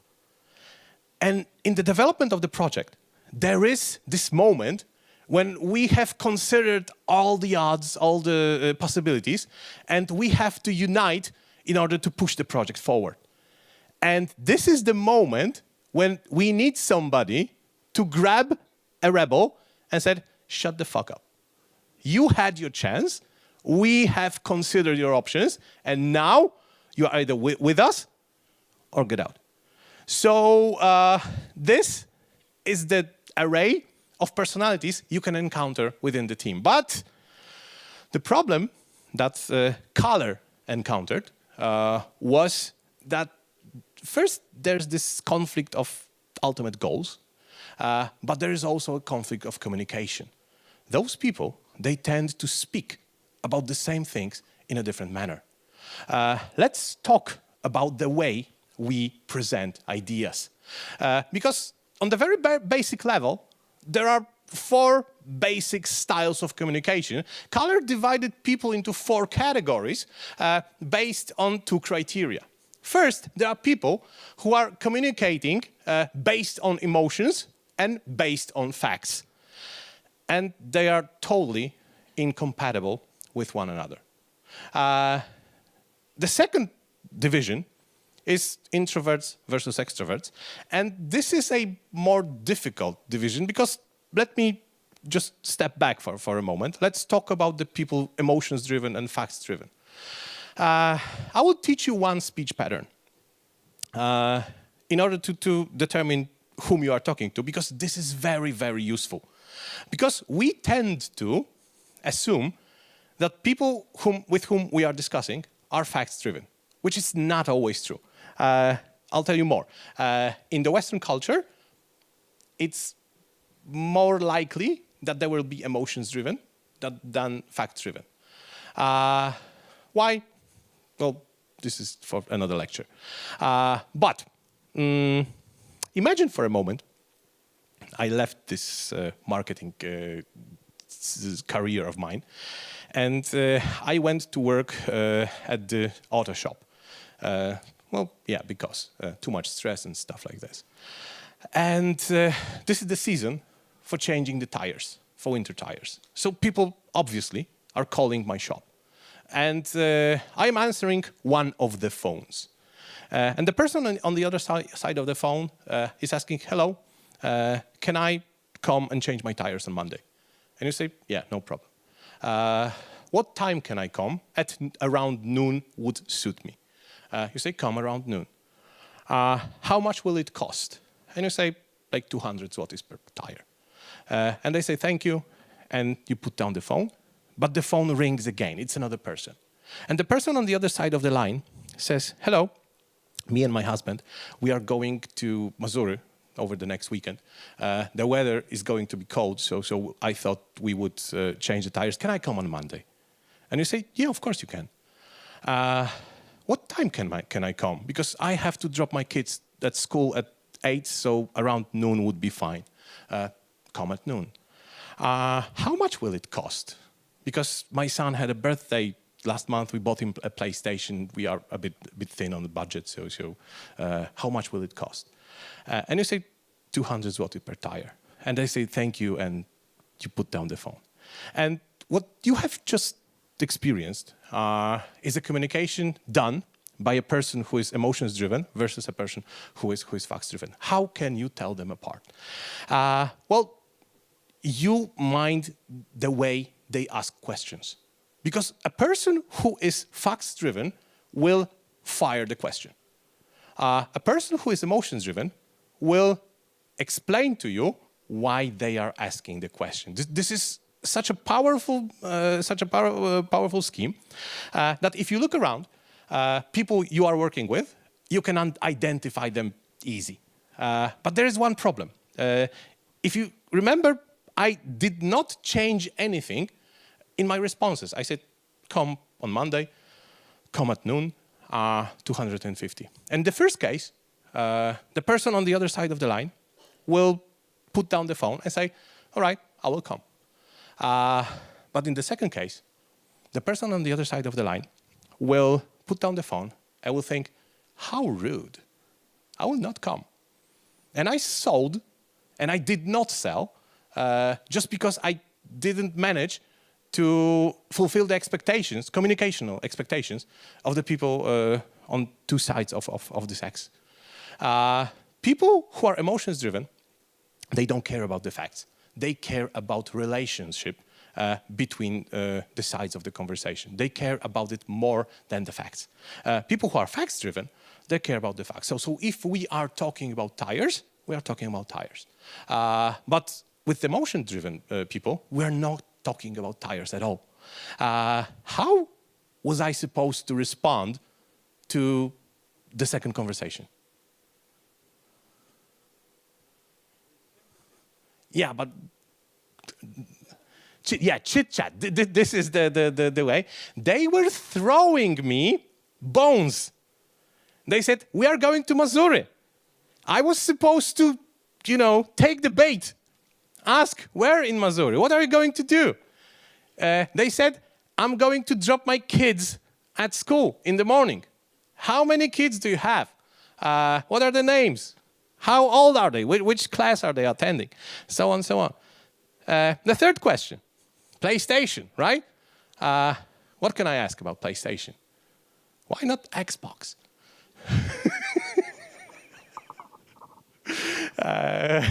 What were you thinking? But yeah, something like this. And this is a problem because, I am actually talking, but I'm not getting my ideas through. With introverts and extroverts, this is more difficult because there are no clear patterns. Because most of us are not clear introvert or extrovert. We are something that in psychology is described as ambivert. Ambivert is a person who depends on the circumstances, depending on the circumstances, will be more of an introvert or more of an extrovert. So, yeah. But a rule of thumb, the introverts, they will speak slower, they will speak softer, and they will curse less. Extroverts, they curse more, they speak faster, and they speak louder. So this is the rule of thumb. And if you combine these two, you get 4 styles of communication. The first style is called the driver. Driver is an extrovert driven by facts. Because they are driven by facts, they are interested in the topic of the conversation and nothing more. They hate chit-chat.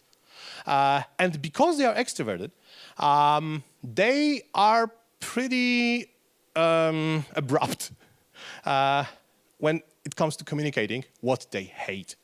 So if you are talking to the driver, one of the patterns I can show you is you invite them to your office and you have something important to communicate to them. But you start with a chit-chat because, these are the rules. And you say, hey, how's your wife? How are the kids? And he says, oh, just tell me why you brought me here. And this is called a sudden stop. So this is one of the patterns you will encounter. The person who was asking, how's your wife, how are the children, is most likely the expressive. Expressive is also an extrovert, but he's driven by emotion. So he is more interested in building the relationship between the talkers than talking about the matters at hand. Expressive is very enthusiastic, is great at selling ideas. He's the type of person, a salesman, but very special kind of salesman. A salesman, used car salesman.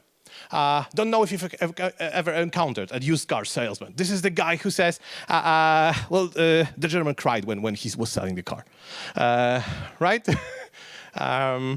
He changed his mind And he chased me all the way to the border. The custom officers were cheering when I was entering the country, right? The German calls twice a week just to listen to the engine. He misses the car so much. You've never had an encounter with a used car salesman? The question is are the things I just said about the car true? They are not. The problem is the expressive is not interested in the truth. And this is something people who are trying to communicate with the expressive do not understand. Expressive wants you to love him as a person and then love the product that he or she is selling. And if the truth is in the way of this love, well, even worse for the truth, right? They tend to exaggerate. They tend to omit the facts. And this, this brings people who are facts-driven to an edge. And Kahler says that the most conflicts are on the diagonal axis of this. So there's this guy, analytical, who will never, ever come to terms with the expressive. He's an introvert driven by facts. So he's, again, driven by facts. He's interested in the topic of the conversation. But he's introverted, so he's interested in details, minute details of this conversation. And these two will not tolerate one another because, let me give you an example of the interaction between these two. The blue one, analytical, usually reads the instructions manuals for the products before he or she even purchases them. So he or she comes prepared to the shop. And they want to buy a TV. And they encounter Johnny, the yellow one, the used TV salesman, who has not read the instructions because, why? And the conversation between them looks something like this. Mr. Johnny, does this TV has HDMI 4 function? And Johnny, who has never seen an instruction manual for this TV, says, this is the top model, it has everything. And the blue one says, yeah, but the instructions manual, page 274, says with this chipset, HDMI 4 is not possible. And the yellow one says, I don't like you.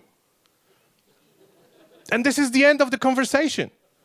And they were talking about pretty much the same thing, but one wanted the other to like them, and the other wanted some facts, and they will never, ever come to terms.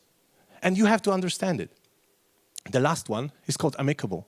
Amicable is an introvert who is driven by emotions. So he's, again, interested in developing a relationship, but because he's introverted, he also takes care of or looks at the very minute details about the relationships. These people are great observers, great negotiators, but they also have their own agenda. And if you are going to convey your ideas, you have to adopt one of the 4 strategies. The first strategy is stroke ego. If you are talking to the driver, you have to stroke their ego. If they are leaving the conversation, convinced that it was their idea we have adapted, you've done a great job. Yeah. The second strategy, we have discussed it already. Make them love you, the person, and make them love the idea. Love. So it's not shop talk at all. It's not talking business. If you are dealing with a yellow one, you have to take them to sushi, pizza, or whatever, have a beer together, and just after they have liked you as a person, you can start talking shop. No sooner. This is the only one who is impressed by the data, by the facts and figures. And yet, when we are talking to people, we are trying to convince most of them with facts and figures. Most of the people do not react to facts and figures. Most of people react much better to stories. And the last one is called a deep relationship. So you go to the green one and you say, I have something to sell you. And I know you don't need the solution I'm selling right now, but I have a quarter to close. And if I close it, well, I will get to take my wife, whom I talked to you about, to her dream Greece excursion I talked to you about. And if you spend time during the quarter talking about the wife and how she dreams about the trip to Greece, you have developed a deep relationship. But you have to have spent this time, because if you are only talking shop, you will not have this relationship. So this is something we should be talking about. But there is one final problem: the culture. The what? Yes, there is. There is one final problem: the culture. And here I want to again invoke some research, because I'm not just talking the things that I have, I don't know, come up with. There are people, serious people, who have done some serious research about it, and one of them is named Dr. David Logan. David Logan did a research some time ago called 5 Stages of Tribal Culture. He examined some tribes, and he came up with the idea of the cultural ladder. The cultural ladder that has 5 steps. And there is a very important lesson that can be drawn from this research. David Logan says that people are on one of the 5 stages. That's an obvious one. But if you are talking to people, they are unable to comprehend an argument that is farther than 1 step ahead from the place they are right now. This is the problem of the managers. If you are the manager, if you are trying to build a cathedral, this is what we were talking about before my speech, and if you want your people to understand that they are building a cathedral, you will fail miserably because they don't care. They don't care about the cathedral. I mean, they may be caring if you take them high enough on this ladder, but if they are on the stage 1 and you are on the stage 5, there's nothing you can say about the cathedral that will, you know, even come close to them understanding. So, one more thing. Do not let the name of the research fool you. Logan was researching corporations. Corporations are modern tribes. Corporations are the places in which we share common ideas. Corporations are the places in which culture is born. So let me walk you through 5 stages of the cultural ladder. The first stage is called life sucks. And this is a person who just, you know, enters the tribe, and they are denying the existence of any kind of interhuman connections. They are in it for survival only. And if they see connections, if they see relationships, they say, this is fake. Remember, they are in it only to screw you. So don't go about, you know, joining any tribe.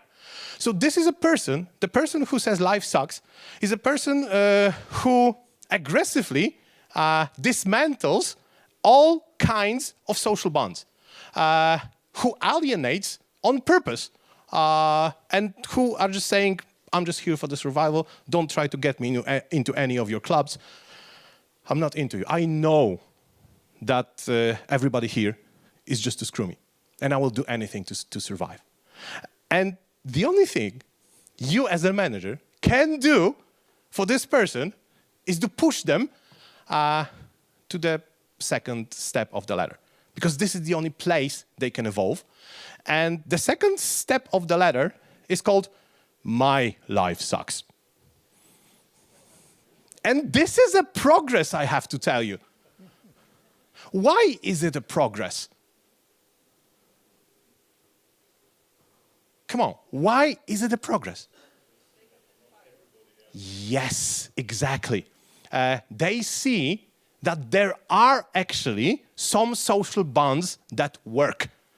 They are not part of them, but they are no longer denying the existence of the social bonds. So they say others have it better. They present themselves as apathetic victims because they see I have it worse than the others, but I do see the others around me. And I do nothing to change that. Because, well, to dive deeper into this, there is this pattern in the psychology of the decision-making, this pattern that leads to apathy. When you are encountering something and your mind is trying to come up with an explanation why this has happened, the explanations can diverge in three meaningful ways. One, you can say that the cause was either permanent or the cause was temporary. Let me give you an example. This would be the best way. You are riding on a tram. We have trams in Wrocław. And you missed your stop. You didn't get out on the stop you wanted to get out. And your mind is asking the obvious question, why? And those divergences, the first one is called the reason is within me or is outside. You can blame something within you or you can blame something outside. This is the first divergence. The second divergence, as I told you, is the reason. I can either say, okay, I did not get out because I am lazy, or I looked in the eyes of the beautiful girl who was sitting opposite to me, and I felt, but this is my fault. But you can also say, the driver did not stop for long enough. The bell was not ringing loud enough, and so on and so on, the perspective, outer perspective. The second divergence is permanent temporary. I did not get off because I looked in the eyes of the girl. This is not something I do very often, but this is a not permanent situation. Or I didn't get off because I always failed to achieve my goals. And the third divergence is I have influence or I have no influence. And certain combinations of those three divergences leads to apathy. You have encountered it because there is this thing called apathetical corporate culture. You go to a gas station or a hotel and you want an invoice for your stay. And the person on the other side of the desk says, I cannot give you an invoice. This is our system that we use is to blame. It has always been there, and there's nothing I can do. Outer plus permanent plus nothing I can do leads to apathy. And this is exactly what we have here. And your role as a manager is to push a person towards the third step, because this is the only thing you can do. And the third step is called, I am awesome. And it's a very dangerous step when you are a manager. Because if you look at the difference between those and those and those, what is the difference? Yeah, this is the first one who is actually smiling. You can easily tell people who are on the first or the second step of the cultural ladder, they are dissatisfied. They are not smiling. They're grumpy. But then, one day, a person appears, and this is very misleading, very dangerous, because I told you there are 5 steps, and this is the person appears, but we are far from over. Because what you actually have, this is a very dangerous situation, you have an army of lonely warriors, lives, but they see tribe as people who are there to serve them. There is no tribal pride. This is one thing that is missing from this step. And there is no cooperation. The only form of cooperation you have here is reciprocity. So I will do something for you only if you do something for me. So this is a transactional relationship, very dangerous. And the moment it starts to fall apart and you are unable to provide something for them, they will just walk away because, you know, they have nothing to gain. So your job as a manager is to push them even further. The fourth step on the cultural ladder is called We Are Awesome. We are awesome. Yeah, My Little Pony. Can you name the ponies? Go on. This is a test. Oh, come on. There's no Celestia here. Applejack. Okay, that's one. Rainbow Dash. 4 more to go. Yeah, Pinkie Pie. That's 3 out of 6. Fluttershy. Yeah, that was a deep one. That was a deep cut. Knowing which one is Fluttershy. Well, Princess Twilight Sparkle. No? No? Doesn't ring a bell? How do you proceed in life if you cannot name the ponies? Come on. All right, I'll let this one slide. This is the first level in which tribal pride appears, in which cooperation, permanent cooperation based on friendship or relationship appears. The way this is going is they say the whole of us is better than the sum of parts, synergy. Everybody's different. This is why I put My Little Pony there. Ponies, because this is exactly what this story is about. Everybody's different. Everybody's a bit weird, but we're in it together, and we can do amazing things. But there is a great danger related to stage 4. Because I will give you an example of a tribe with lots of tribal pride, with lots of permanent cooperation, and yet an abomination, the Nazis, right? These are people who thought of themselves, we are awesome, and the next thought was, and you are not. Because there is a shortcut towards the 4th step.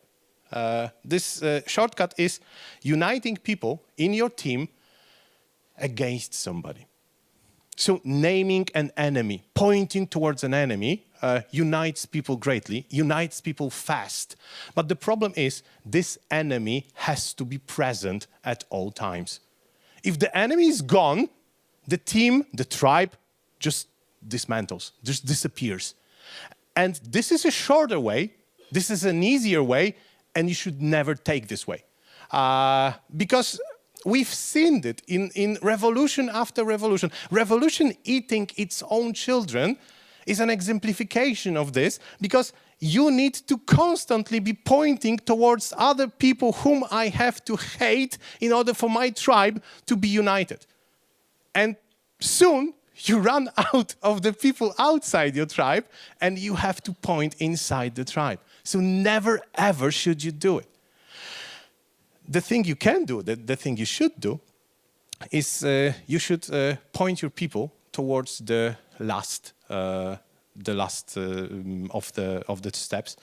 The last of the steps is called Life is Awesome. And the main difference is that there is no us and there is no them. If you are building your team on the basis of us and them, you are making a huge mistake. You are making a shortcut towards step 4. You should be talking to them about how life is great. But this is the place when you can say, let's build a cathedral together. But imagine saying this to the people who are on the first step and they say, there are no social bonds. They will fail to understand you. And this is the main reason people do not understand you. They are on different level. And the only thing you can do is you have to push them through every step of the way to this place. A team, anybody can join. The world is the topmost value, and we are doing this for the world. We are building the cathedral for the world, not for us, not to defend against the enemy, not to survive, and we are building it for the world. Let's build something together. And one thing I want you to remember from this lecture is one step. People are not able to comprehend arguments that are more than one step ahead of them. You can diagnose your team, you can take into consideration the differences in communication, but this is something you will not be able to overcome. You have to go step by step. And I wish you take your clan there. Thank you so much. Paweł Tkaczyk. Paweł, thank you so much for this analytical talk. I think a lot to learn here, non-IT stuff, but very applicable.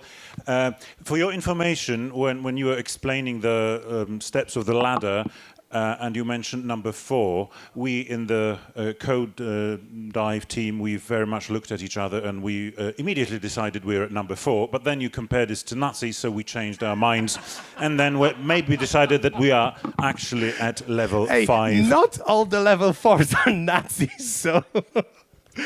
level 4 is an awesome place to be, basically. But you have to be mindful of the path. And if you want to preserve level 4, sometimes people go the easy way and they just, try to point towards the enemy, which is not a right way. Let's not go there, because it sounds like politics. Definitely. Anyway, any questions, anyone? Okay, we've got some, so yeah, let's have some questions over there, please. We've got maybe 10 minutes or so.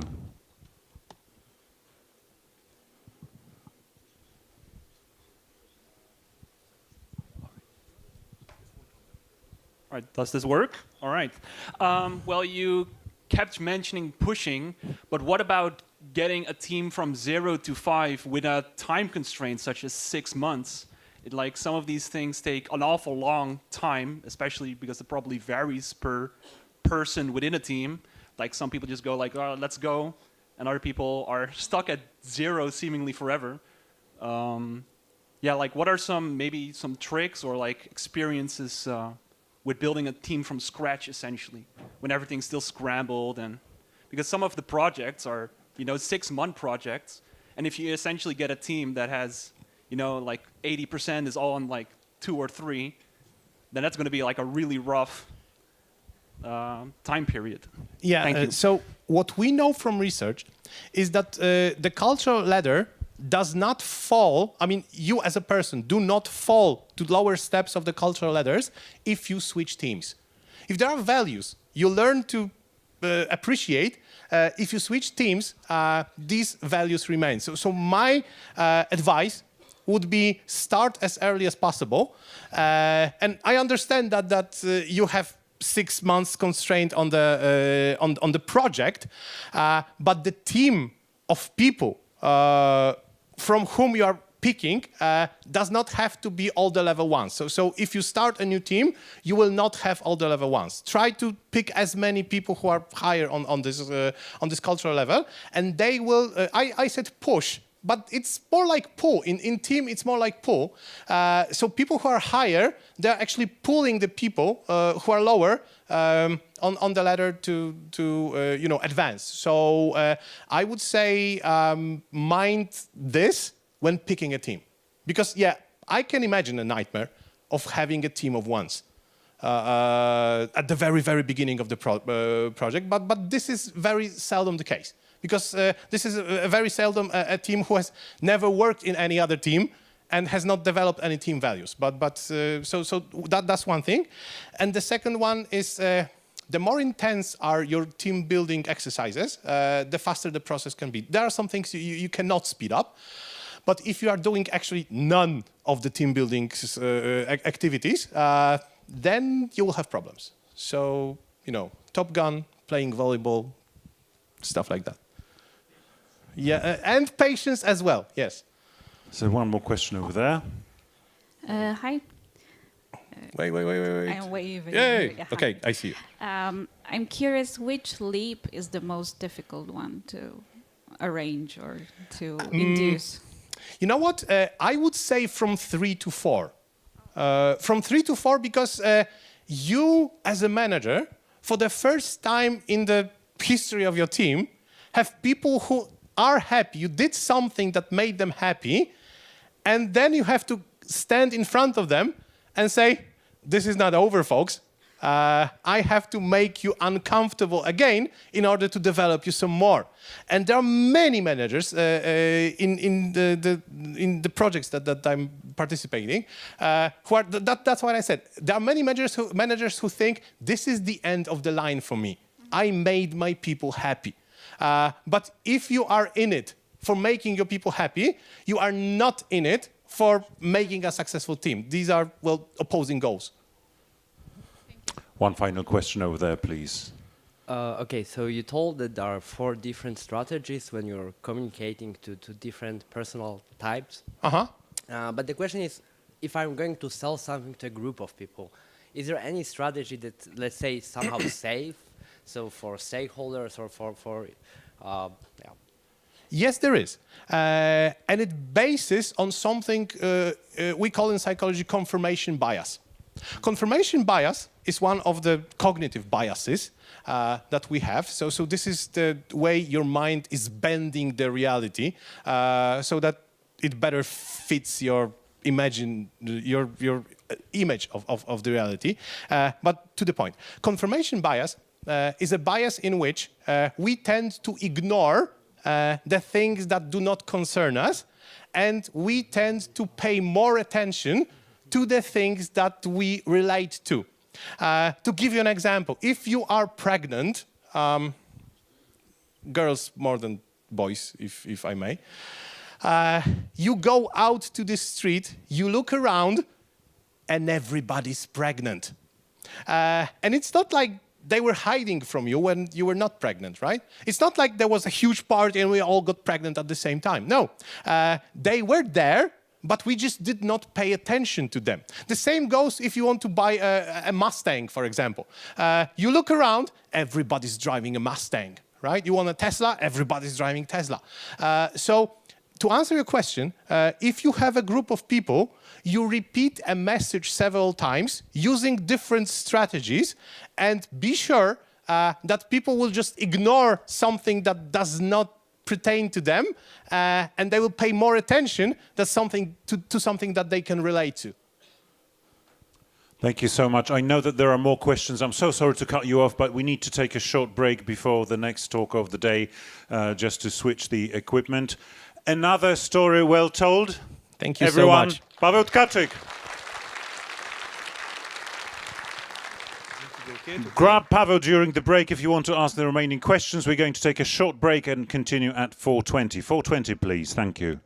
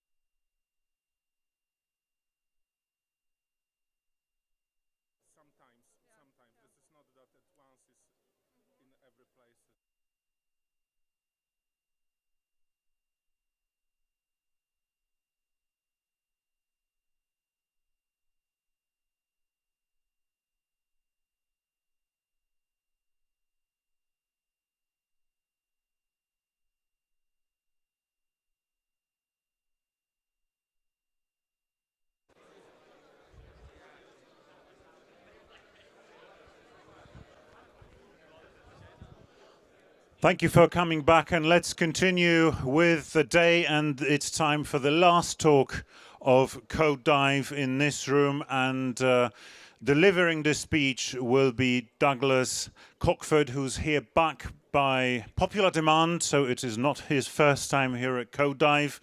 Just to remind everybody, Douglas is the author of How JavaScript Works. He was born in Frostbite Falls, Minnesota, but he left the place when he was only 6 months old because, let's face it, it was just too cold there.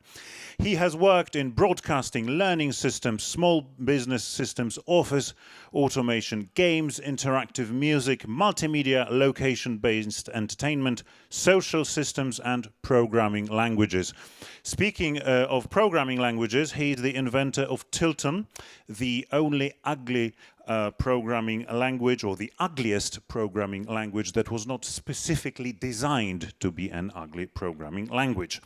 He is also best known for having discovered that there are good parts in JavaScript, and that was perhaps the first significant discovery of the 21st century. With that, I'd like to leave you with Douglas Crockford.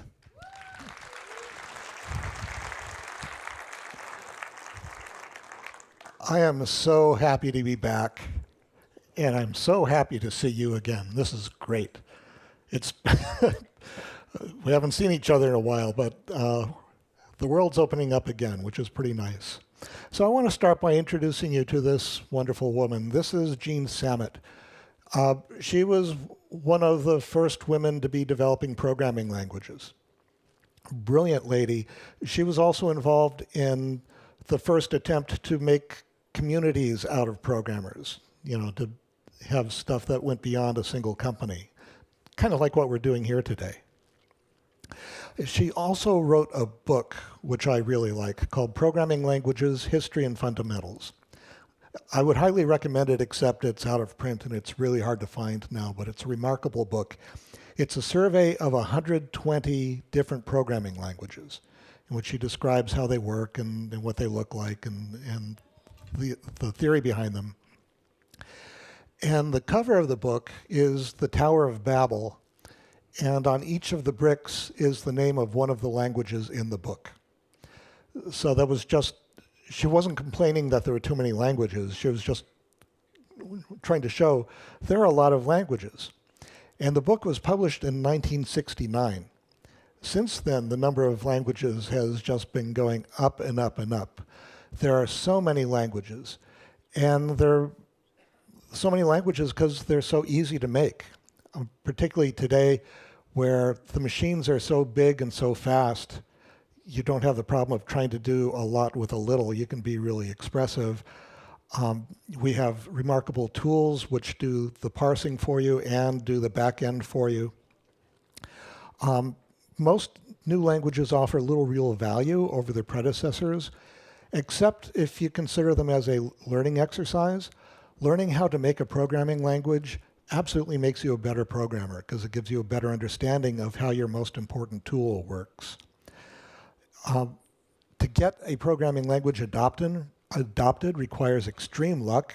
It very rarely happens, but occasionally it does.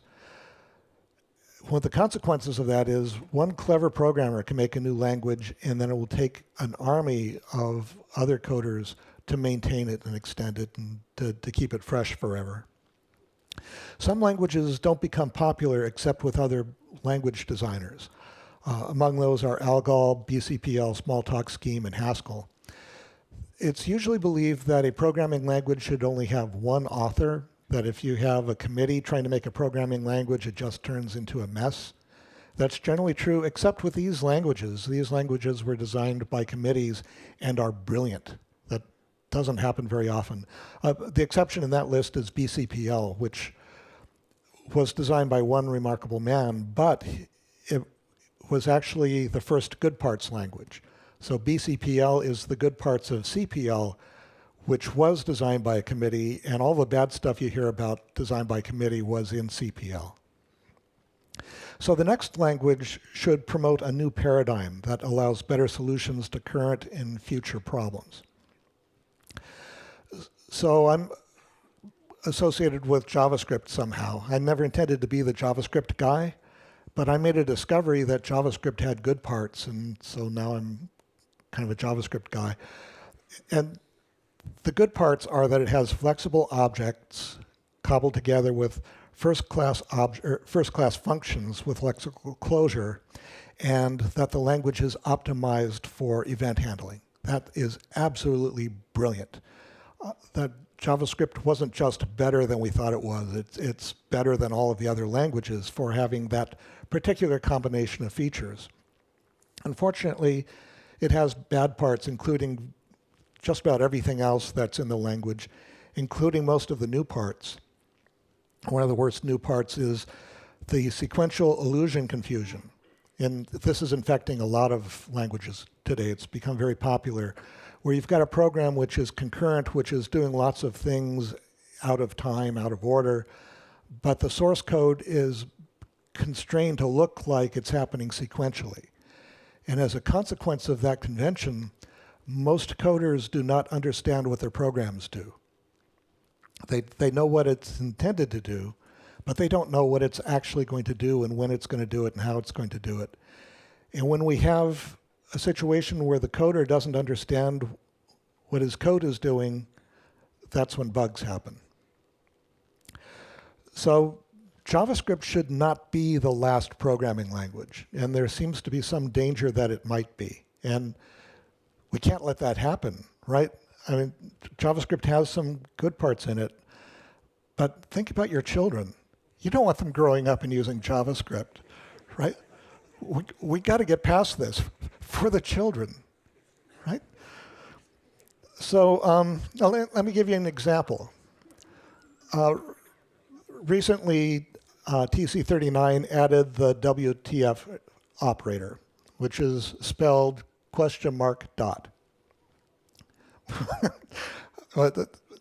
You know, my Tilton is a really ugly language.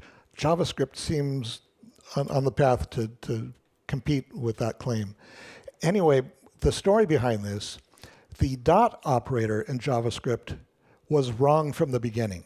If you tried to refine a property from null or undefined, it would throw an exception, whereas the correct thing should have been to return undefined, so that you could build a path. And the path, if it can find something in the object, you get the value, and if it doesn't get undefined, that's exactly what it should do. That's what this one does. So this does the right thing, so I have to recommend always use this and never use dot. Except that I look at a program that's full of this, I just go, what the? It's so ugly. Did it have to be this ugly? So I wrote a book a few years ago, which you may have heard about a couple minutes ago, called How JavaScript Works. And in it, I described a new language called Neo, in which I removed every bad part of JavaScript, and Neo was sort of what was left over. And I also give you a parser and a code generator and all the tools you need to actually use Neo as a real language. Not that I would recommend anyone use it that way, because Neo doesn't add anything to JavaScript that JavaScript doesn't already do. So it doesn't fulfill my requirement of pushing us into the next paradigm, but it's a base language on which we could experiment and add new features and try to figure out how we get to the next language. So before we talk about the new paradigm, let's talk about the old paradigms. So in my view, there have been 6 of them in the history of programming. The first one is the introduction, the von Neumann architecture, where programs were written literally in machine code. You'd be writing in Octal, probably, that you're actually thinking about binary as you're putting an instruction into each word of the computer. Next came symbolic programming, which we now call assembly language, makes that process a whole lot easier. And it was controversial at the time that it was introduced because management thought that computers were so expensive and people are so cheap. It's foolish to waste computer time doing things that humans could do. We don't think like that anymore, I hope, but that used to be a popular point of view. Next came high-level programming languages. So in the 50s, there was research that happened at IBM and at UNIVAC on automatic programming. The idea was that symbolic programming is just so difficult, we need to figure out a way to make it easier. And the goal was that the computer would write the program. You would describe the problem to the computer, and it would write the program for you. And the result of that experiment was called Fortran. Fortran is what we would recognize today as a high-level programming language. That what happens with each new paradigm is we raise the level of abstraction a little bit so that it becomes easier to do what we were doing before. And that's important. That's how we make progress. Although at the time Fortran came out, there were a lot of programmers who refused to use it on the basis that it didn't allow them to get down to the metal of the machine, and therefore they couldn't get the performance that they needed. Whether that was true or not, even if it was true, it didn't matter that as a programmer you were so much more productive. But the people this time who were opposed to Fortran were the programmers who would have benefited the most from using it. Next was structured programming, which started with Dijkstra's letter. Any Dutch people in the audience? Yeah. Do we like Dijkstra? Yeah. Any Dutch people who know who Dijkstra was? Yeah, good. We should know this stuff. Anyway, Dijkstra proposed that one of the problems with Fortran and similar languages was it used a go-to statement to affect the flow of the program. And he judged that that was problematic. And it turned out he was right. And that plus the ALGOL language led to structured programming. And there was huge resistance to that. But eventually we determined that Dijkstra was right, as he usually was. And so we got rid of goto, although it took a long time to get rid of the goto. C and Pascal were considered the first structured programming languages, but they also had goto in it. So the designers of those languages recommended that you not use the goto, avoid it, but it was still in there because they didn't have confidence yet that Dijkstra was right. C++ made the same mistake. Java almost made that mistake. What Java did was it made goto a reserved word just in case they were going to have to go and put goto back in. They were hoping that they wouldn't need it. It turned out they didn't need it, but they were hedging their bets. JavaScript made the same mistake as well. I'm proud to say that it was because of my efforts that goto is no longer a reserved word in JavaScript. So we'll never get goto added to the language. That's one bad part that we will not get. And that was a big deal because there were a lot of people who were wanting to add goto back in. The next step up was object-oriented programming, which starts with the Simula language in Norway. Nobody took notice of that except for this kid named Alan Kay, who thought he could use that idea to make a programming language that was so powerfully expressive he could give it to children. So he called it Smalltalk. And that eventually led to object-oriented programming.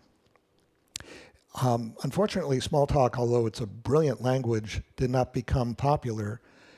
Instead, C++ became popular. The major difference between C++ and Smalltalk is that Smalltalk got it right, and Smalltalk required that you understood what object-oriented programming was in order to use it. C++ didn't require that. Then finally, we're getting to functional programming. This started with the Scheme language at MIT. There was a brilliant guy named Peter Landon, who was talking about it earlier, but nobody understood what he was talking about. But the scheme language, people finally got the idea of how functions worked, and it was great. And the first language to bring that idea into the mainstream was JavaScript. And since then, a lot of other languages have copied JavaScript's example. And we're starting to slowly inch into functional programming, which is good. Now, one assumption that all of these paradigms make is that a program runs in a single machine. That's not how we work anymore, but that is an assumption that's baked into all of these paradigms and into all of the languages which are built upon these paradigms. So in our world, it's not one program in one machine. We have many processes per machine, and often those processes need to interact with each other. We have many machines which are interconnected, and so we have programs on different machines that need to interact with each other. The machines are now very fast. One of the assumptions in all of the old paradigm languages is that computers are slow, and so we have to make compromises in the design of our tools in order to accommodate that, in order to get adequate performance. Moore's law has completely obliterated that constraint. So we can think about how we program differently now. Machines have very large memories. In the design of C, they left out some really important stuff because their execution target for the machine was a mini computer that only had 16K. And so they knew they needed some features, and they just couldn't see a way to put it in. C++ just did that over again, and so it's like, we don't have to do that anymore. It's likely that your machine has 1,000,000 times more memory than that machine that C was designed for. That should give us license to think about things a little differently. Reliability requirements are getting increasingly strict as more and more of the world's economy and security get put into the computer networks. And insecurity is our biggest problem, that having all this stuff happening in one machine and having multiple machines interacting creates a huge attack surface. So I think the next programming paradigm should fit the distributed world that we now live in. And that is called the actor model. You've probably heard of it. It is not a new idea. In fact, the idea is 50 years old. It started as a conversation between Alan Kay, who was inventing Smalltalk, and Carl Hewitt at MIT. Kay was still trying to figure out what object-oriented programming was and the vocabulary for describing how things worked. And so he described the language as you send a message to an object. And Hewitt understood that, oh, what you're talking about is a subroutine call with indirection, which is a really clever idea. But what if you sent a message to an object? What would that mean? What would that be like? And so he thought about it, and he came up with the actor model, which was brilliant. And unfortunately, we haven't, or not enough of us have recognized the brilliance of this idea, and that's why I'm here to talk to you today. So I'm going to walk you through what the actor model is and how we might use it. And I'll caution you with this. There are as many versions of the actor model as there are people working with the actor model. It's kind of like how object-oriented programming still is, that every language has a slightly different idea about what object is. And people will still argue about, is JavaScript an object-oriented language?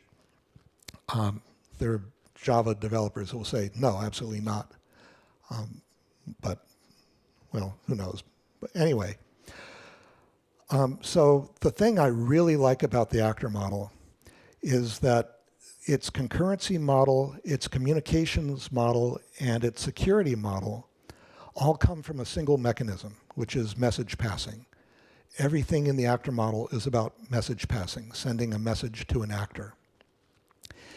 And it's such an incredibly expressive idea which accomplishes so much with so little This is the kind of thing that can give us leverage on the complexity which is inherent in distributed programming. So this is how I think actors work.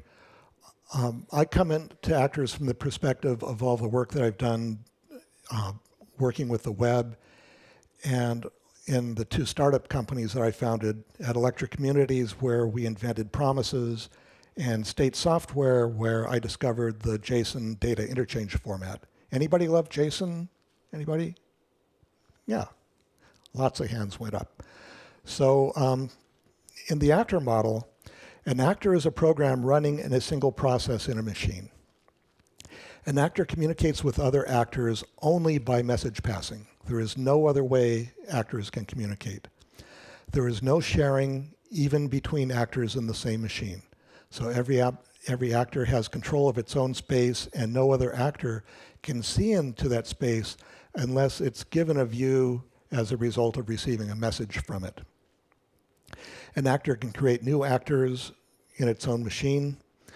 Every actor has a private address.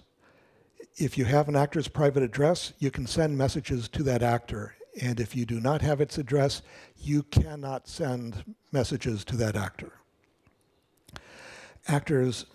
Messages can contain private addresses, so you can pass an address in a message to an actor, and that will give that actor the capability of now sending messages to that new address.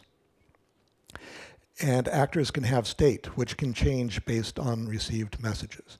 This is a limitation. There's a limitation in pure functional programming language that you can't have state. You can't have anything that's mutable. But in distributed worlds, you have to have mutability or it doesn't work. So incoming messages are queued if necessary, delivered in arrival order, just like browsers do with events. An actor runs when it receives a message, just as browsers do with events. An actor will not be given another message until it's done, just like browsers do with events. So if you're good at doing web development, either in Node or in browser UIs, you already have a lot of experience with the actor model, and it's not going to be a difficult transition for you to get into the new paradigm.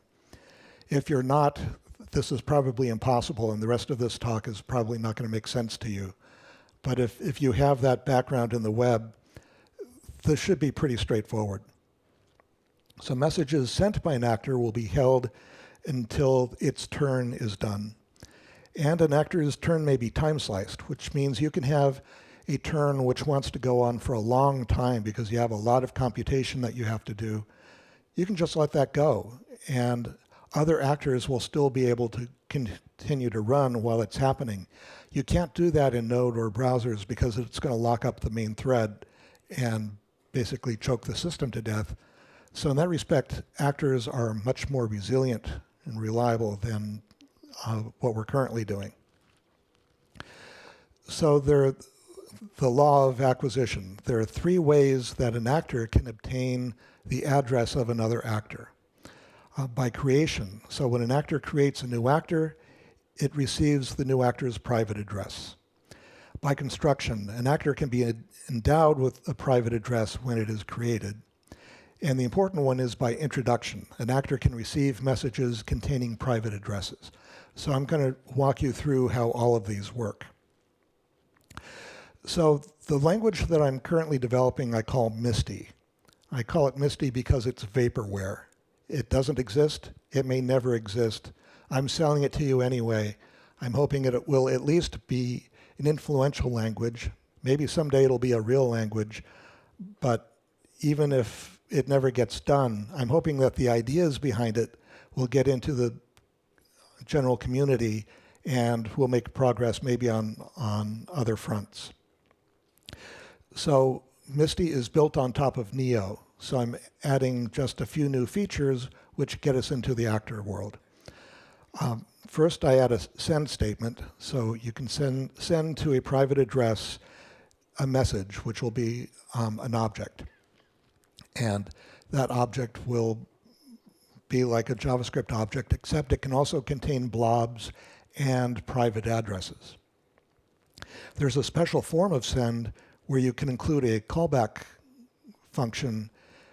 And so if the receiver of your message wants to reply, they can reply to the message. So we can get the old call response stuff that we're used to. That's pretty much the only mode that the web can do.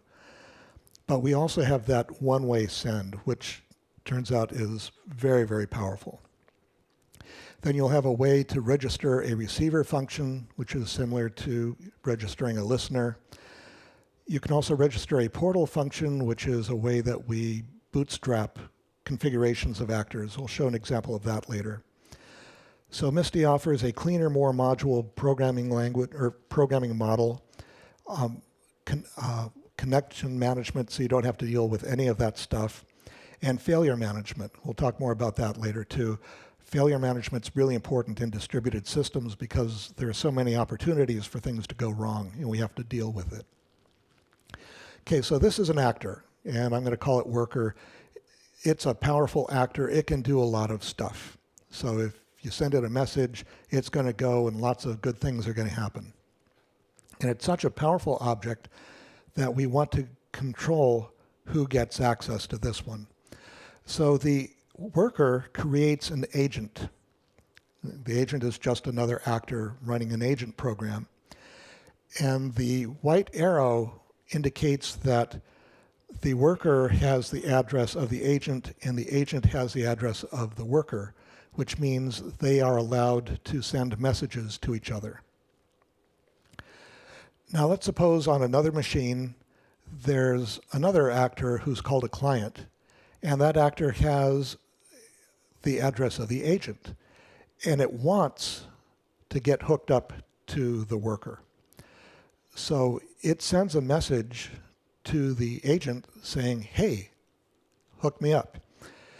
So the agent receives the message and decides, I'm not going to give him the worker because that's too powerful. I don't trust this guy. He's maybe at another company or at a division where we're competitive and we don't like them or whatever. For whatever reason, for good security discipline, we don't want to give it a direct connection. So the agent instead creates a liaison object or liaison actor, which has the address of the worker. And then it sends a message to the client containing the address of the liaison. So when that message gets delivered, the client now has the capability of sending messages to the liaison. This is called an introduction. This is a really, really powerful idea in actor systems.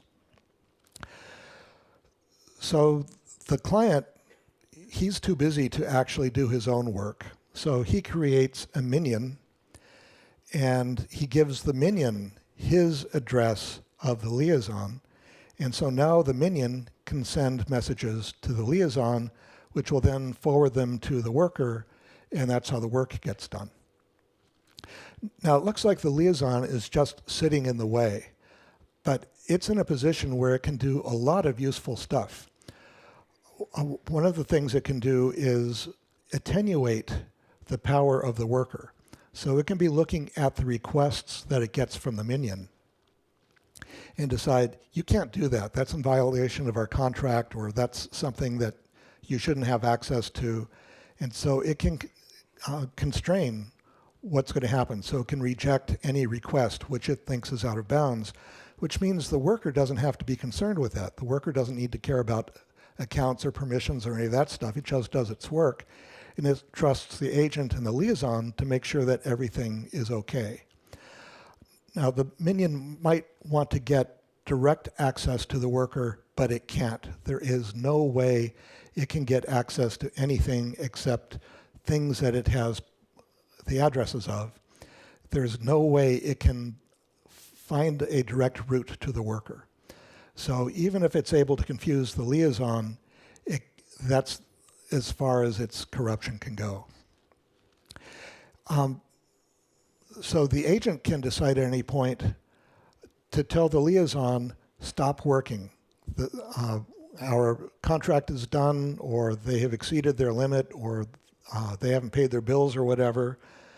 And at that point, the minion's messages will get ignored and a revocation can happen. The agent might decide to create multiple liaisons, one for each client, perhaps. And so there are lots of clients that are connecting to the worker, each with its own liaison. The liaison can add to each message or can log for each message where the request came from. So we can match requests with the client so we can get accountability. So when we started this, the client had the address of the agent. So how did that happen? So let's back up a little bit. So one way that could happen is in an enterprise, you might have a directory actor who will contain the name and address of all of the entry points in your system. That's probably a bad way to do it, because it's probably going to rely on access control lists, and that's always a bad idea.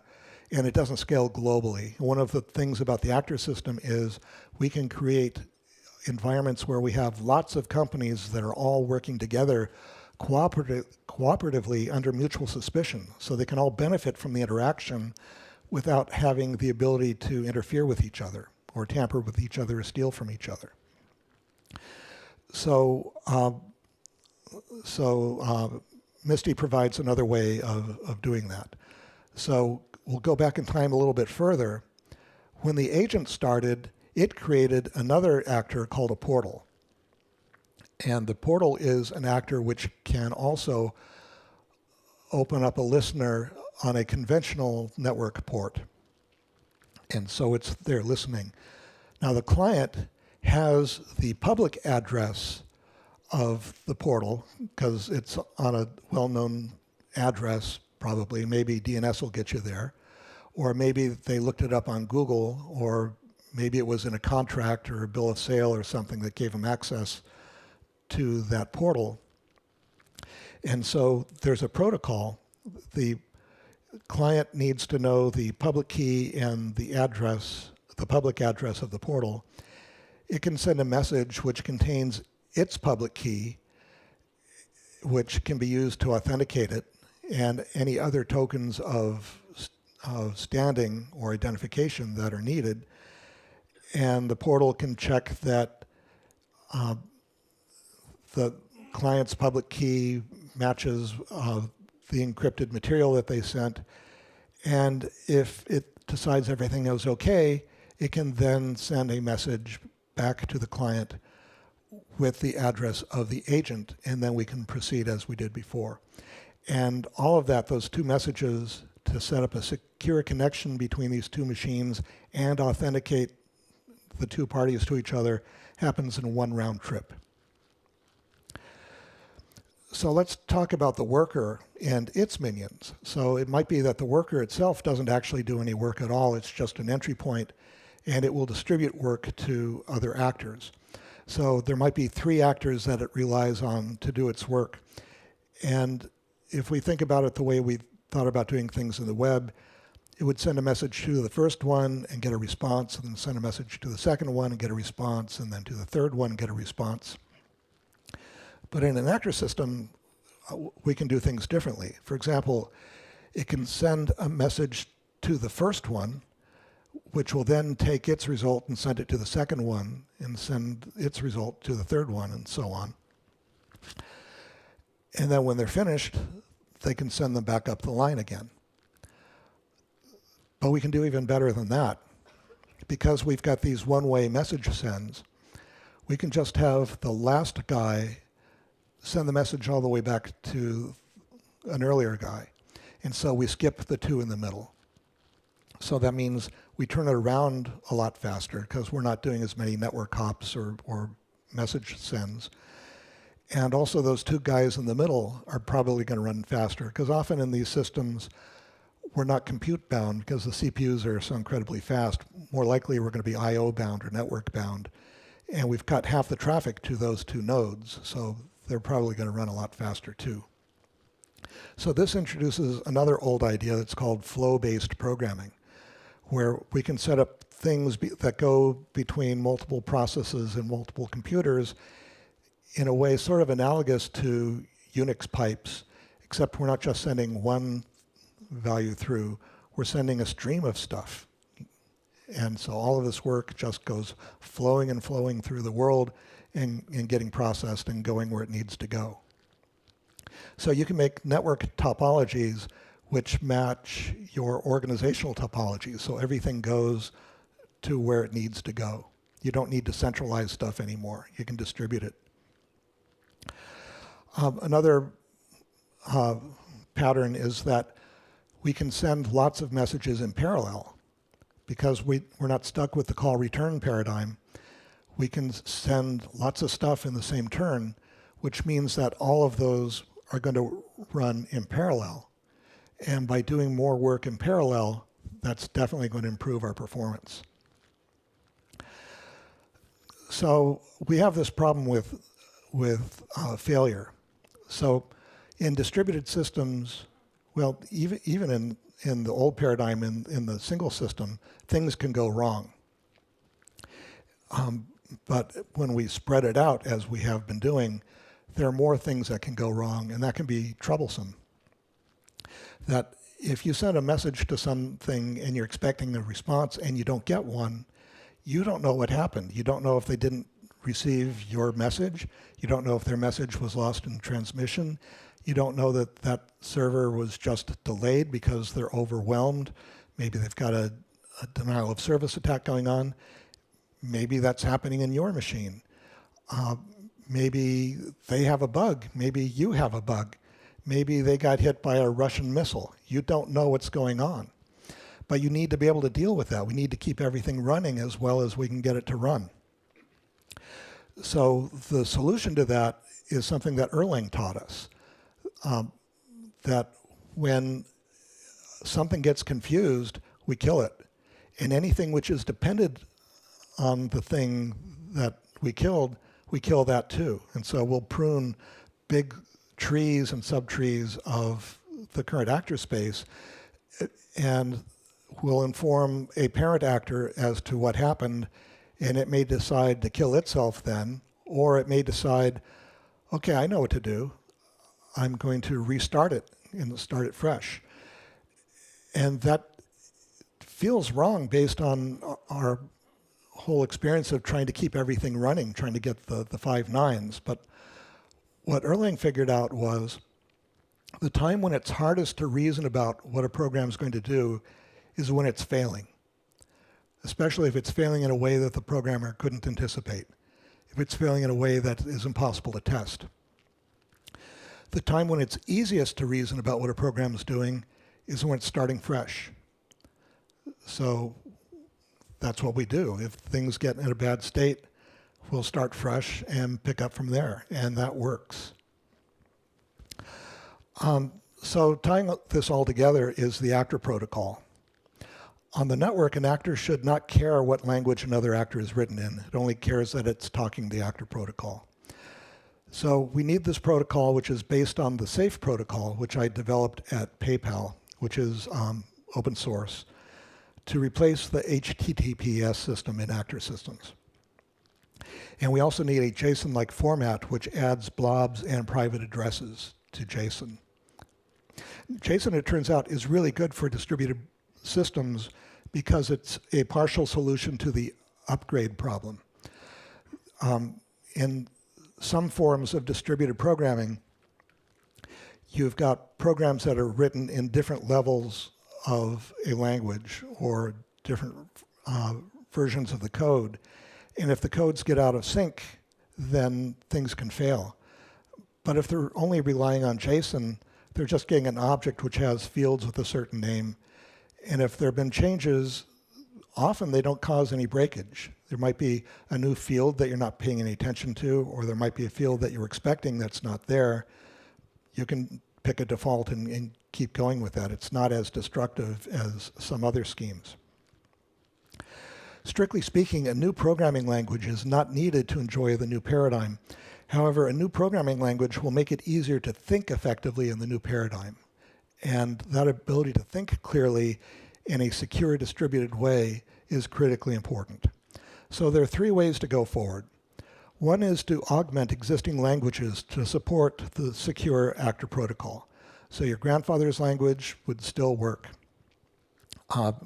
but you're still working with the old syntax, the old models, and I think that's going to just make things really hard.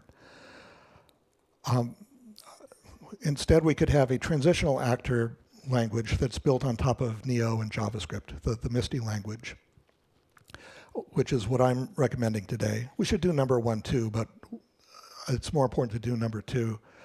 And number 3 is actors all the way down. So Neo, or MISTY, is basically actors made out of functions.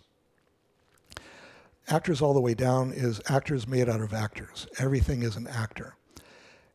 And that's a really different way to think about stuff. Again, it's going to use the same protocol, so it interacts with everything else. And I've seen 2 proposals for CPU designs that will execute actor systems directly in hardware at the lowest, at the instruction set level, which is amazing. They're going to be very weird, very secure machines. I don't know when they're ever going to happen, so I'm not holding out. MISTY is unlikely enough. I don't want to wait for those. So I want to launch a project. I want to launch an open source project to build the actor protocol and the MISTY programming language and the actor bindings to, you know, the old crappy languages like, you know, like C++. You know what I'm talking about.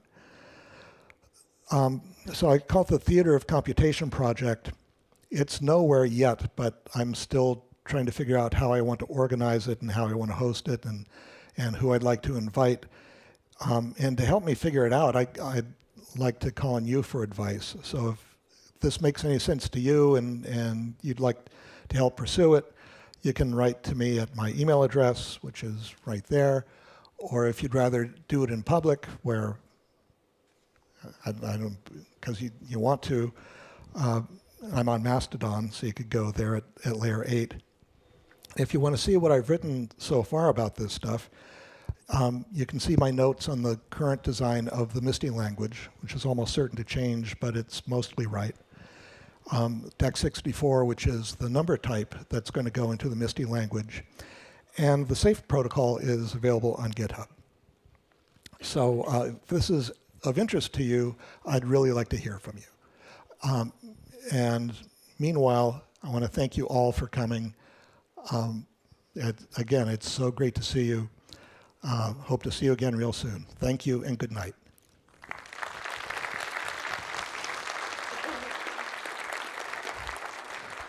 Thank you, Douglas, for your wonderful speech. I think we need to do it again to wish Douglas luck in his new project. So once again, good luck to you, Douglas.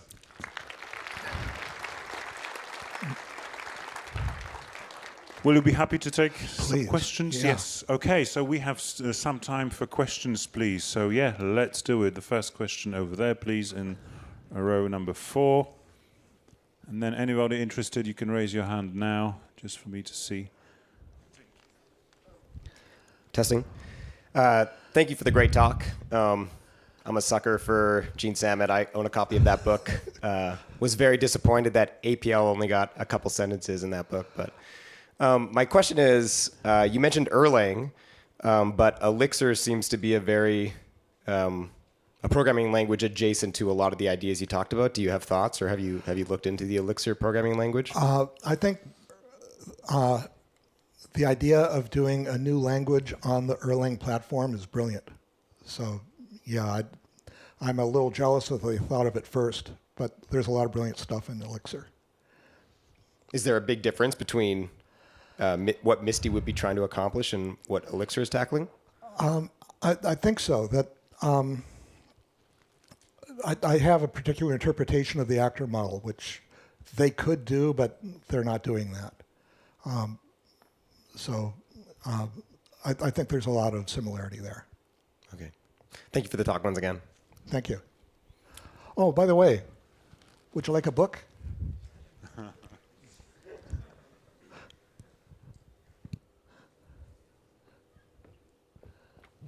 Thank you.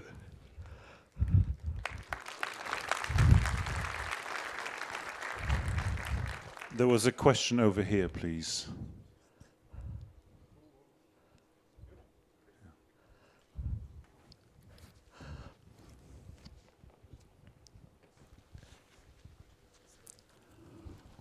So my original question was almost the same as as my colleagues about it was about how this is going to be different from Erlang and how this is going to be successful where Erlang maybe wasn't as successful as some other languages, but also kind of continuing on that, how is this different from what is the justification for the difference from what we have in JavaScript with workers? I know workers are not distributed, but they could be made to be. So, right. So, first on Erlang. So Erlang did not set out to be an actor language. They kind of stumbled on it accidentally. Now, there's so much brilliance in Erlang and the Erlang team that, but they didn't quite get all of the actorness. For example, it's based on. They don't have private addresses, they've got process IDs, and so those are guessable, so you don't get the same security. And there are a couple other things that they missed, but they got so much right. I very much admire Erlang. Workers in the JavaScript space do a lot right. So it's a separate process that you send messages to, that it sends back. That's definitely a good model. It doesn't implement actors in that you can't send the address of a worker to a worker and have it then send worker to the other one.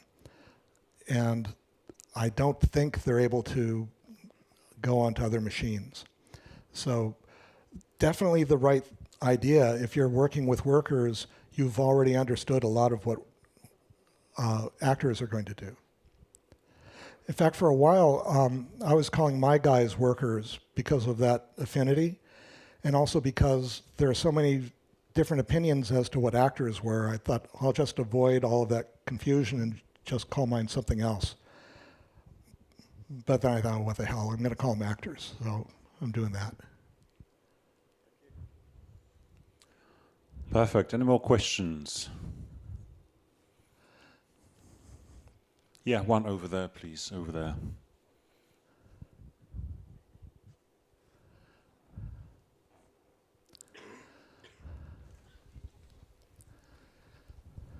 Hello, very nice talk. Don't give me for confusion for this place, but where would be the boundary between actors and code that is running? Let's say addition of numbers doesn't seem like good actor. So what will be the threshold of when I should split things into actor and when not? I'm really sorry, I didn't understand the question. So what will be this, let's say, addition of two numbers, or just a number doesn't seem like good actor. So number two. So where you would say is the threshold when the code start to become two actors instead of being just one?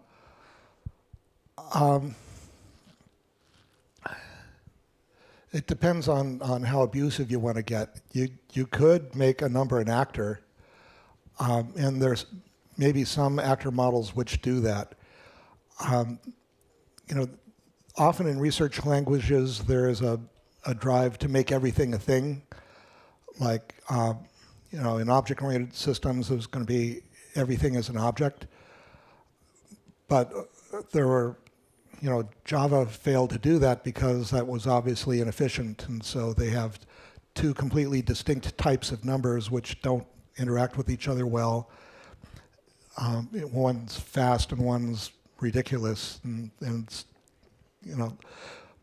but if you're talking about actor hardware where it's all the way down, they're probably not going to implement numbers that way. But it might be that in the language you could send a message to a number, and that message might say, add that actor to yourself and send me the result. So that's entirely possible. It's not what I'm recommending for Misty. I want something much more coarse. But if you want to go actors all the way down, that's available.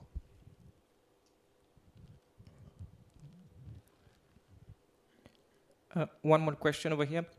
Yeah. Over here, center. Oh. Okay. I wonder if you have any thoughts on what could we do to help out debugging such actor networks?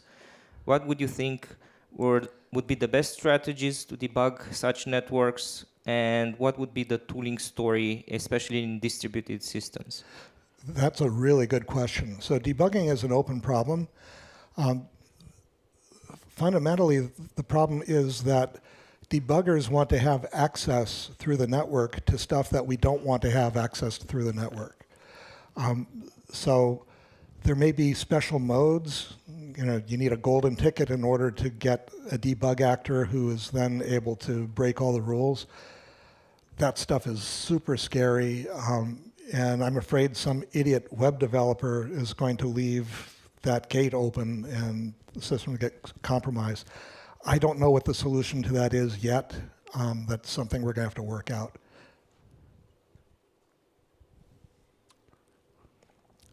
Perfect, thanks very much.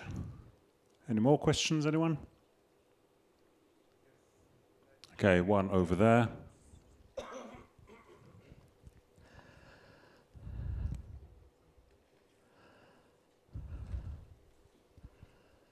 Hello.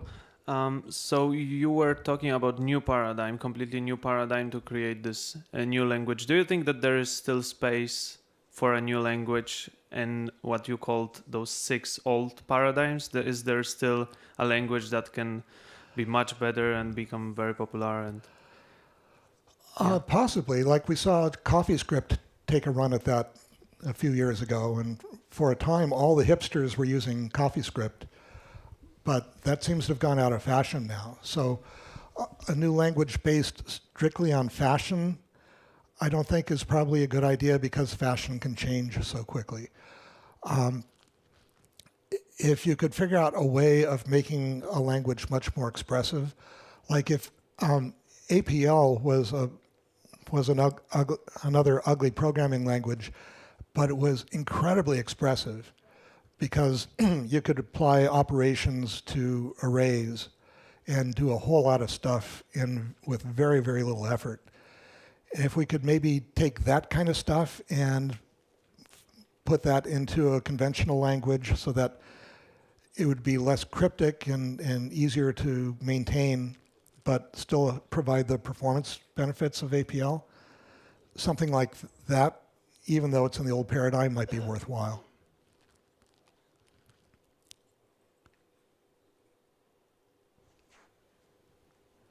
Okay, perfect. Thank you very much. Douglas Crockford, everyone.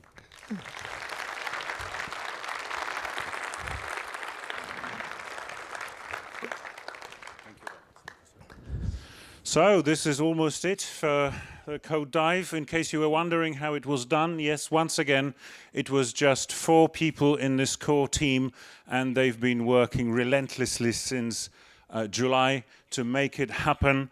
And there were about 50 volunteers today taking care of us, so thanks everyone. And most importantly, there were almost 1,500 of us here in those rooms. Congratulations and thank you for coming.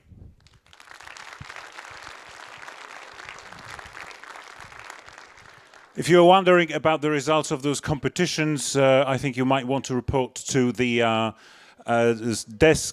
reception desk where the results will be announced. Other than that, my name is Rafał Motriuk. I'm a science and technology journalist. Thank you very much for having me again as your host. Have a good night. There's an after party. Don't miss it. Other than that, see you next year. Thank you.